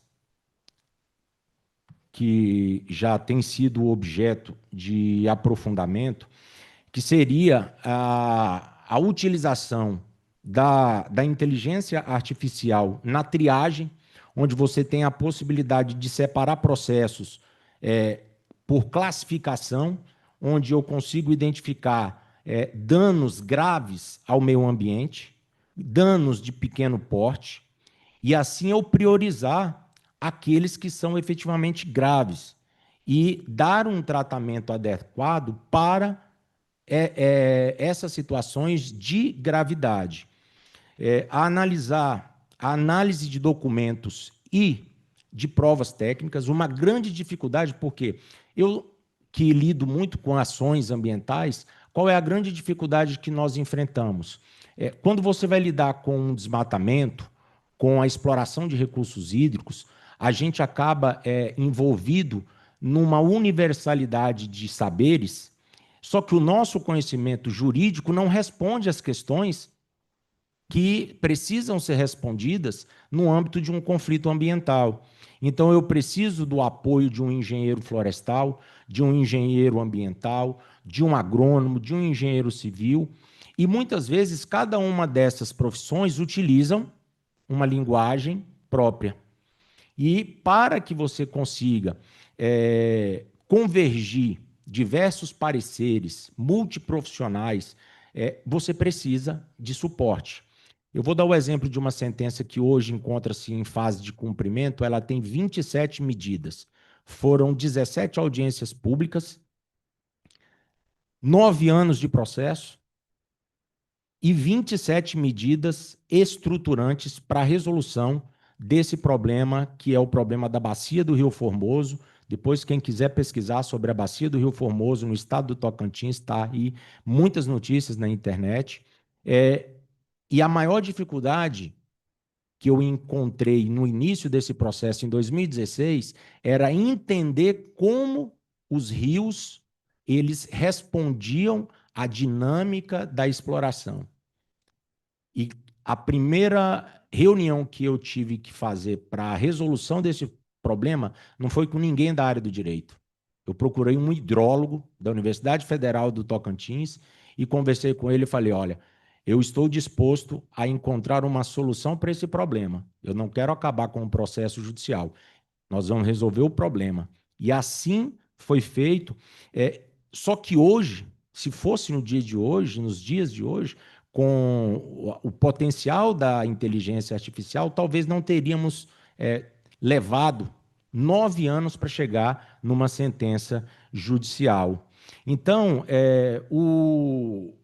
a tecnologia da IA, ela traz essa facilidade, essa instrumentalidade, no sentido de apoiar uma maior racionalidade jurídica, no monitoramento, uma racionalidade jurídica na tomada de decisões, uma racionalidade que ela é transversal, onde diversos saberes convergem em busca de uma solução que seja efetiva. E, para além disso, a funcionalidade do monitoramento, porque muitas vezes o juiz, o magistrado, ele dá uma decisão judicial, mas aquela decisão ela não é cumprida e não há um acompanhamento do cumprimento daquela sentença estrutural nas questões ambientais. Um exemplo claro que vocês podem eventualmente estudarem e se aprofundarem diz respeito aos acordos que estão sendo firmados no caso do desastre ambiental de Mariana, onde temos uma centena de medidas que devem ser cumpridas e que é preciso que haja um controle rigoroso do cumprimento dessas medidas, sob pena da prestação jurisdicional ser inefetiva, ineficaz. E por trás de tudo isso, nós temos ainda uma outra funcionalidade que vai um pouco além das questões ambientais e adentra nas questões transcendentais, no sentido de, por exemplo, quando você tem um dano ambiental em áreas de proteção ambiental ou em terras indígenas, a inteligência artificial ela pode também ser utilizada no sentido de você conseguir compreender diversas linguagens, diversas línguas, diversos sentidos empregados por comunidades indígenas, por exemplo, na resolução de um problema ambiental no âmbito de audiências públicas em processos de licenciamento ambiental. Nesse sentido, então, avançando um pouco mais, vou passar essa parte de metodologia, que não é o caso, mas nós temos à frente, e aí eu gostaria de dar só um exemplo aqui, que é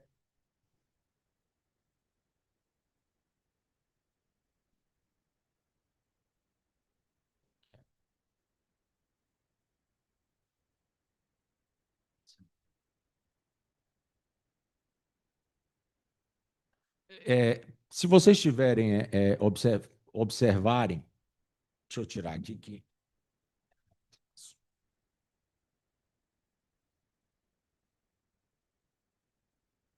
Esse projeto de pesquisa no âmbito da inteligência artificial aplicada às ações ambientais é fruto também desse trabalho que tem se desenvolvido na bacia do Rio Formoso, um trabalho que tem sido replicado em outras bacias, a exemplo da bacia do Rio Grande, em Minas Gerais, que é o monitoramento de uma bacia altamente explorada. Isso foi feito no âmbito desse processo estrutural que eu presido no estado do Tocantins. E o objetivo era monitorar a disponibilidade hídrica dos rios, para que eu possa ter uma noção de até quando pode haver captação de água naquele rio. Então, foi desenvolvido esse sistema, que é um sistema semafórico. Se vocês observarem, você tem uma linha amarela e tem uma linha vermelha. Quando você está acima da linha amarela, a captação é irrestrita. Quando você chega na linha amarela, a captação ela já entra num sistema de rodízio. E aí as bombas elas são distribuídas em grupos. E quando bate na linha vermelha, é proibida a captação na bacia. Isso é um monitoramento da disponibilidade. Por outro lado, nós temos também o monitoramento da demanda. Aqui eu tenho um exemplo de um usuário que capta a água na bacia e, se vocês observarem, os espaços que existem entre as captações é o cumprimento do rodízio. Então, quando estava no amarelo, tinha um sistema de rodízio e ele respeitou. Então, por isso que tem os espaços entre as captações. Por que eu trouxe esse exemplo? A inteligência artificial, hoje, ela vai ter, ela tem a possibilidade de gerar relatórios com base nesses dados para subsidiar a fiscalização dos órgãos ambientais e também a atuação do Poder Judiciário no âmbito do cumprimento de sentença. No ano passado, eu tive que, por ausência da ferramenta de inteligência artificial, porque aqui nós estamos com um monitoramento que ainda não existe um sistema de inteligência que possa fazer esse cruzamento de dados, eu tive que buscar as informações do órgão ambiental, que era o quanto que o produtor tinha autorizado para captar água. Aí o órgão me trouxe as informações, depois eu tive que ir na universidade, que foi quem desenvolveu essa plataforma, ela me trouxe as informações de quanto que aquele produtor captou de água, e o magistrado, no caso eu, o Poder Judiciário é quem fez o cruzamento das informações. Ocorre que, eu estou dando um exemplo de um produtor, são mais de 150 produtores.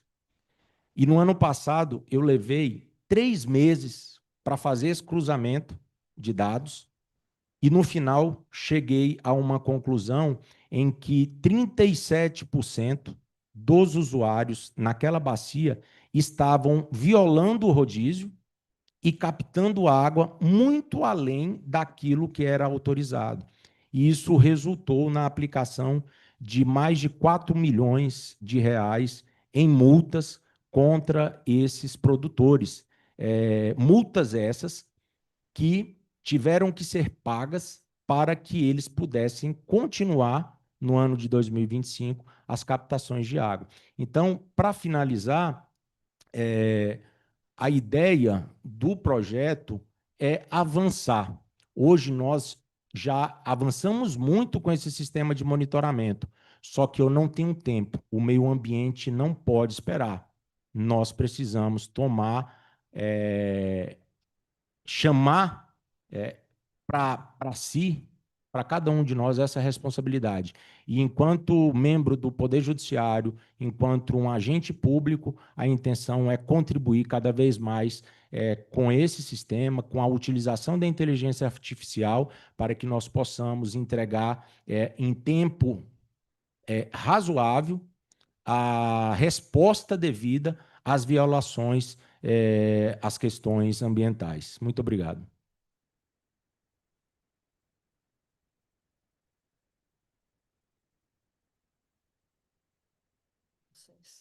Já podia ter passado direto, né?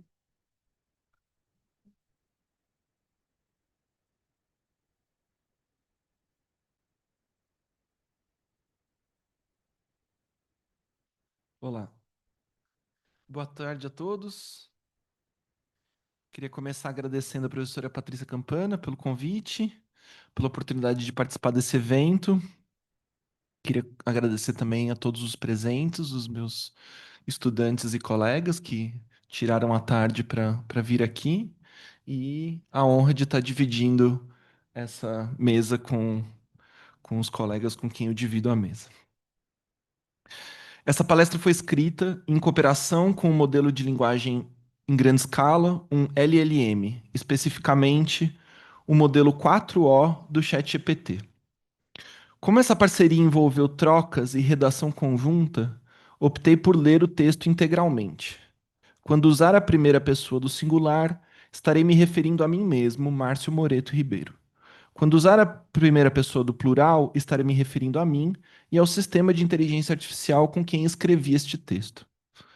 Para preparar este texto, reli nas últimas semanas 2 livros que me ajudaram a pensar criticamente sobre a inteligência artificial.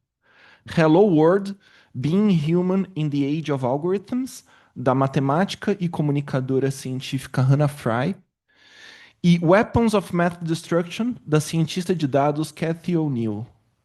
Meu primeiro contato com o trabalho da Fry foi por meio de um grupo de estudos que coordeno, o Monitor do Debate Político, cuja linha principal de pesquisa é a polarização da esfera pública. Dentro desse tema, nos interessa entender os efeitos da computação, especialmente nas mídias sociais, sobre o comportamento político. Em uma das rodadas de leitura do grupo, no ano passado, lemos e debatemos textos sobre inteligência artificial, e foi nesse contexto que conheci o livro da Fry. O trabalho de O'Neill eu já conhecia e apresentei-o ao grupo. Antes disso, fiz meu doutorado na área de inteligência artificial, mais especificamente em representação de conhecimento, numa intersecção entre lógica formal e ciência da computação, uma área que acabou marginalizada após o avanço do aprendizado de máquina e, mais recentemente, da IA generativa. Este texto, portanto, reflete tanto minha experiência acumulada ao longo dos anos de estudo, debates com os meus estudantes e colegas no monitor do debate político, quanto a capacidade de articulação proporcionada pelo ChatGPT. Para quebrar um pouco o clima pesado de uma palestra lida em voz alta, gostaria de começar com uma piada que meu avô costumava me contar quando era vivo. Ele dizia imitando a voz metálica de um robô. Eu não vou tentar nem fazer a voz metálica do robô, quanto menos imitar o meu avô imitando a voz. Vocês imaginem aí. Atenção, passageiros. Esta aeronave é completamente segura, totalmente automatizada e à prova de erros, de erros, de erros, de erros. Essa piada indica a primeira dimensão que eu quero tratar hoje, o ceticismo tecnológico. Ele expressa de forma, a piada, expressa de forma caricatural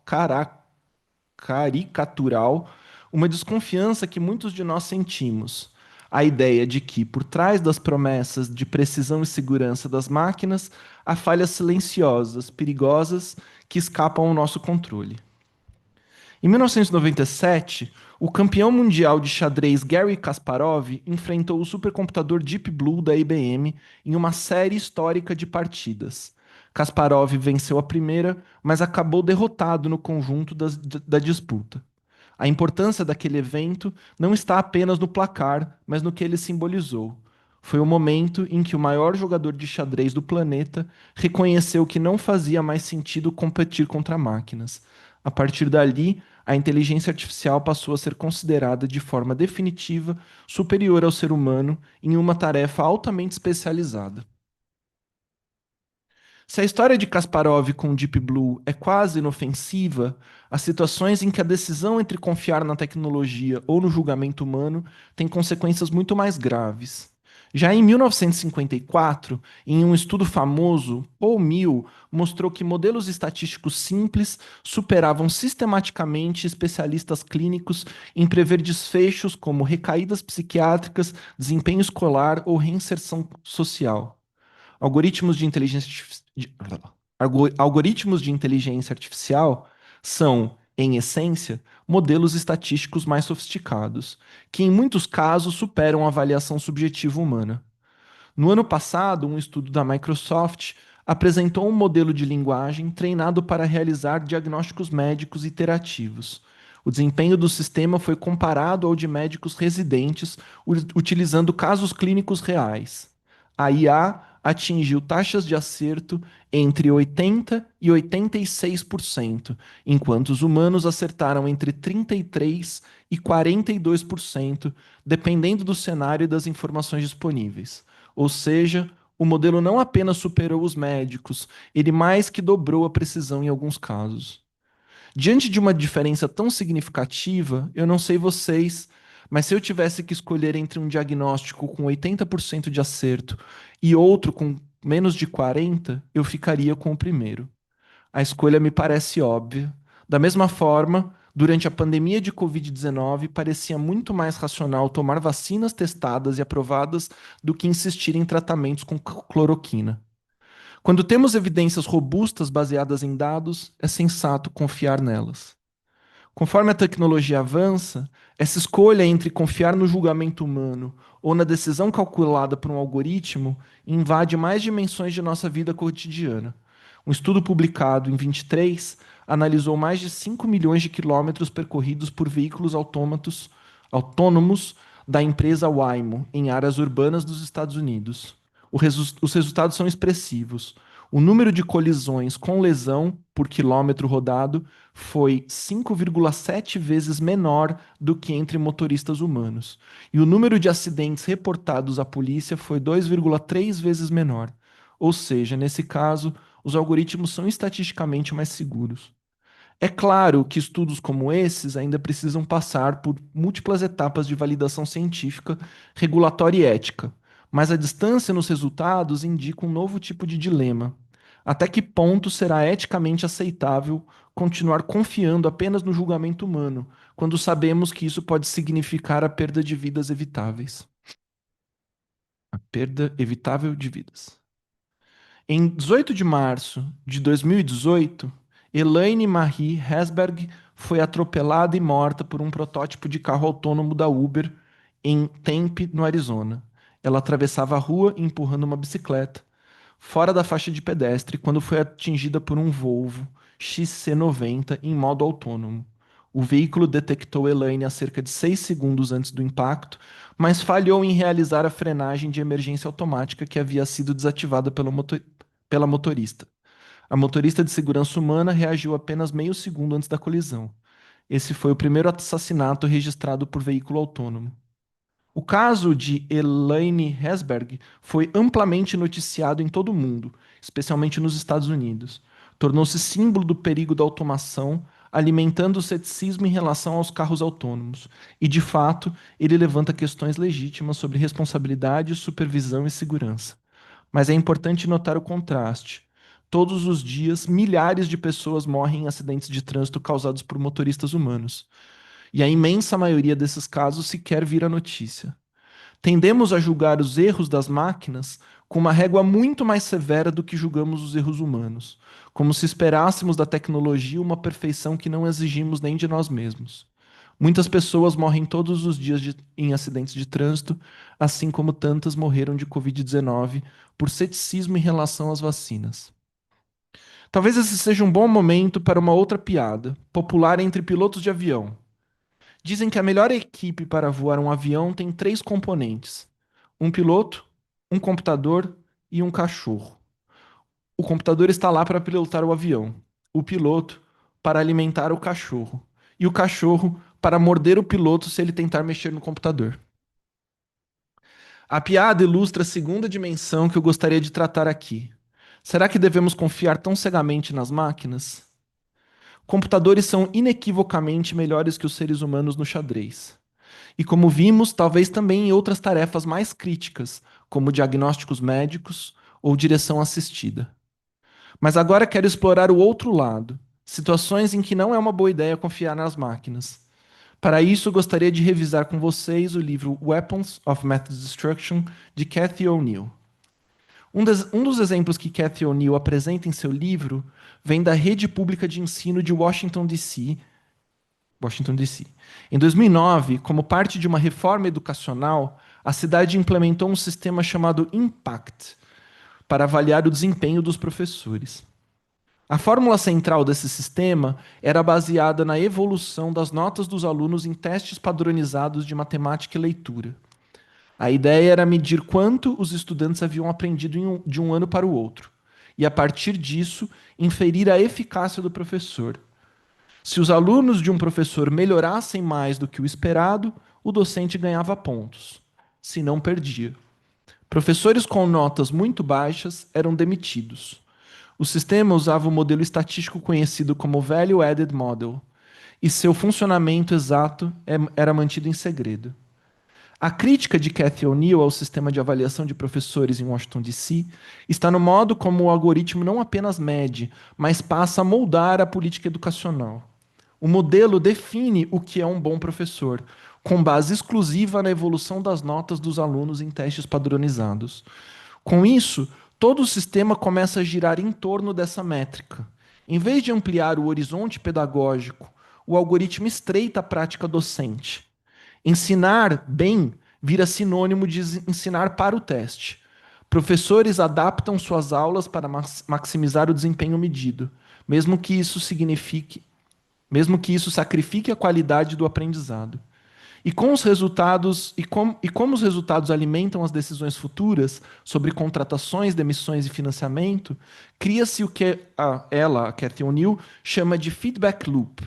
A métrica gera o comportamento que ela mesma pretende medir, distorcendo a realidade em vez de representá-la. Algo muito semelhante acontece em nosso sistema de avaliação da produtividade acadêmica. Indicadores como número de publicações, fator de impacto ou strato qualis passam a orientar não apenas a avaliação posterior, mas o próprio comportamento dos pesquisadores. Assim como os professores acabam ensinando para o teste, muitos acadêmicos passam a escrever para alimentar a métrica, multiplicam artigos, fragmentam resultados, escolhem temas publicáveis e revistas bem ranqueadas, mesmo que isso comprometa a originalidade ou a relevância social da pesquisa. A diferença entre os exemplos que vimos antes, como o xadrez, o diagnóstico médico e a direção automatizada, e os exemplos de Cathy O'Neill, está no tipo de critério envolvido. No xadrez, a regra do jogo é sempre fixa. Em contextos como a medicina ou o trânsito, embora mais complexos, temos pelo menos uma métrica relativamente objetiva, que é a taxa de acertos em diagnóstico e as mortes evitadas. Mas na avaliação de professores e de pesquisadores, não existe um critério de sucesso consensual e fixado de antemão. O que é um bom professor?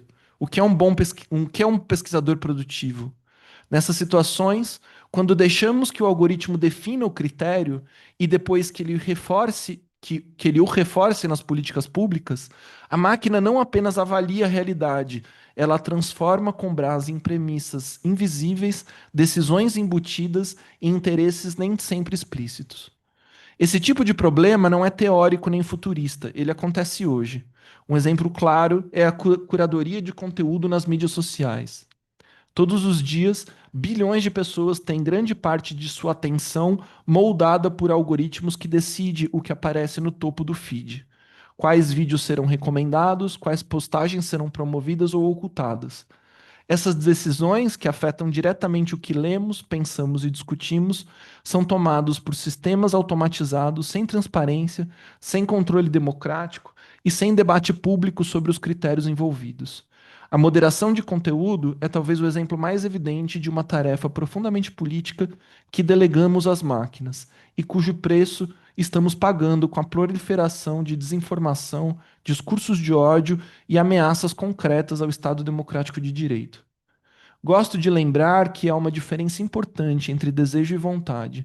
Uma pessoa pode desejar tragar um cigarro, mas ter vontade de parar de fumar para preservar a saúde. Esse conflito entre o impulso imediato e a decisão refletida também aparece na vida coletiva. Instituições políticas existem justamente para organizar esse embate. Criamos regras, limites e compromissos que canalizam desejos individuais em nome de vontades coletivas. Mas quando transferimos essas decisões para algoritmos, ou simplesmente deixamos que o sistema funcione como um espelho da soma de nossos desejos individuais, perdemos esse papel regulador. A máquina não escolhe em nosso lugar, apenas otimiza aquilo que desejamos, sem perguntar se deveríamos desejar. Ao fazer isso, ela corrói o espaço da vontade política, substituindo a deliberação por cálculo e o conflito democrático por métricas de engajamento. O espaço do embate político é custoso, demorado e desgastante. Exige negociação, escuta, concessão e conflito. Por isso, muitas vezes é mais fácil e tentador delegar decisões difíceis a algoritmos. É mais simples deixar que a máquina decida que discursos podem circular nas redes sociais do que assumir o ônus de definir coletivamente como sociedade quais os limites legítimos da liberdade de expressão. É mais fácil criar uma fórmula que avalie professores e pesquisadores do que sustentar um debate público sobre o que esperamos da educação, da ciência e da universidade. Mas ao fazer isso, perdemos a capacidade de deliberar coletivamente sobre nossos valores, nossos objetivos e nossos compromissos mútuos.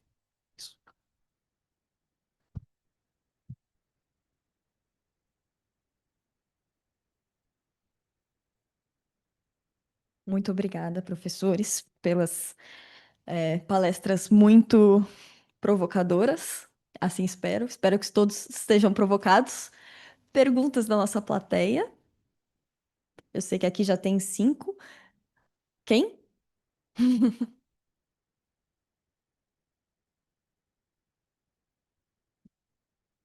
Obrigado. A pergunta em português? Tá bom. Olá, boa tarde, pessoal. Meu nome é Yuri, eu sou aluno aqui da USP, na USP Leste, faço sistemas de informação. Então, eu tenho uma pergunta, porque, primeiro, eu acho espetacular como vocês três trouxeram os 3 assuntos que eu trabalhei nesses 2 anos de maior curiosidade. Eu tive um trabalho de RP que eu trabalhei sobre a questão jurídica, eu estou planejando uma palestra sobre gestão ambiental e inteligência artificial há muito tempo, minhas próprias crises individuais que o professor Moreto trouxe para mim hoje. Então, acabou sendo, assim, espetacular vir aqui para dar uma olhada e, quem diria, justamente as 3 coisas que tanto me interessam. Mas uma coisa que veio muito e que todas essas vezes eu voltava para olhar é a PL 2338, que eu acompanho, assim, sempre que tem, sempre que eles abrem as auditorias eu assisto, e me decepciona, assim, muito a forma que é conduzida essa discussão muitas das vezes. Teve uma que foi a única que eu consegui ver ao vivo mesmo. Eu fiquei muito decepcionado quando eles falaram, é urgente, a gente precisa fazer alguma coisa, por isso teremos uma reunião semana que vem.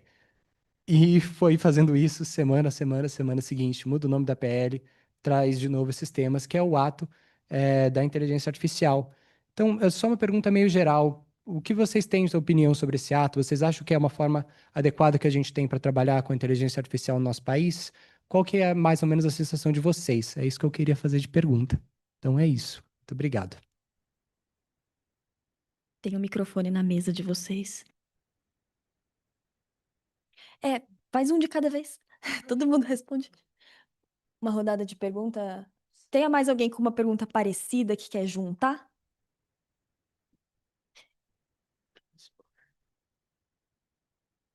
O professor vai perguntar e eu traduzo. Só 1 minuto, gente. Okay, thanks.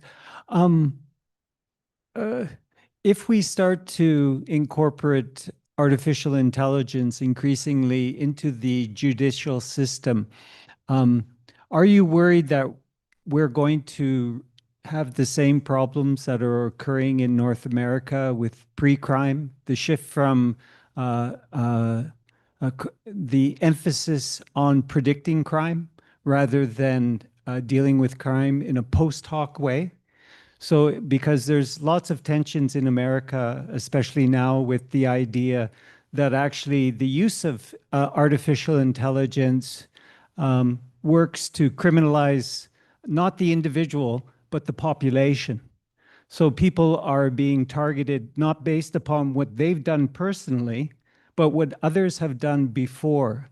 And this also goes into the idea of parole, where judges and parole boards are using algorithms to make decisions upon whether or not people are high risk or low risk. And these algorithms are also oftentimes incredibly biased. Eu acho que essa pergunta foi para o professor Wellington. Ele perguntou se a gente corre o risco, quando a gente incorpora inteligência artificial nos processos legais, se a gente corre o risco de cair no problema da predição, de querer prever quem vai cometer um crime, e se isso, né, a gente corre o risco de, ao invés de prever um indivíduo, a gente começa a prever populações, né? Aí a gente vai cair naquele problema de certas populações sofrem diversos preconceitos, e aí será que nossa inteligência artificial vai querer falar que certas populações, certo povo tem maior tendência a cometer crimes, o que é um problema muito grande. Ele citou o caso dos Estados Unidos, que eles também estão com esse problema, né, de prevenção, e o uso de inteligência artificial na hora de determinar se o réu tem risco de fugir ou se ele pode receber parole, desculpa? Liberdade condicional. Então, se isso também porque ele vê isso de forma problemática. Então, ele quer saber se a gente incorpora dessa forma, se a gente corre o risco de cair nesses mesmos problemas que nos Estados Unidos eles estão sofrendo. Vou começar aqui. E É o seguinte, a Resolução 615 CNJ, ela mimetiza, ela concretiza algumas preocupações que o judiciário, que o juiz deve ter no manejo da inteligência artificial. Em primeiro lugar, ela vai proibir a utilização da inteligência artificial na seara penal, a não ser cálculo de pena para a obtenção de benefícios, isso é permitido. Qual que é a grande discussão, o grande problema? São os vieses e a discriminação em eventuais sistemas de inteligência artificial. Então, os vieses e essa eventual discriminação, porque à medida que ela vai sendo treinada no gerúndio, no gerúndio, ela vai obtendo mais informações, mas nem todas as informações podem conduzir a uma decisão correta. Então, o Conselho Nacional de Justiça, o Judiciário, ele proíbe, ele veda impõe bastante cautela na utilização da inteligência artificial para esse fim, justamente para prever, para evitar vieses decisórios, discriminações. Por quê? Nós estamos notadamente no direito penal, nós estamos a discutir o status libertatis, a situação da liberdade do indivíduo. E nós temos uma outra regra também, além do direito à liberdade, a presunção de inocência. Então, projetos que objetificam, coisificam, rotulam determinados padrões de conduta, nós temos que ter bastante cuidado, e nosso Conselho de Justiça ele foi nessa linha, porque nós estamos a tratar de dignidade da pessoa humana, do cidadão e de um réu que merece um julgamento justo. Não obstante a proposta de humanização a realizar a posteriori, como eu ponderei com vocês na minha fala, nesse caso do direito penal, nós estamos a discutir direito à liberdade, esse tema é bastante sensível. Só complementando também, primeiro em relação à pergunta do colega ali, a resolução 615 do CNJ, ela traz muitas preocupações e tenta remediar essas preocupações através de um accountability, de uma prestação de contas, de transparência, da utilização das ferramentas com responsabilidade. Nesse sentido, essa resolução ela tem também influenciado, de certa forma, esse projeto, o projeto de lei.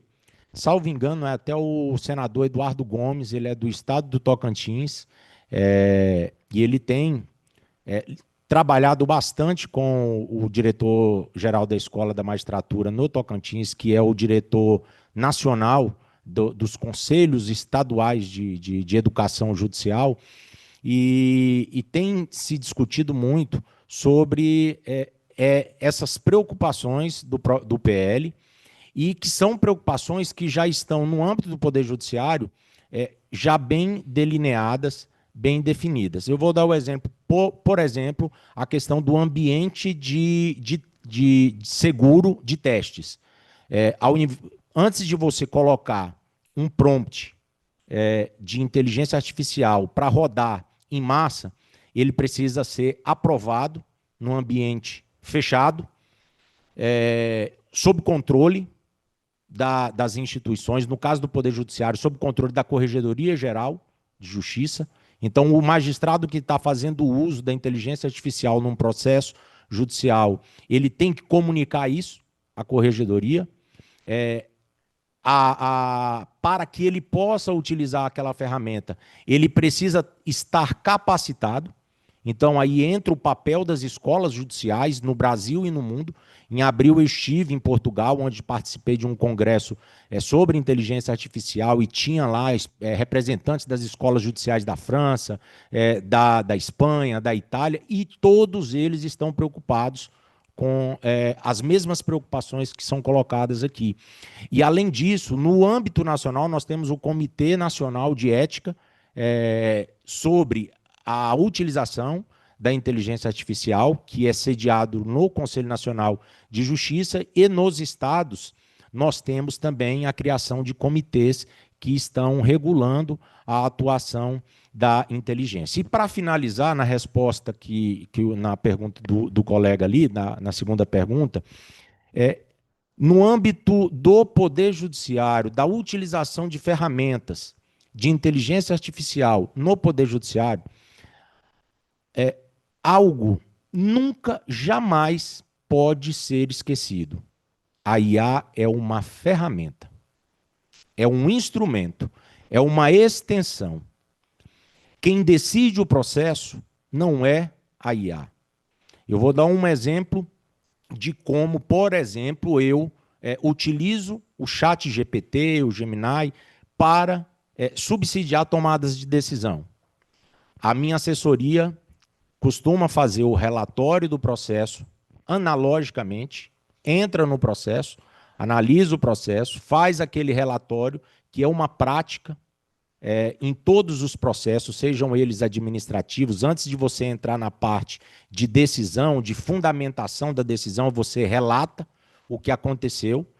Então, eu sempre exigi da minha assessoria um relatório minucioso, detalhado, e a partir desse relatório eu rodo o chat ou o Gemini, que eu estiver utilizando, para que ele me apresente uma análise jurídica contextualizada daquele relatório. Só que quando eu peço esse relatório, eu já tenho a minha convicção formada. Eu não estou me baseando no que o chat vai propor de solução. Eu só quero facilitar, porque uma sentença que eu levaria, às vezes, 2, 3, 4, 5 dias, a sentença desse processo da bacia, eu levei 1 ano para finalizar essa sentença. Depois, professora, se quiser, eu compartilho a sentença para que possa compartilhar com os demais.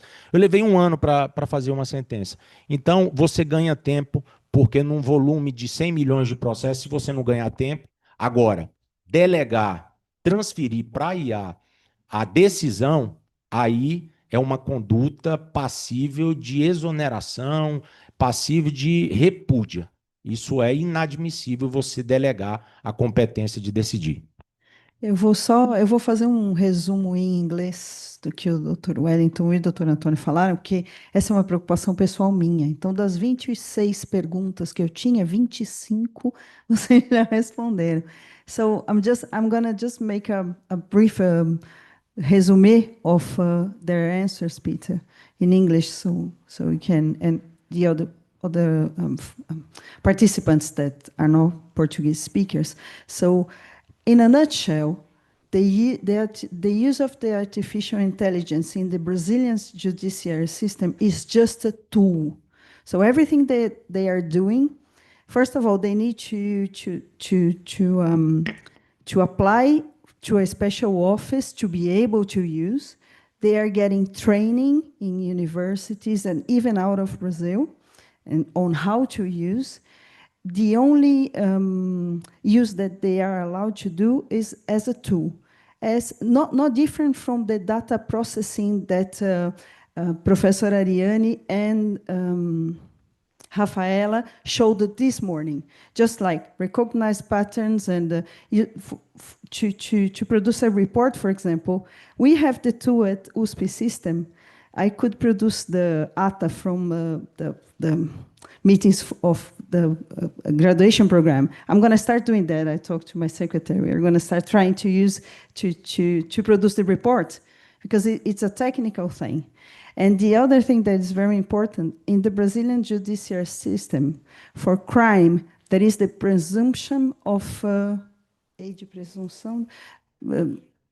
innocence. So they start the whole process with this in mind, and this I think helps a lot. I don't think this thing about predicting crime is gonna get here.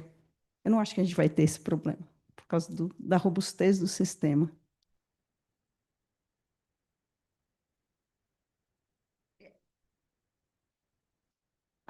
That's a good question. Wait. I'll get there. I'll get there. So, okay, I understand now that it's not being used in the judiciary, but what about law enforcement? Are law enforcement using AI for surveillance purposes or for predicting crimes? And if so, what do you think about it? Because I understand there's a bit of a gap, or you're not always in agreement. The judicial system and law enforcement always have tensions, but are the law enforcement agencies using AI?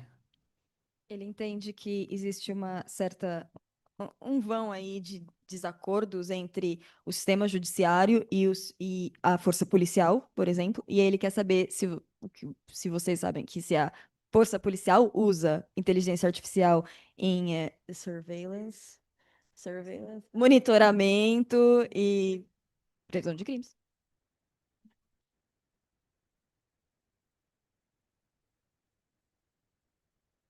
Essa questão, eu acho que aqui é unânime entre todos que existe uma atuação paralegal das forças policiais, assim como existe no próprio sistema judicial.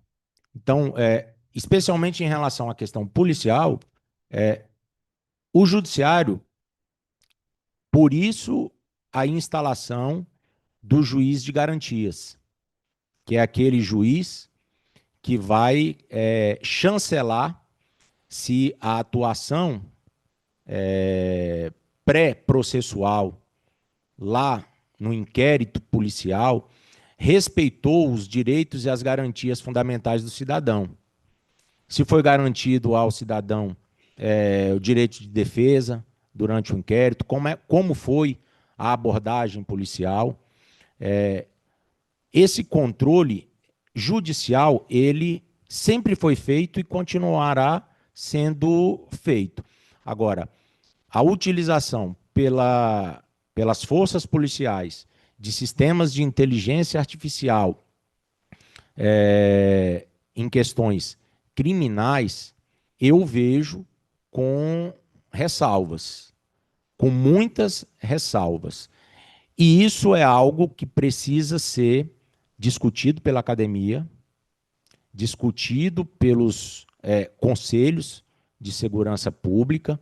Nós temos o Ministério da Justiça para isso, Congresso, a própria lei, o projeto de lei da inteligência artificial, pensar talvez uma restrição legal para a utilização desse tipo de... Porque com o aprendizado e o reaprendizado, o que você pode é eternizar vieses. E isso aqui não pode acontecer. Mas o judiciário, enquanto instância que revisa a atuação policial, sempre estará vigilante nesse sentido. Fazer só uma pontuação no sentido de que talvez seja essa a preocupação do professor, que a polícia ela sempre chega primeiro. Tá? Então, o estrago ele pode ser feito, feito anteriormente à chegada do judiciário. Então, uma inteligência artificial com base em um reconhecimento de pessoas com viés discriminatório, ela pode ocasionar uma injustiça muito grande, uma injustiça tamanha. Fiz uma rápida pesquisa. Há alguns estados que estão investindo nessa inteligência artificial na identificação de pessoas.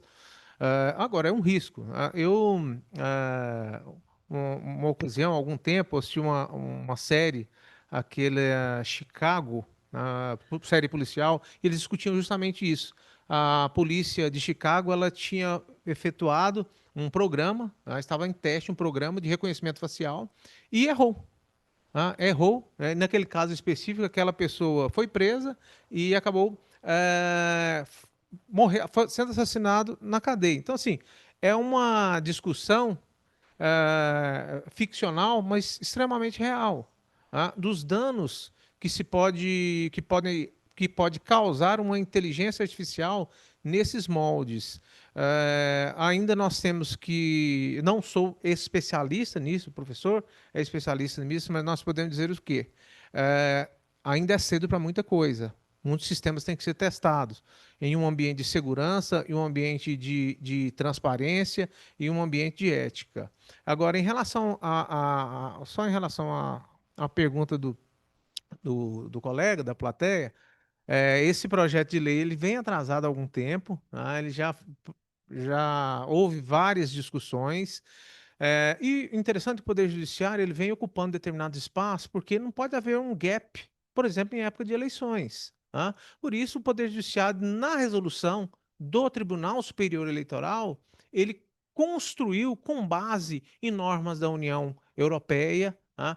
E de alguns países europeus, ele constrói alguns artigos nessa resolução. E agora nós temos uma outra resolução do Conselho Nacional de Justiça. Veja bem, que uma coisa é eleitoral, para as eleições, e ela vai ter que ser revista. E nós tivemos em 2021 uma determinada resolução, 300 e alguma coisa, você lembra o número? 300 e, enfim. E agora ela foi atualizada por essa 615. Por quê? O tempo não espera, os fatos não esperam. E na própria decisão do Supremo Tribunal Federal, e nosso tribunal ele atua com uma assertividade muito forte. Se vocês lerem essa discussão, porque o que está em jogo? O judiciário ele pode construir normas? Em determinadas situações envolvendo direitos fundamentais, é admissível, mas às vezes o juiz chega antes do legislador. Mas a preocupação dos ministros do Supremo nesse julgamento foi: olha, o legislador precisa vir à arena de discussão, precisa legislar, mas enquanto isso nós vamos tecer, temos que decidir essa matéria que nos foi posta, porque os processos chegam no judiciário e ele tem que realizar a tomada de decisão. Então, essas decisões são decisões muito que interessam a toda a sociedade. Então, só gostaria de ressaltar que esse tema foi muito importante, chama tema 987. O Supremo ele tem uma preocupação muito grande em explicar para a sociedade, e isso é muito importante. A sociedade ela tem que ler e conhecer os julgamentos. E nesse caso desse julgamento, ele é muito pedagógico. Há limites que têm que ser traçados. Há empresas muito grandes, com PIB maior de vários países, que têm que ter alguns limites para que sejam seguidos em determinado país no qual ela atuará. Então, assim, é uma importância muito grande. Eu só destaco, depois quem tiver uma oportunidade, esse tema 987, e essa última a resolução do Conselho Nacional de Justiça é para o Judiciário, mas são grandes e valiosas informações que podem servir como objeto de estudo. São essas ponderações. Temos duas últimas perguntas para o professor Márcio, que pode, inclusive, responder a do seu aluno. São perguntas que vieram online, do Walter Vieira Poltronieri. Márcio, como definir limites éticos para erros da IA, já que a julgamos, mas mais severamente do que humanos, mesmo com melhores estatísticas? E a outra também do Walter. O senhor percebeu alguma tendência do LLM em direcionar os conteúdos do discurso para um ótimo de articulação?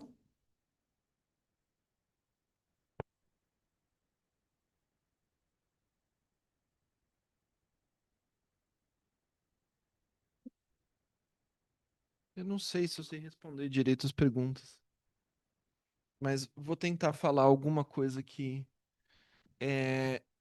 Bom, lembrando, né, a minha área de formação, embora passe por inteligência artificial, inteligência artificial, o campo da inteligência artificial, ele é historicamente na computação uma espécie de um grande balaio de gatos, né? Dentro da computação, a gente lutou, a gente bate muito a cabeça para definir o campo. Então, o que eu estudava no doutorado, há 10 anos atrás, é muito, muito diferente do que se discute hoje de IA generativa. O que eu estudava estava próximo do que, enfim, o que eu estudava essencialmente está dentro do campo da lógica formal. É um cálculo racional, mais ou menos como Leibniz pensava no. E o que a gente está falando hoje tem muito mais a ver com modelos estatísticos de otimização, né? Então, feito essa ressalva de que não é um assunto que eu domino academicamente, vamos dizer, eu posso oferecer como eu interpreto. De certa forma, a IA, como a gente tem entendido hoje em dia, a IA generativa, os aprendizados de máquina, eles são todos, de certa forma, algoritmos de otimização. Você está tentando otimizar algum tipo de resultado, né? No caso da IA generativa, não é muito diferente disso. Ele é um pouco diferente no sentido de que, diferente de outras coisas de aprendizado de máquina, a resposta não é binária, né? Não é um problema de decisão com uma resposta sim e não. É justamente isso que significa generativo, né? Ela está produzindo o, o conteúdo, né? A linguagem. Na minha cabeça, então, com essa ressalva de que não é exatamente isso que eu estudei, ou não é nem perto disso que eu estudei no doutorado, mas eu ficou muito marcado para mim uma vez uma palestra que Linus Torvalds, o Linus Torvalds é o inventor do Linux, para quem não sabe, sistema operacional, né? E alguém provocou ele. A pessoa que estava mediando a palestra provocou ele dizendo que a IA generativa nada mais é do que um sofisticado programa de autocomplete, né? Autocomplete é quando você está digitando uma coisa no seu prompt, no seu computador, e ele tenta adivinhar a próxima coisa. No celular ele tem um autocomplete, né? Você começa a escrever, e ele tenta adivinhar qual que é a palavra que você está escrevendo ou qual é a próxima palavra. E não está totalmente errado isso, não. Os modelos de linguagem, grandes de linguagem, eles são, de certa forma, um autocomplete bem sofisticado, que não leva só em consideração a última palavra que você escreveu, mas leva em consideração um contexto um pouco maior, dentro de um contexto bem grande, que ele é vetorizado, etc. Enfim, não vou entrar em detalhes. Mas, de certa forma, não é tão diferente disso. O que o Linus responde à provocação, e eu acho que ele também não está totalmente errado, ele devolve a provocação dizendo, bom, a nossa linguagem talvez não seja tão diferente do que um algoritmo muito sofisticado de autocomplete. E ele não está totalmente errado. A gente, do tipo, aprende a falar se adaptando às falas de quem fala com a gente, tentando mais ou menos responder a expectativa de quem está assumindo papéis e respondendo a expectativa com quem a gente está falando. Então, é um pouco isso que eu vejo quando eu estou olhando para modelos de linguagem grandes, né? Eles estão tentando otimizar alguma coisa e esse alguma coisa, o melhor que eu consigo pensar em termos de metáfora é um processo de autocompletação bem sofisticado que eles estão tentando otimizar a satisfação de quem está interagindo com eles. Então, diferente do que eu estudava, na lógica, a questão central é a verdade, né? Os modelos de IA generativos, eles não estão muito preocupados com a verdade, eles estão preocupados com otimizar um problema, e essa otimização é um problema de satisfação da pessoa, da interação, né? De certa forma. É nesses termos mais ou menos que eu entendo, o que não significa de nenhuma forma que isso não seja muito útil, como eu fiz questão de mostrar, acho que de maneira mais performática do que argumentativa. Eu não escrevo mais nada há 2 ou 3 anos, desde que o ChatGPT se popularizou em 2023, 2 anos para cá, eu não escrevo mais nada sem pelo menos revisar o que eu estou escrevendo pela IA generativa. Eu acho que é absolutamente útil, e não fazê-lo hoje em dia é simplesmente abrir mão de, de eficiência, etc. Mas eu acho que tem uma distância entre tratar isso como verdade. Eu acho que a LLM nem está essencialmente tentando, nem está tratando do problema da verdade, que eu tratava quando eu pensava em lógica formal, né? Lógica formal são modelos de, de tratamento da verdade, propriamente, né? Não é isso que a IA generativa está fazendo. Minha orientadora tem muitas ressalvas com IA generativa, e eu tendo a olhar mais para a utilidade delas. Mas, enfim, acho que é um pouco isso que eu. Agora, sobre limites éticos, eu não sei muito bem. Eu acho que eu acho que a grande questão que eu tentei trazer a partir do texto da Frey é que a gente já está lidando com isso e cada vez vai ser mais, né? Eu acho que a gente tende a olhar com ceticismo a IA, no sentido de ser muito rigoroso em relação aos erros que as máquinas cometem, quando, na verdade, essencialmente, o bottom line é a nossa capacidade, certo? Então, provavelmente nunca vai ter um carro autônomo que esteja à altura das nossas expectativas de um carro que nunca erre. Mas eu insisto, a gente, seres humanos, matamos todos os anos muitas e muitas pessoas. E alguma hora a comparação vai ser inevitável, certo? Do tipo, a gente, enquanto sociedade, vai ser colocado na parede de que, enquanto a gente está esperando o modelo perfeito, a gente está cometendo o crime ético de estar colocando vidas em risco que a gente poderia estar evitando ao adotar uma solução que é sabidamente estatisticamente superior. Ela não é perfeita, ela só é estatisticamente superior. Os seres humanos matam cometem erros na direção, vamos dizer, com uma certa frequência, e a IA comete erros, certamente vai sempre cometer os seus erros, numa proporção muito menor. E aí a pergunta é, bom, a gente vai continuar exigindo uma, um, um, uma, um- uma máquina que é perfeita, ou a gente vai aceitar que na sua imperfeição ela é superior aos erros que a gente comete? Eu acho que esse tipo de pergunta a gente vai. Eu acredito, é uma questão de. Eu acho que essa geração, dos alunos principalmente que vão estar aqui, vão ter que lidar com essas perguntas num futuro breve, como desde os anos 50, o Mill provoca isso, de dizer, ó. Com todo respeito aos médicos, quando a gente coloca na ponta do lápis, os modelos estatísticos tendem a ser superiores à avaliação do olhar médico.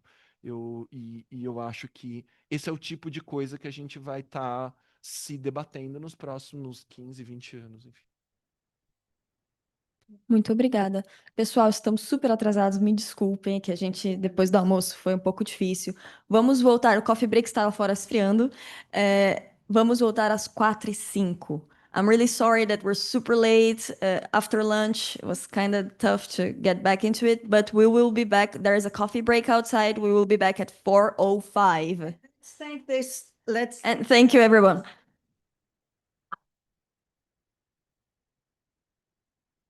Prazer.